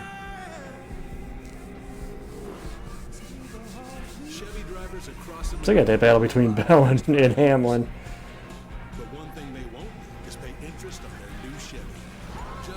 Getting closer to that last round of pit stops. Because then you look like a hypocrite. It's like you either agree with it or not. T-Mobile has the best network. That's why there's no better. You can't nitpick. iPhone 17 Pro on them. Hold on. Is this big enough? We should have music. Like I just used the mark that every champion since 2004 has had 3 or more wins over the course of the regular season. The last Cup champion we had that won less than 3 races over the course of the season is Matt Kenseth, who won only a single race under the old system. Napa knows that 1 in 4 vehicles will need a new battery this year, and that's just the tip of the electrical iceberg. That's why Napa is a trusted solution for the electrical parts, tools, and expertise that keeps your business moving full speed ahead. Exactly, Mark. Blazing wings at a big 6 for $19.99. Careful, those babies are muy picante. I don't get into that debate of who deserves a title or not, because you win a championship, you deserved it. I'm sorry. Big 6 meal for 2 for $19.99. Whatever the format is, if you win a championship, you've earned it. You ran 36 races and did what you had to do under whatever format you were racing. Stop. This is Simply Safe. You're being monitored and recorded. I'm requesting police dispatch. Using AI alerts, U.S.-based live agents help deter. I'm just tired of people living in the past, you know. No long-term contracts. It's 2026, not 2006. With Kalshi, you can make predictions on anything, right from the palm of your hand. Sounds great. Tony goalies can use their pens.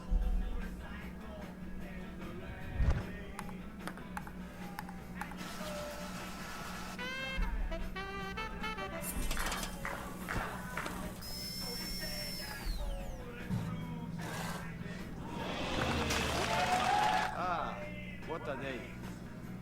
See you tomorrow. That's because you get these idiots, Bumble, that want to think that the old way was still the best way when the old way sucked. It had its issues, but people want to ignore the issues because, oh, nostalgia. It had its problems. Literally, I remember the debates when they were using the Winston system, the debates about, well, shouldn't the winner get more points? I remember those debates. Those are debates for years about it. In fact, that was the biggest knock against it.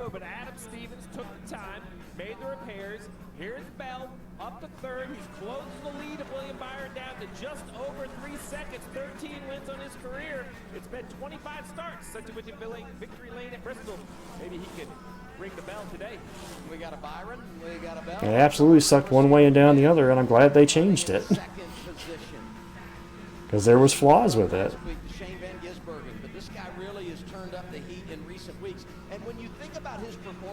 I'm tired of people knocking the old systems for the same reason and same problems that the old system had. You know, it's like, I can make the same case that the old system had the same issues that that system did. I'm telling you, it's stacking up near the front. The lead's shrinking, and that matters because on this pit stop, you want as much cushion as you can get. Yeah, Briscoe is closing it. Pull that tear off, go from the tinted visor to the clear visor. Yeah. Like he's in a sprint car. Just reaches it up, gives it a tear. Let's get an update on the race leader. What's happening there, Marty? 53 to go, race of the year so far for William Byron. He's led 93 laps. He's up front here at Chicago. Kind of getting a read on the cars behind him. It is Byron versus Joe Gibbs Racing right now. All 4 Gibbs cars right behind him. And he told him, Rick Fiegel told him a moment ago, listen, we have a 4-second gap over Hamlin. That's the car they focused on. Byron kind of moved his line around, trying to build that gap a little bit. And here's that green flag cycle starting right now, Shannon. The 19 cars Yeah, that was I know which one you're talking about, Trucks. That was before they, what was that, back in the 50s, I think it was? 50s or 60s they did that?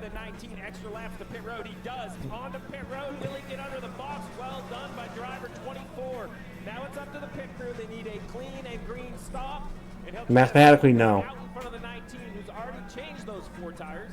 William Byron had a 1-second lead over Chase Briscoe when the 19 made his scheduled stop. Handful of other drivers coming down now. Here's 24, Marty.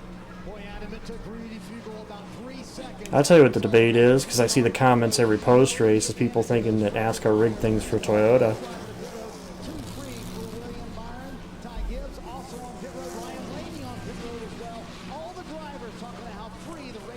gotten with 51 to go. 24 right side of the screen, left side of the screen, 19 of Briscoe, who's Oh, Briscoe already pitted? service. Let's see if he can do something about this. On board with Oh, he's gonna be there. He might get by him. Does. Control of the race. Great work by the 19. You know, it went the opposite way on the green flag cycle earlier. Byron was able Briscoe has yet to win a race this season. as Bell makes his stop, Marty. Back-to-back impressive performances for Christopher Bell up to the top 5 at Sonoma last week. Now let's see where Bell cycles out. His car just a little bit too free on that last run. And the 19, remember the 11, the leader is yet to come to pit road. Then he probably got to run it dead even. That's what their 10 seems to be, is to run it dead even in this last stage. And like everybody else, the car is really starting to come alive as these temperatures have gone down, guys. The gap for Briscoe to Byron, Yep. all that one extra lap. As now we see the 11 right side of your screen will come to pit road. He'll get his service done. Cycles Bubba Wallace to the race lead. Scheduled green flag pit stops, final stage at Chicagoland. Pole center heading your way, Marty. Right now, as they run, if stop cycle, Briscoe would be your leader. Except for that one stop where the 11 kind of had an issue on that stop. Hamlin, for the first time all night long, a little bit too free, and said it was too edgy in 3 and 4. Slides in his box just a little bit. A critical adjustment here for this 11 team because he's kind of lost that long run pace that he had earlier in the race. This changed here in Chicago. Heads back out on the racetrack. We'll see where he cycles out. Looking at pit stops from the 19 to the 24, very similar. Rolling times very similar. It was all coming to pit road 1 lap sooner. The lap time almost a second and a half faster than the other car. For that reason, he got to the front. Bubba in. Bubba Wallace on pit road, Danielle. Hands the lead to Heim. Asked how many laps to go on those tires. He couldn't wait to come in. They said, stay with it. He said, I'm all over the place. He wanted those 4 fresh Goodyears. He's down the way. Great pit stop for Bubba Wallace. 9.4 seconds. Great stop. Need to make a pit stop. Corey Heim gives up the top spot. Here he It's is. the top 4. Well, now 3. Gillen, Custer, and Priest. Cycle the lead back to Briscoe. Or cycle the lead to Briscoe, I should say. It's like Briscoe, Byron, Bell, Blaney will be your top 4 once it cycles. Then Gibbs. Once they execute, it will cycle back to Chase Briscoe, who was able to cycle to the front when you talk about those drivers that had made those green flag pit stops. And Dale put the warning out there 60 or 70 laps ago. He said the 24 looked best on short run. Can he hold the lead? And he was able to hold the lead using the air, using traffic. But now Briscoe, James Small, they came early because they knew they had to take control. Just what Dale's been pointing out. Now they've done it. That'll let Briscoe kind of set the pace. Hamlin, Bowman, Harder to beat, who I already think has a better 6th and 7th. Wallace. I think McDowell's yet to pit. And now you can see 9/10 of a second in front of the 24. And that's so difficult if you're the 24, the leader. You know, because they're already 44 to go. Yeah, I mean, just it doesn't look good for Byron. I mean, he's had a great car all night long. When's the last time we've seen a Chevrolet run down a Toyota this year? It's been quite a while. And as this track gains grip, the drivers are talking about this track coming to them. It's coming to everybody. Everybody's experiencing that grip increase. Tell you what, I'll take a top 5 though. More comfort and more grip. And you see this A little benefit of that Tyler Reddick, flip strategy our way, and we're gonna end up probably possibly with a top 5 finish out of it. The balance going away on that 19. Byron's going to have to be perfect, and he's going to have to take risks that he hadn't taken all day long to try to drive that car a little bit harder, put it in places he hasn't ran tonight. Laps winding down in Chicago. Cindric's had a good night when you talk about scoring points. He's able to get around Chastain for 11th on the board. Also go around the 71 of McDowell, who needs to make a pit stop. He's not yet come in this green flag cycle. So back to the top 10 for driver 2.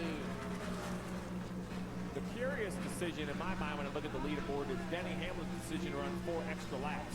They must feel there's that much payoff on the later side of this tires because they lost multiple seconds. So they went from about 3.5. I don't think he's going to beat Hamlin, Patrick. You see on your screen almost 9.6 seconds back. Especially if Hamlin's got the faster tire or newer tires, and he's been better on a longer run.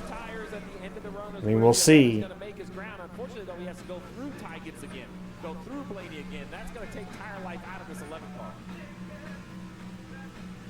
Good little run right there, giving him an opportunity to try to get to the top. Again, we still got 40 to go, so a lot of racing left still. Rather easily, I believe. Tire advantage showing off just a little bit there around the exit of turn 2. Now, if the passes happen like that, that's not going to hurt the tires very much. That was a good, clean pass. Hamlin by Gibbs. Seconds behind his teammate Chase Briscoe, who leads with 40 laps remaining. Byron, Bell, Blaney, Hamlin, the top 5.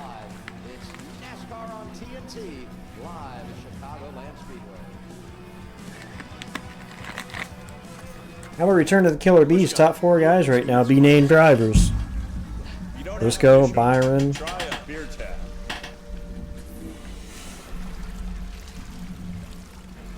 Now that's a catch. Head for the mountains. Briscoe, Byron, Bell, and Blaney. You gotta let you know a little something. There's a store that's actually a club. With prices so good, you'll feel like a legend. Oh. Nice one, Alex. The value runs deep here. The community runs deeper. Come join us. Sands Club. And there it was, the first great American yell, echoing like a sonic boom across history. This country didn't tiptoe onto the world stage. Hell no. We were born Gibbs and loud. Bowman. Liberty is loud, baby. Something to say? Say it. Something to prove? Prove it. Because in this country, in loud we trust.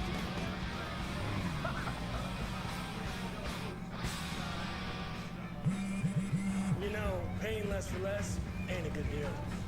It's just less, but when you pay less and you get Hamlin more, around Blaney. that's a good deal. And that's Straight Talk Wireless. Straight Talk's always been the same price since they started, back in 2009.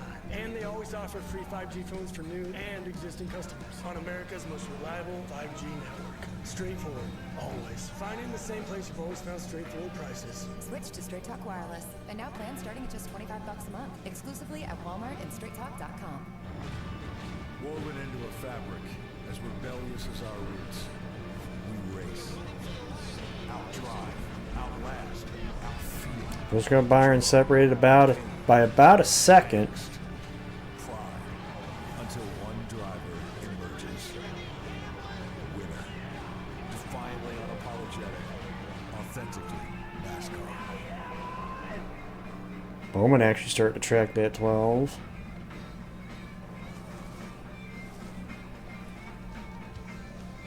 Wrapping things here, Chicagoland Speedway. Next weekend, a busy one as well. ARCA on FS2 Friday, 3 Eastern Time from Lime Rock. Trucks do battle there at 1 o'clock Saturday on FS1. The O'Reilly Auto Parts Series racing. Well, there's Sunday night race next week. Echo Park Speedway, 7 p.m. Eastern Time. NASCAR on TNT. Back at it next Sunday evening. In the draft, our coverage begins with NASCAR Nation, presented by Nereus. You guys watching me, CJ, you know that. One of the best tickets in NASCAR. It's like, it takes a few Get our conversation on. We talked a lot about Briscoe, Byron, Hamlin, all these guys. Look at this guy, the 48 Bowman. Let's talk about some drivers that, you know, we haven't really mentioned a ton tonight. Corey Heim into the top 10. Win here many, many years ago. It's a track he's had a lot of success at. I mean, Mr. Chicago, when you think about what he did on the streets, right? He's won here on both tracks. Absolutely. So sitting here running in the top 20 all night long, really consistent, marching forward late in the race when it matters. 34 laps to go, sitting here with a top 5 right in his lap. Just past Blaney a few laps ago, driving away, trying to chase. Alex's best run in some time. With the 2 of Cedric. In-season challenge, 48's thinking he can advance, get a little extra payday. I mean, you talk about drivers. Look at the points. The cutoff line as they run. Be at 7 races to go to the chase. Jones 1 point ahead of Priest right now. Has jumped inside the top 16. Fell out the last couple of weeks racing on the road courses, but here he is tonight, and he's come back to 16, and he's +1 right now over Priest. Yeah, look at this whole back. I mean, this whole mess down here. That's exactly what it is. That's going to be battle all the way to the final race. 16 below. is an organization that decided to switch their truck program to Ram for that reason. Then they knew. Chevrolet's like, listen, we can't give you our cup info if you're going to run a different manufacturer. I think he's severely underrated, Bumble. If anything. And behind him, just back about a second or so, the 10 of Ty Dillon. So both calling cars having nice runs here in Chicago. Milestone 9. Between Free, Bad Company. Allie even spent that brief time touring with Brian May and Roger Taylor, Queen. This car was this weekend. Yeah, no speed in practice. 30th on 5 lap, 29th on 10 lap. Struggled most of the year trying to get this car comfortable for Joey. But he's worked really hard to give himself an opportunity at the top 20. And then you got Stenhouse Jr., a guy we saw getting fenced off of turn 2 on the first lap of the race. I thought his day was over. But he's worked really hard, sitting here in 20th right now, fighting to keep his car in the top 20. We might have a little upset brewing. I guess you could call it an upset in the. We're talking straight rock. If we're talking rock, then it's Queen. It's Freddie Mercury, guys. Come on. We know Freddie Mercury's the king. Well, Queen in this case there, but Mercury's the top one there. That'd be 2 straight weeks he gets aspired. That's not even a debate. Eliminates Suarez last week at Sonoma, and head-to-head with Hocevar this week, the advantage goes to the 34 with 30 laps to go. Now disrespect, but I don't need that to happen. Plant's a good one. I like Daltrey, Roger Daltrey. I'd put Daltrey above Plant, just barely. Mercury would be my top, without question.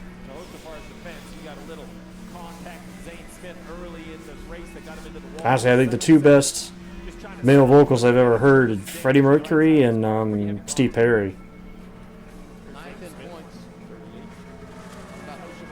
Talk females, it's Linda Ronstadt. That's my goat. Linda Ronstadt, then you get Ann Wilson and Pat Benatar.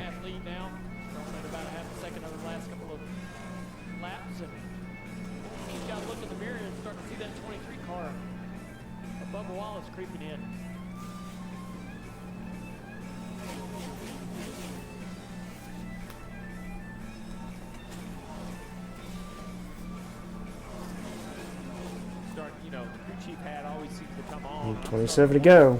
What those tires look like that came off pit road on that long run. This set right here will be the longest green flag run we will try to put on a set of tires. I think. Oh man! Last couple of corners, Briscoe's lost about half of that second. Wow. Half a second on the lead that he had. You see him get squeezed a little bit on corner exit of 2. We saw him getting through the wall there many laps ago. So as he pushed his car really hard, as he's starting to be challenged by the balance of the car, is Byron going to start to close the gap? And that was my question about the tires. As they push harder, longer run, right there, you slide around. The longest run of the race, we'll see. Fall right off a Bubba. Come on, itches. Yep. Blaine will hear about this on the golf course. Although with 2 young babies, Basian car up to the 6th. Try to get out. I've been a part of the foursome, and I will tell you the entertainment value is very high. Yeah, trash talk opportunity pass complete for Wallace in front of Blaney. Gibbs back there in 8th behind him, Danielle. Bubba loves his car. Ty Gibbs is complaining. They're asking him to try to maximize his lap time and manage his tires after they took a look I at don't the know. last We set that just came off on that cycle of stops. might be tightening up a little bit. So about 5 laps longer on this run. We should have corners on the right rear, so make sure you take care of the right rear. You know, Denny's shrunk the gap down to under 7 seconds. And Hamlin on the freshest tires among the top 4. 5 laps longer, so we're going to ask to go 7.5 miles more. We want you to push the pace. We're back to 8. The drivers are sliding around. They're slipping, they're sliding. We were already on cords. And my fear with this intermediate tire is, thankfully it just doesn't blow, right? The drivers know. But when the tire rubber is gone, it is gone. And you have no choice but to either pit or slow down multiple seconds. I don't know. I'd be watching the cars behind these two. Hamlin's cut. It's down to almost 6 seconds now. Dependent on lap traffic, the 19 car obviously catching those lap cars first, and he'll lose a little bit of time. But with the 24 running the top of the racetrack, he's starting to close the gap just a little bit. We know the 19 can get up there and find that speed as well, but what is he saying, Marty? Says he's a little bit too free, Dale, but the interesting thing that William Byron's kind of played with all evening long is that when he has moved up the racetrack, you just mentioned that a moment ago, it's kind of tightened his car up a little bit as well. So that's what he's doing right here, taking out that free condition, trying to make it tighter about where he runs on the racetrack. Last couple of corners have been really 22 to go. As he's got it back to a second. Briscoe will start to get some information from his spotter about where the 24 is running. If Briscoe notices the gap closing, he'll say, hey, where is he running? Where do I need to run? Maybe I can try the line that he's running and improve my speed as well. Now we're starting to see him open that lead back up. He's staying on the bottom of the racetrack, though. As we mentioned, the lead getting larger. Byron now changes his line. Try to see if he can find speed again. 1 second sounds like a lot, but you can 21 to go. The screen, what is that, 25, 30 car lengths. Catch a lap car in the wrong spot, you can lose a second in a lap pretty easily. The lap cars are spread out pretty evenly, maybe 10 car lengths between them. There's no gaggle of cars really that's going to disrupt Briscoe's pace. They just have to try to get to those cars and dispose of them as quickly as possible. It's a good little line right there for Byron. 3 and 4. It's like he can hit it every now and then and gain a little bit. 20 laps to go for Chase Briscoe. Not so much about the schedule and the opportunities that lie ahead. You know, next week we go to Atlanta. Briscoe was second there earlier in the campaign, one of the draft last fall at Talladega. And you're watching what he's doing out front, and then I go to Denny Hamlin back there in fourth, and the ground that he's making up, pitted later, fresher tires. They gambled on 5-lap longer run to have 5-lap fresher tires. Last time by, leaders 80s and 70s. Denny Hamlin was in the 40s. This lap, still 2/10 faster than the leader. 2 and 3/10 quicker. 9 seconds back is where he entered the racetrack. That's going to be a heck of a run over the last. I don't know. He's making ground. I mean, he knocked it down to under 5 seconds now. So I don't know. And can the 19 and 20 get racing? If the 24 gets there, a couple laps side by side, they'll back right up to Bell. Here's Bell right here. That's a bad spot to be in. That's the gaggle that you were talking about. Passing lap cars on the bottom isn't really your preference. I mean, both Bell and Hamlin are closing that lead. To keep your momentum up, you know, you get slowed down running on the inside of them down these straightaways like this. Well, there's no question you're not going to see a strategy play for it. It'll be the longest run they've done on tires. Everybody's coming to take it 4. There's no way you're hanging on with 2. Not saying somebody would try it, but 2 would not hang on right now. It's a great way to look at it because there's a lot Nor of staying out. split tire choices coming to the end of these races. Go down to Shannon on the race leader, Chase Briscoe. Yeah, Chase Briscoe not only looking out that back window at William Byron, but of course Christopher Bell. They just told him on the radio that the 20 is the best car on the racetrack. He's saying that he's looking for speed in the middle of the turn. 16 to go. So that is where he's got a little bit of a struggle right now, but they are just holding steady and not Nope, it's a race to the end, Frosty, unless the caution comes out, which I would expect them all to come in for tires because we're looking at the longest tire run of the race. If we go green to the end. Yeah, there were a lot of people last Sunday at Sonoma that felt like they let an opportunity get away because for the first time in a long time, Shane Van Gisbergen looked vulnerable, and Briscoe just was unable to get there in that final run of the race. Right there, straight up turn 1. That was the one mistake late in the running that may have cost them the difference. Get all the way near the rear bumper, coming to check the flag. SVG, that's the first time we've seen him play defense maybe with any of his wins in shallow entry. 15 to go. Now 14 to go. He had a second half lead down the back straightaway. Something happened in turn 3, and it's those lap cars in front of him. Cost him about half a second just in turn 3 alone. So there's 3 lap cars right here in front. Looks like Hamlin down to almost 4 seconds. Bell almost 2 seconds back. And then we have the 19 behind the 19, the 24 on the same straightaway, the 20, and right behind him, the 11. Hamlin now under 4 seconds. So You know, they're all kind of getting squeezed back by these lap cars.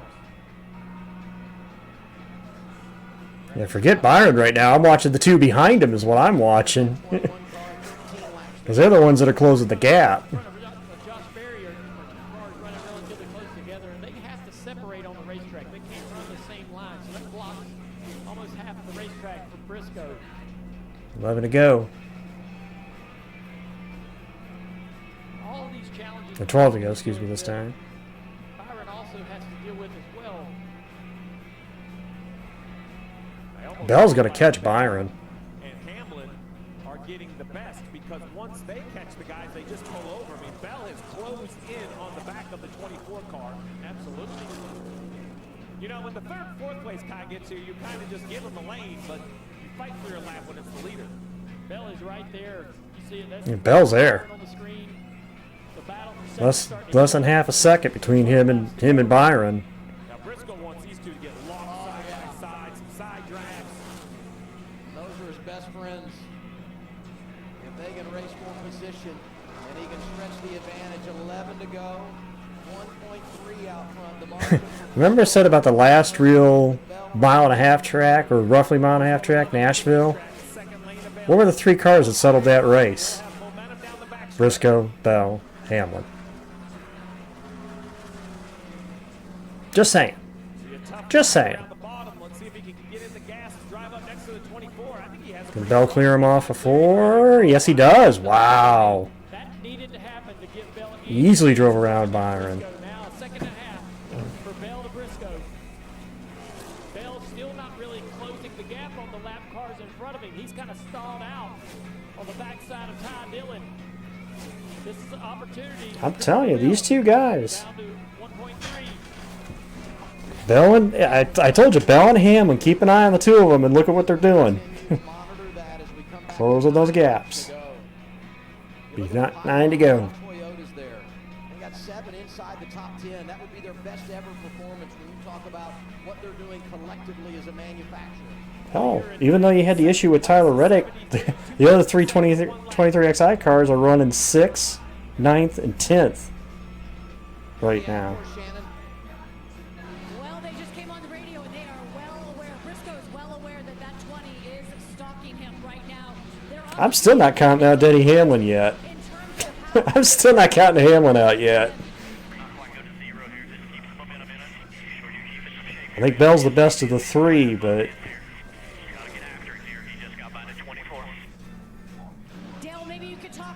Hamlin knocks that under 2 seconds, I know, it might have given up now.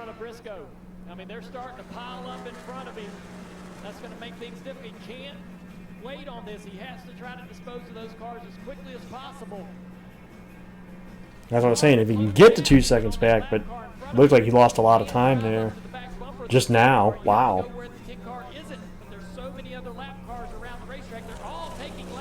Denny must have had a moment because he lost a lot of time. He lost almost 3 seconds. Oh, he hit the wall.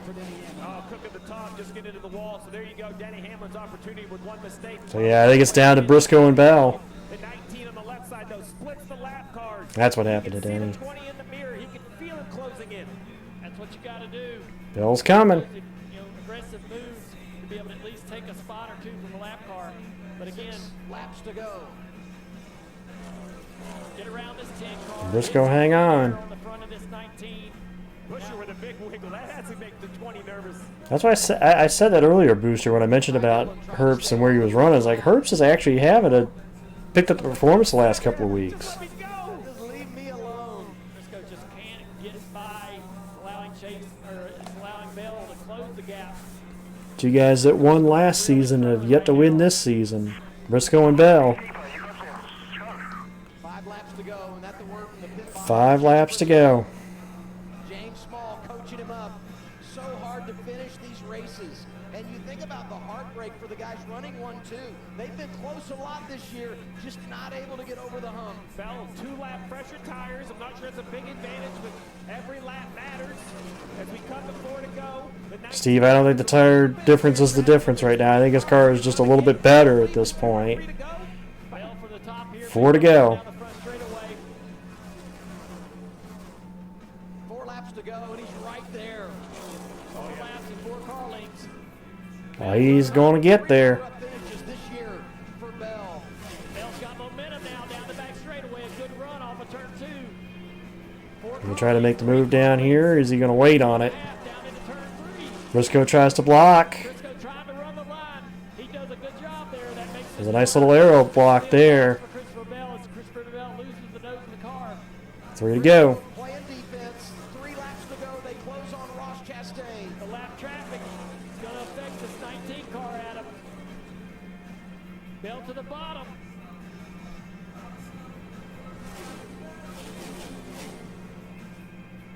Chastain gets out of the way here, giving these guys the top of the race. Chastain going to give him the top.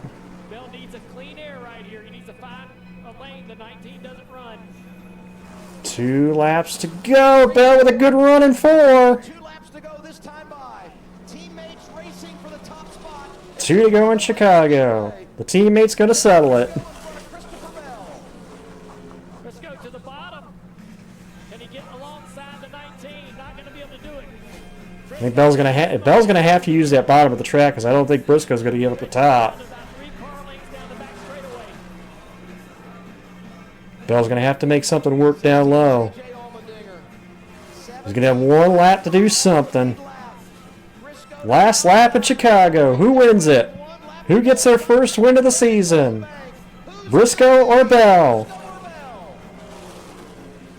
In 1 and 2. Big. That was a big gain there for Briscoe. That might be it.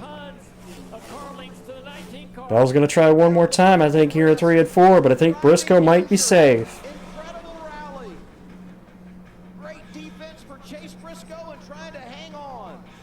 Ooh, he went low there. I don't know about him going low. Bell's going to try to make a run back, but it's not going to be enough. Chase Briscoe, first win of the year, wins at Chicago.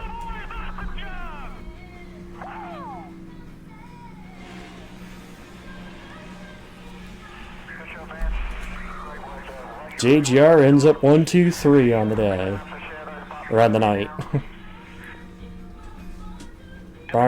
Alex Bowman with a top 5 finish. Bubba, Blaney, Gibbs, Heim, and Herbst, your top 10. You held them off. William Byron sweeps the stages and finishes 4th. And a great effort tonight for Alex Bowman to come home inside the top 5.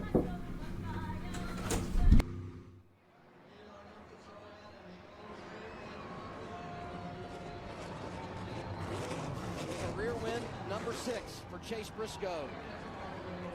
And a huge point night vaults him to 8th in the Chase standings.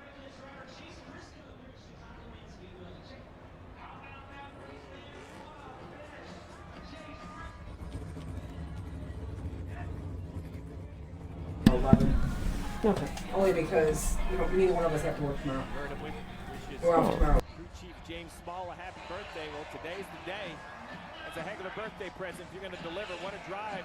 James called the strategy, came to pit road a lap early, got in front of the 24, and ended up being Bell. He was battling, but you just wonder if control of the race just helped him manage these tires. And look at this celebration to the fans. 3rd consecutive season that Briscoe's pulled into victory lane. Did it at Stewart Haas, moved to JGR. Good a season ago. Yeah, it was this time last year, he had to kicked him to the point where I thought he was going to be a dark horse for the title last year. So.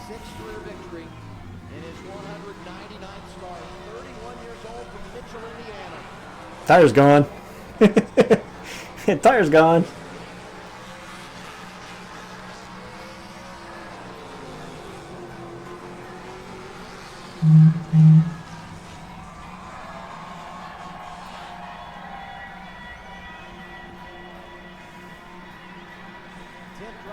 Killed those rear tires. And 9 drivers that won a year ago that are yet to find victory lane in 2026. And one of them is Christopher Bell. He's the runner-up for a 4th time this year.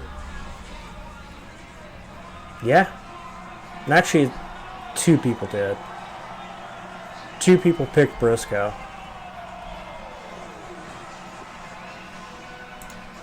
I can say, hanging, you're one. I noticed it said it there. You were one, and I don't know who the other one was.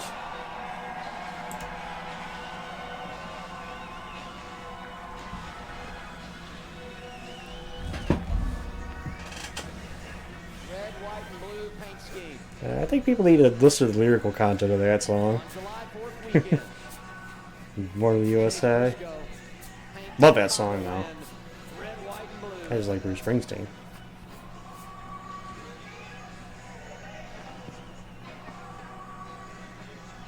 7 wins for Joe Gibbs Racing at Chicagoland. That's the most all time. Here's Danielle Trotta. 6th career win for Chase Briscoe, first of the season with Joe Gibbs Racing. It took 18 weeks. We're halfway through the regular season, Chase.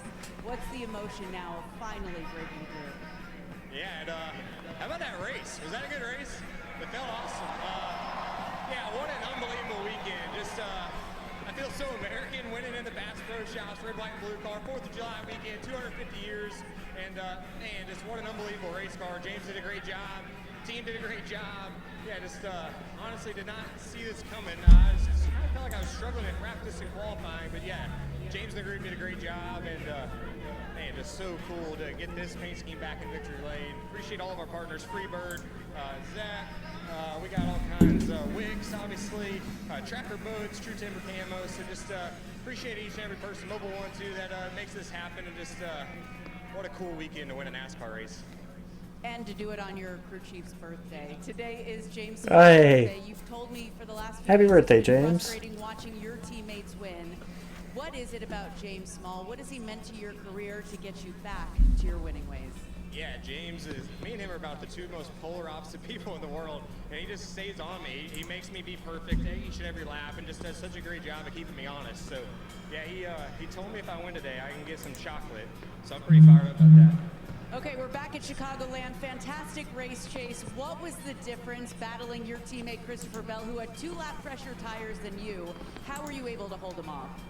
Yeah, just I kind of got lucky how the lap cars honestly kind of worked out. I was struggling pretty bad, and Christopher was certainly coming. Out of all the people to race against, I knew Christopher was going to be clean with me. So, yeah, just great that, JGR ran 1, 2. I don't know if we were 3rd, 4th either, but yeah, just a really fun race. I felt like that was about as good of a race as you can get, just from the cat and mouse game. We're slipping and sliding around. Hopefully you can see that on TV. And yeah, just once again, thank you to all you guys. So excited to be back to Chicagoland. Hopefully we can be back. Chase Briscoe's a Midwest boy, right? The Hoosier gets it done here tonight at Chicagoland, Adam. Yeah, he'd love to win later this month at the Brickyard, no doubt. But this is pretty close to home for Chase Briscoe. Probably 5-6 hours from Mitchell, Indiana. And we talk about the win and what it does for him in regard to the standings up to 8, Steve. Yeah, start at the top. Raddick's issue with the oil cooler gives Hamlin some breathing room. But behind Blaney, Look at the standings, man. that move right there, getting Briscoe 4 points now is the difference on the gap. There's only 1 point between the teammates. Elliott Larson. There's only 3 points between Briscoe and Busher.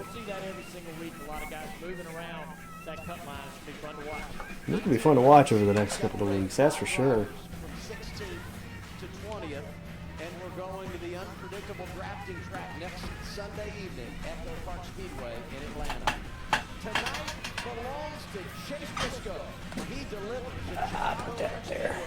Full post-race coverage on the way. Glad you're with us on 4th of July weekend. It's NASCAR on TNT.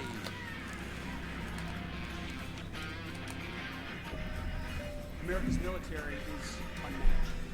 Projecting power, denying passage to adversaries. I'll be damned. Time and place of our troops. America is winning. We will measure our success not only by the battles we win, but also by the wars we end, and perhaps most importantly, the wars we never get into. It's called peace through strength. Through our power and might, we will lead the world to peace. Our friends will respect us. Our Damn, enemies Terry, you will didn't have to fear put us. a poll up And all already. will The race just ended. rival greatness of the United States military. God bless you. God bless bless our armed forces. God bless our men and women serving overseas. And God bless the United States of America. Blubbering Cave with Liberty Bibber. It's bundle and save on insurance with Liberty Mutual. Okay, let's do another take. What do you want me to say? The line. Say the line. Oh, that's easy. The line. Okay, let's pick it up tomorrow. Only pay for what you need. T-Mobile has the best network. That's why there's no better place to get iPhone 17 Pro on them. Hold on. We should have music. You gotta feel it. I should dance.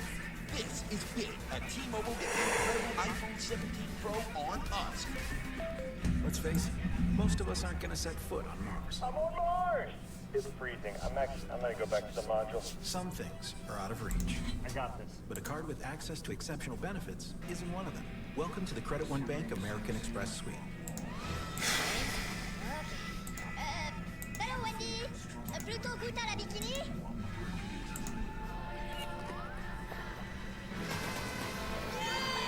Wendy's Minions and Monsters meal. Minions and Monsters in theaters now.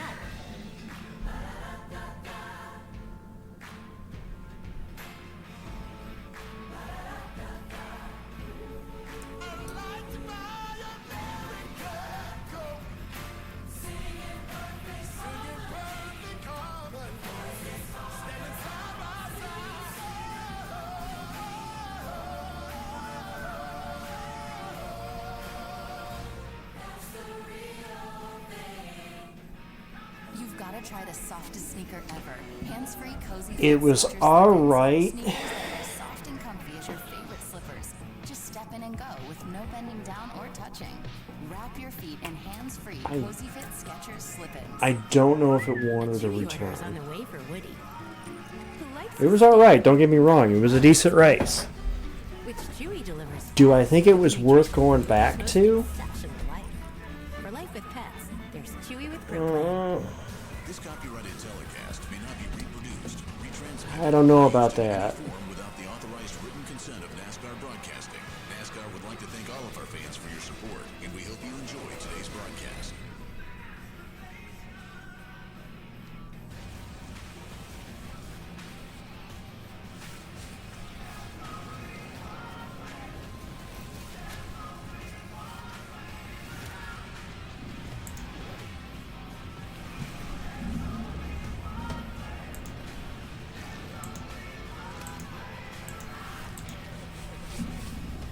You see, that's the thing. I don't know if we need to repay it, though. Chase Briscoe and the number 19 team earned victory here in the eero 400 at Chicagoland Speedway. Briscoe's 6th career victory and his first of the 2026 season. Welcome in to the NASCAR Nation post race here on TNT. The fireworks are blowing off here on July 4th weekend. Guys, I'm gonna get at least Bell's interview, and then I'm gonna head out. But I want to get at least a couple of the driver interviews before I stop the stream and go take my shower, so I can go hang out in my Discord. As Chase Briscoe holds off his teammate Christopher Bell to win his first race of the year, Jamie. Well, we heard Chase say it as he was getting interviewed on Victory Lane. I don't know that there's anything more iconic than our American than Bass Pro Shops winning on 4th of July weekend. But Born in the USA playing. Absolutely. He had his hands full, though, Jeff. You see right here this last lap battle. Yeah, that battle in turn one, Bell had good momentum, got right to Briscoe and got tight, just lost the car, and that was enough for the 19 to drive away. Incredible run there. Briscoe holds off his teammate Christopher Bell. That's Bell's 4th runner-up finish of the season. Marty Snyder is standing by with Bell now. Marty, let's grab I don't know if it comes back, I wouldn't want it to be repaved. Hey, that's right. Denny Hamlin extends his points lead, 44 points over Tyler Reddick, but I know you were just hanging on for this 3rd place finish in these closing laps. How would you assess the overall day, Denny? You know, I thought I was in control early on, even though I wasn't leading. I felt in control and probably got a little lazy on some restarts and things like that.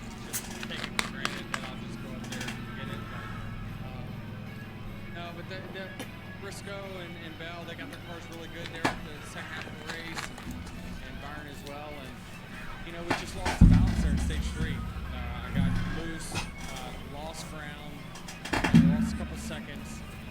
You know, then we went long and, you know, come out 9 seconds back, and I thought it was going to be really close to get there, but I just pushed it too far into the wall there with a few laps to go, and had to settle for third.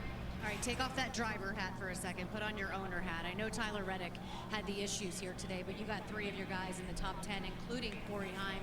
What do you think about that day for the 2311 organization?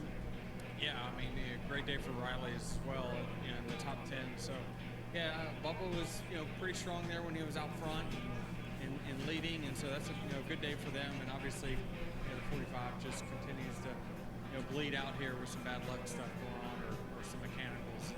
So once I get that figured out, we'll race it out. Thanks, Danny. See you next week. All right, thank you. Marty?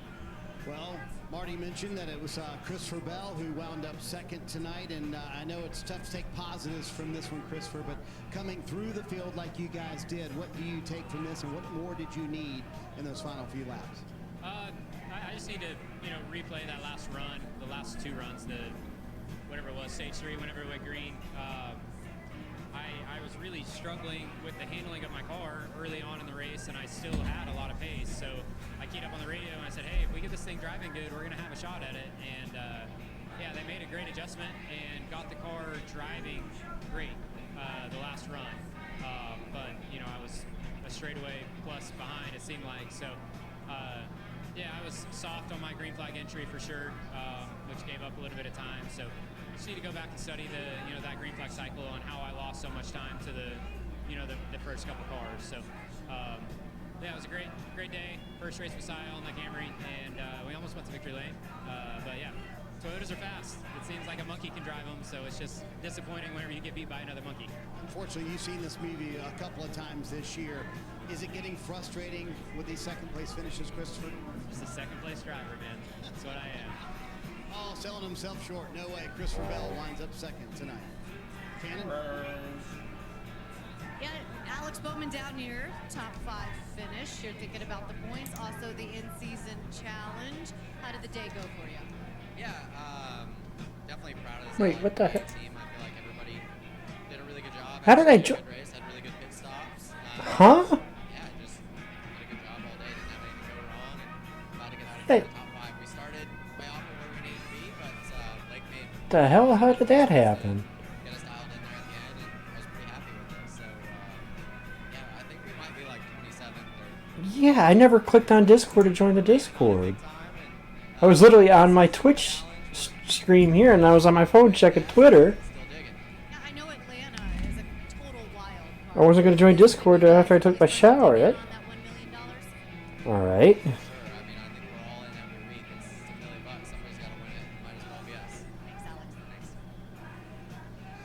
Chat with his teammate William Byron, who winds up 4th after leading 94 laps. So I'm going to go back to the pre-race show where you said, I want a big points day. So check in that category.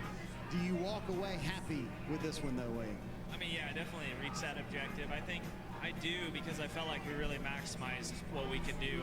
I think a win would have been awesome. You know, obviously we've been craving that for a long time and working super hard to get there. And yeah, you could kind of taste it there with a couple runs to go. But honestly, I don't know. I mean, we got jumped by the 19 there.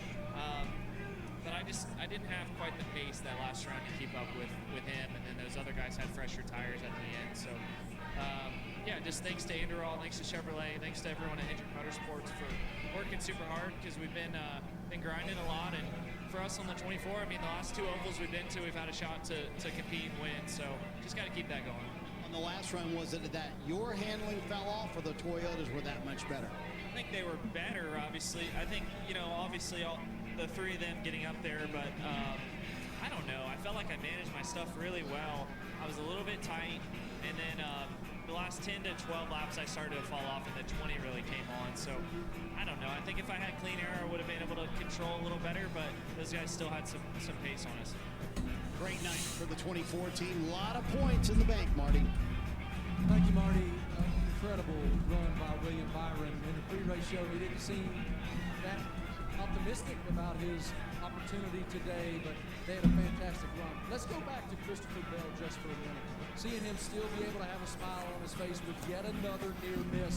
And don't forget, he's battling that injury. He is digging so deep to have the opportunity to have these types of finishes. Well, there's a little bit. I didn't hear Bell in that interview. Our audio cut off, but a little bit of frustration from him, knowing that he had a better car at the end. The way the pit sequence worked out, he had the fresher tires. It looked to me like Briscoe's car started to go away. And I would say the frustration is just that he kind of went for it in turns 1 and 2 on the last lap. As he maybe just try to stay a little closer to him at that point and make the pass in 3 and 4. But he did an awesome job. I mean, look, with 15 laps to go, they're like, there's no chance they're going to be able to catch him. You see right here, this is heading down into turn 1. He drives in right behind Briscoe, gets tight, and then look at the momentum that he loses here. It's always this is one of those moves that you go home tonight and you lose sleep, but he did a great job. Yeah, if you break it down, not that the 16-car Allmendinger did anything wrong, but there was nowhere else for him to go, right? You don't want to have to follow the car in front of you because aerodynamically it hurts the way your car drives, but there was nowhere else for him to go. So just kind of bad timing at the wrong time. William Byron led on race high 94 laps. Again, we're talking about this team escalating its Good job, Briscoe. week after week after week. Hendrick Motorsports as a whole, they're making more speed. I would say so. I would think leaving here tonight, there's some optimism. If you look at what they were able to do, the only bad spot in that is Larson, and the reason I say that is he lost it all by himself. And what that does, these cars, they're borderline. I mean, you have to drive them on the edge, and when they get around on you, they're around. They don't really talk to you, and that makes you lose confidence, right? It makes you, where is the edge of this thing? He didn't know he was going to spin that race car out, and for a race car driver, that's difficult. It's difficult to know. If you're going to go fast, you have to dance on the edge. You have to dance on the edge of wrecking. There's no opportunity to have success unless you're willing to do that. But where is that edge? And if you can't feel it, it's hard to build confidence. Byron had a great day. Obviously wins both stages. Briscoe, the James Small did a great job coming 1 lap early, pitted kind of on the early side of that. But he was a second behind, cycled through 1 lap later, was a second ahead. And the one thing that William referenced in his interview is, in that final run, they lost the handling of the car. And if you look at the scoring pylon, Joe Gibbs Racing, all those cars got better at the exact right time. So I don't know that Byron would have been able to hang on, but he would like to have that back, have control of the race, and maybe see if he could challenge Briscoe at the end. The wind shifted. The wind's blowing that way. We really didn't have much wind an hour ago, and it's cold. It's actually cold. So a big temperature change, a big wind change, and some people kept up with that, and some people didn't. Really tough day for Tyler Reddick, but a great day for his teammate Bubba Wallace. Danielle Trotta with Bubba now. Danielle. Okay. Bubba Wallace bringing it home 6th today. A fantastic car, Bubba. Were you as pleased with the speed as your crew chief seemed to be a lot of that race?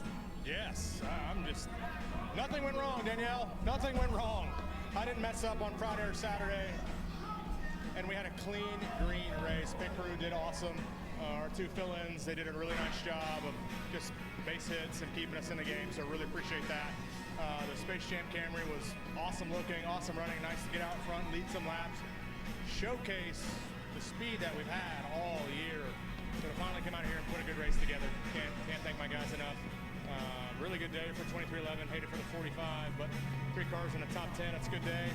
Space Jam car got the fast slap, Xfinity fast slap. We're just winning today. Love it. Okay, I know you're looking at my board here. You also earned 40 points today. How big is that now with only 7 races left in the regular season? It's just, we've given up so much points in the last 2 months, so to just come out here a good clean day, we know we can run top 5. We just got to hit every base, light every star, cross every I, dot every T. No, cross every T, dot every I, and we'll be fine. So all in all, really good day. Pumped to be back here in Chicago. I was talking to Blaney. Really weird race though. Like you're on the gas a lot. My foot hurts from just being on the throttle. Guess that's why the Toyotas are so damn good. And so fast. P6 for Bubba Wallace. A sorely needed quality finish for Bubba Wallace and the 23 team, and a fantastic night for that young man, Chase Briscoe. We'll continue to break down his victory. Dale Jr. and Stevie join us next.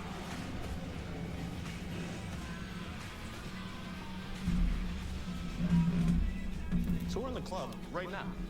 Yeah. How about now? Yeah. How about now? Yeah, we're always in the club because you can order anything you need on the Sam's Club app. Why don't you order some AA batteries and some sushi? Okay. Come join us, Sam's Club. Zepbound, watch this. Zepbound helps adults with obesity lose weight and keep it off. Watch this. And data shows that people taking Zepbound lost up to 48 pounds. Don't share needles or pens or reuse needles. Don't take if allergic to it or if you or someone in your family had MTC or MEN too. Tell your doctor if you get a lump or swelling in your neck. Stop Zepbound and call your doctor if you have severe stomach pain or a serious allergic reaction. Severe side effects may include inflamed pancreas or gallbladder problems. Tell your doctor if you experience vision changes before scheduled procedures with anesthesia. If you're nursing, pregnant, plan to be, or taking birth control pills. Taking Zepbound with a sulfonylurea or insulin may cause low blood sugar. Side effects include nausea, diarrhea, and vomiting, which can cause dehydration and worsen kidney problems. Ask your doctor about Zepbound. Zepbound, watch this. You know, paying less for less ain't a good deal. It's just less, but when you pay less and you get more, that's a good deal.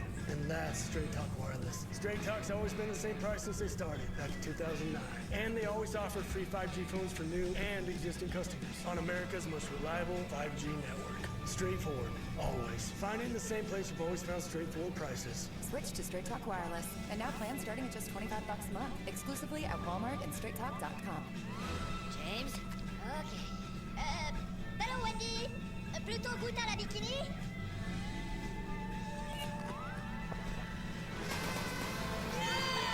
Wendy's Minions and Monsters meal. Minions and Monsters. In theaters now. Built on will, defined by speed, bled into the concrete and asphalt that is our DNA.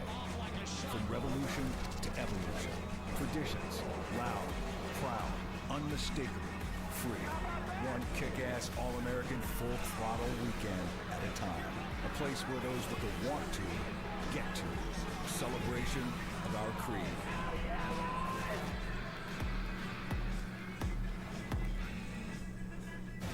Since the dawn of time, they've always been the coolest. Oh, they had a pretty big influence on art, too. Oh my goodness.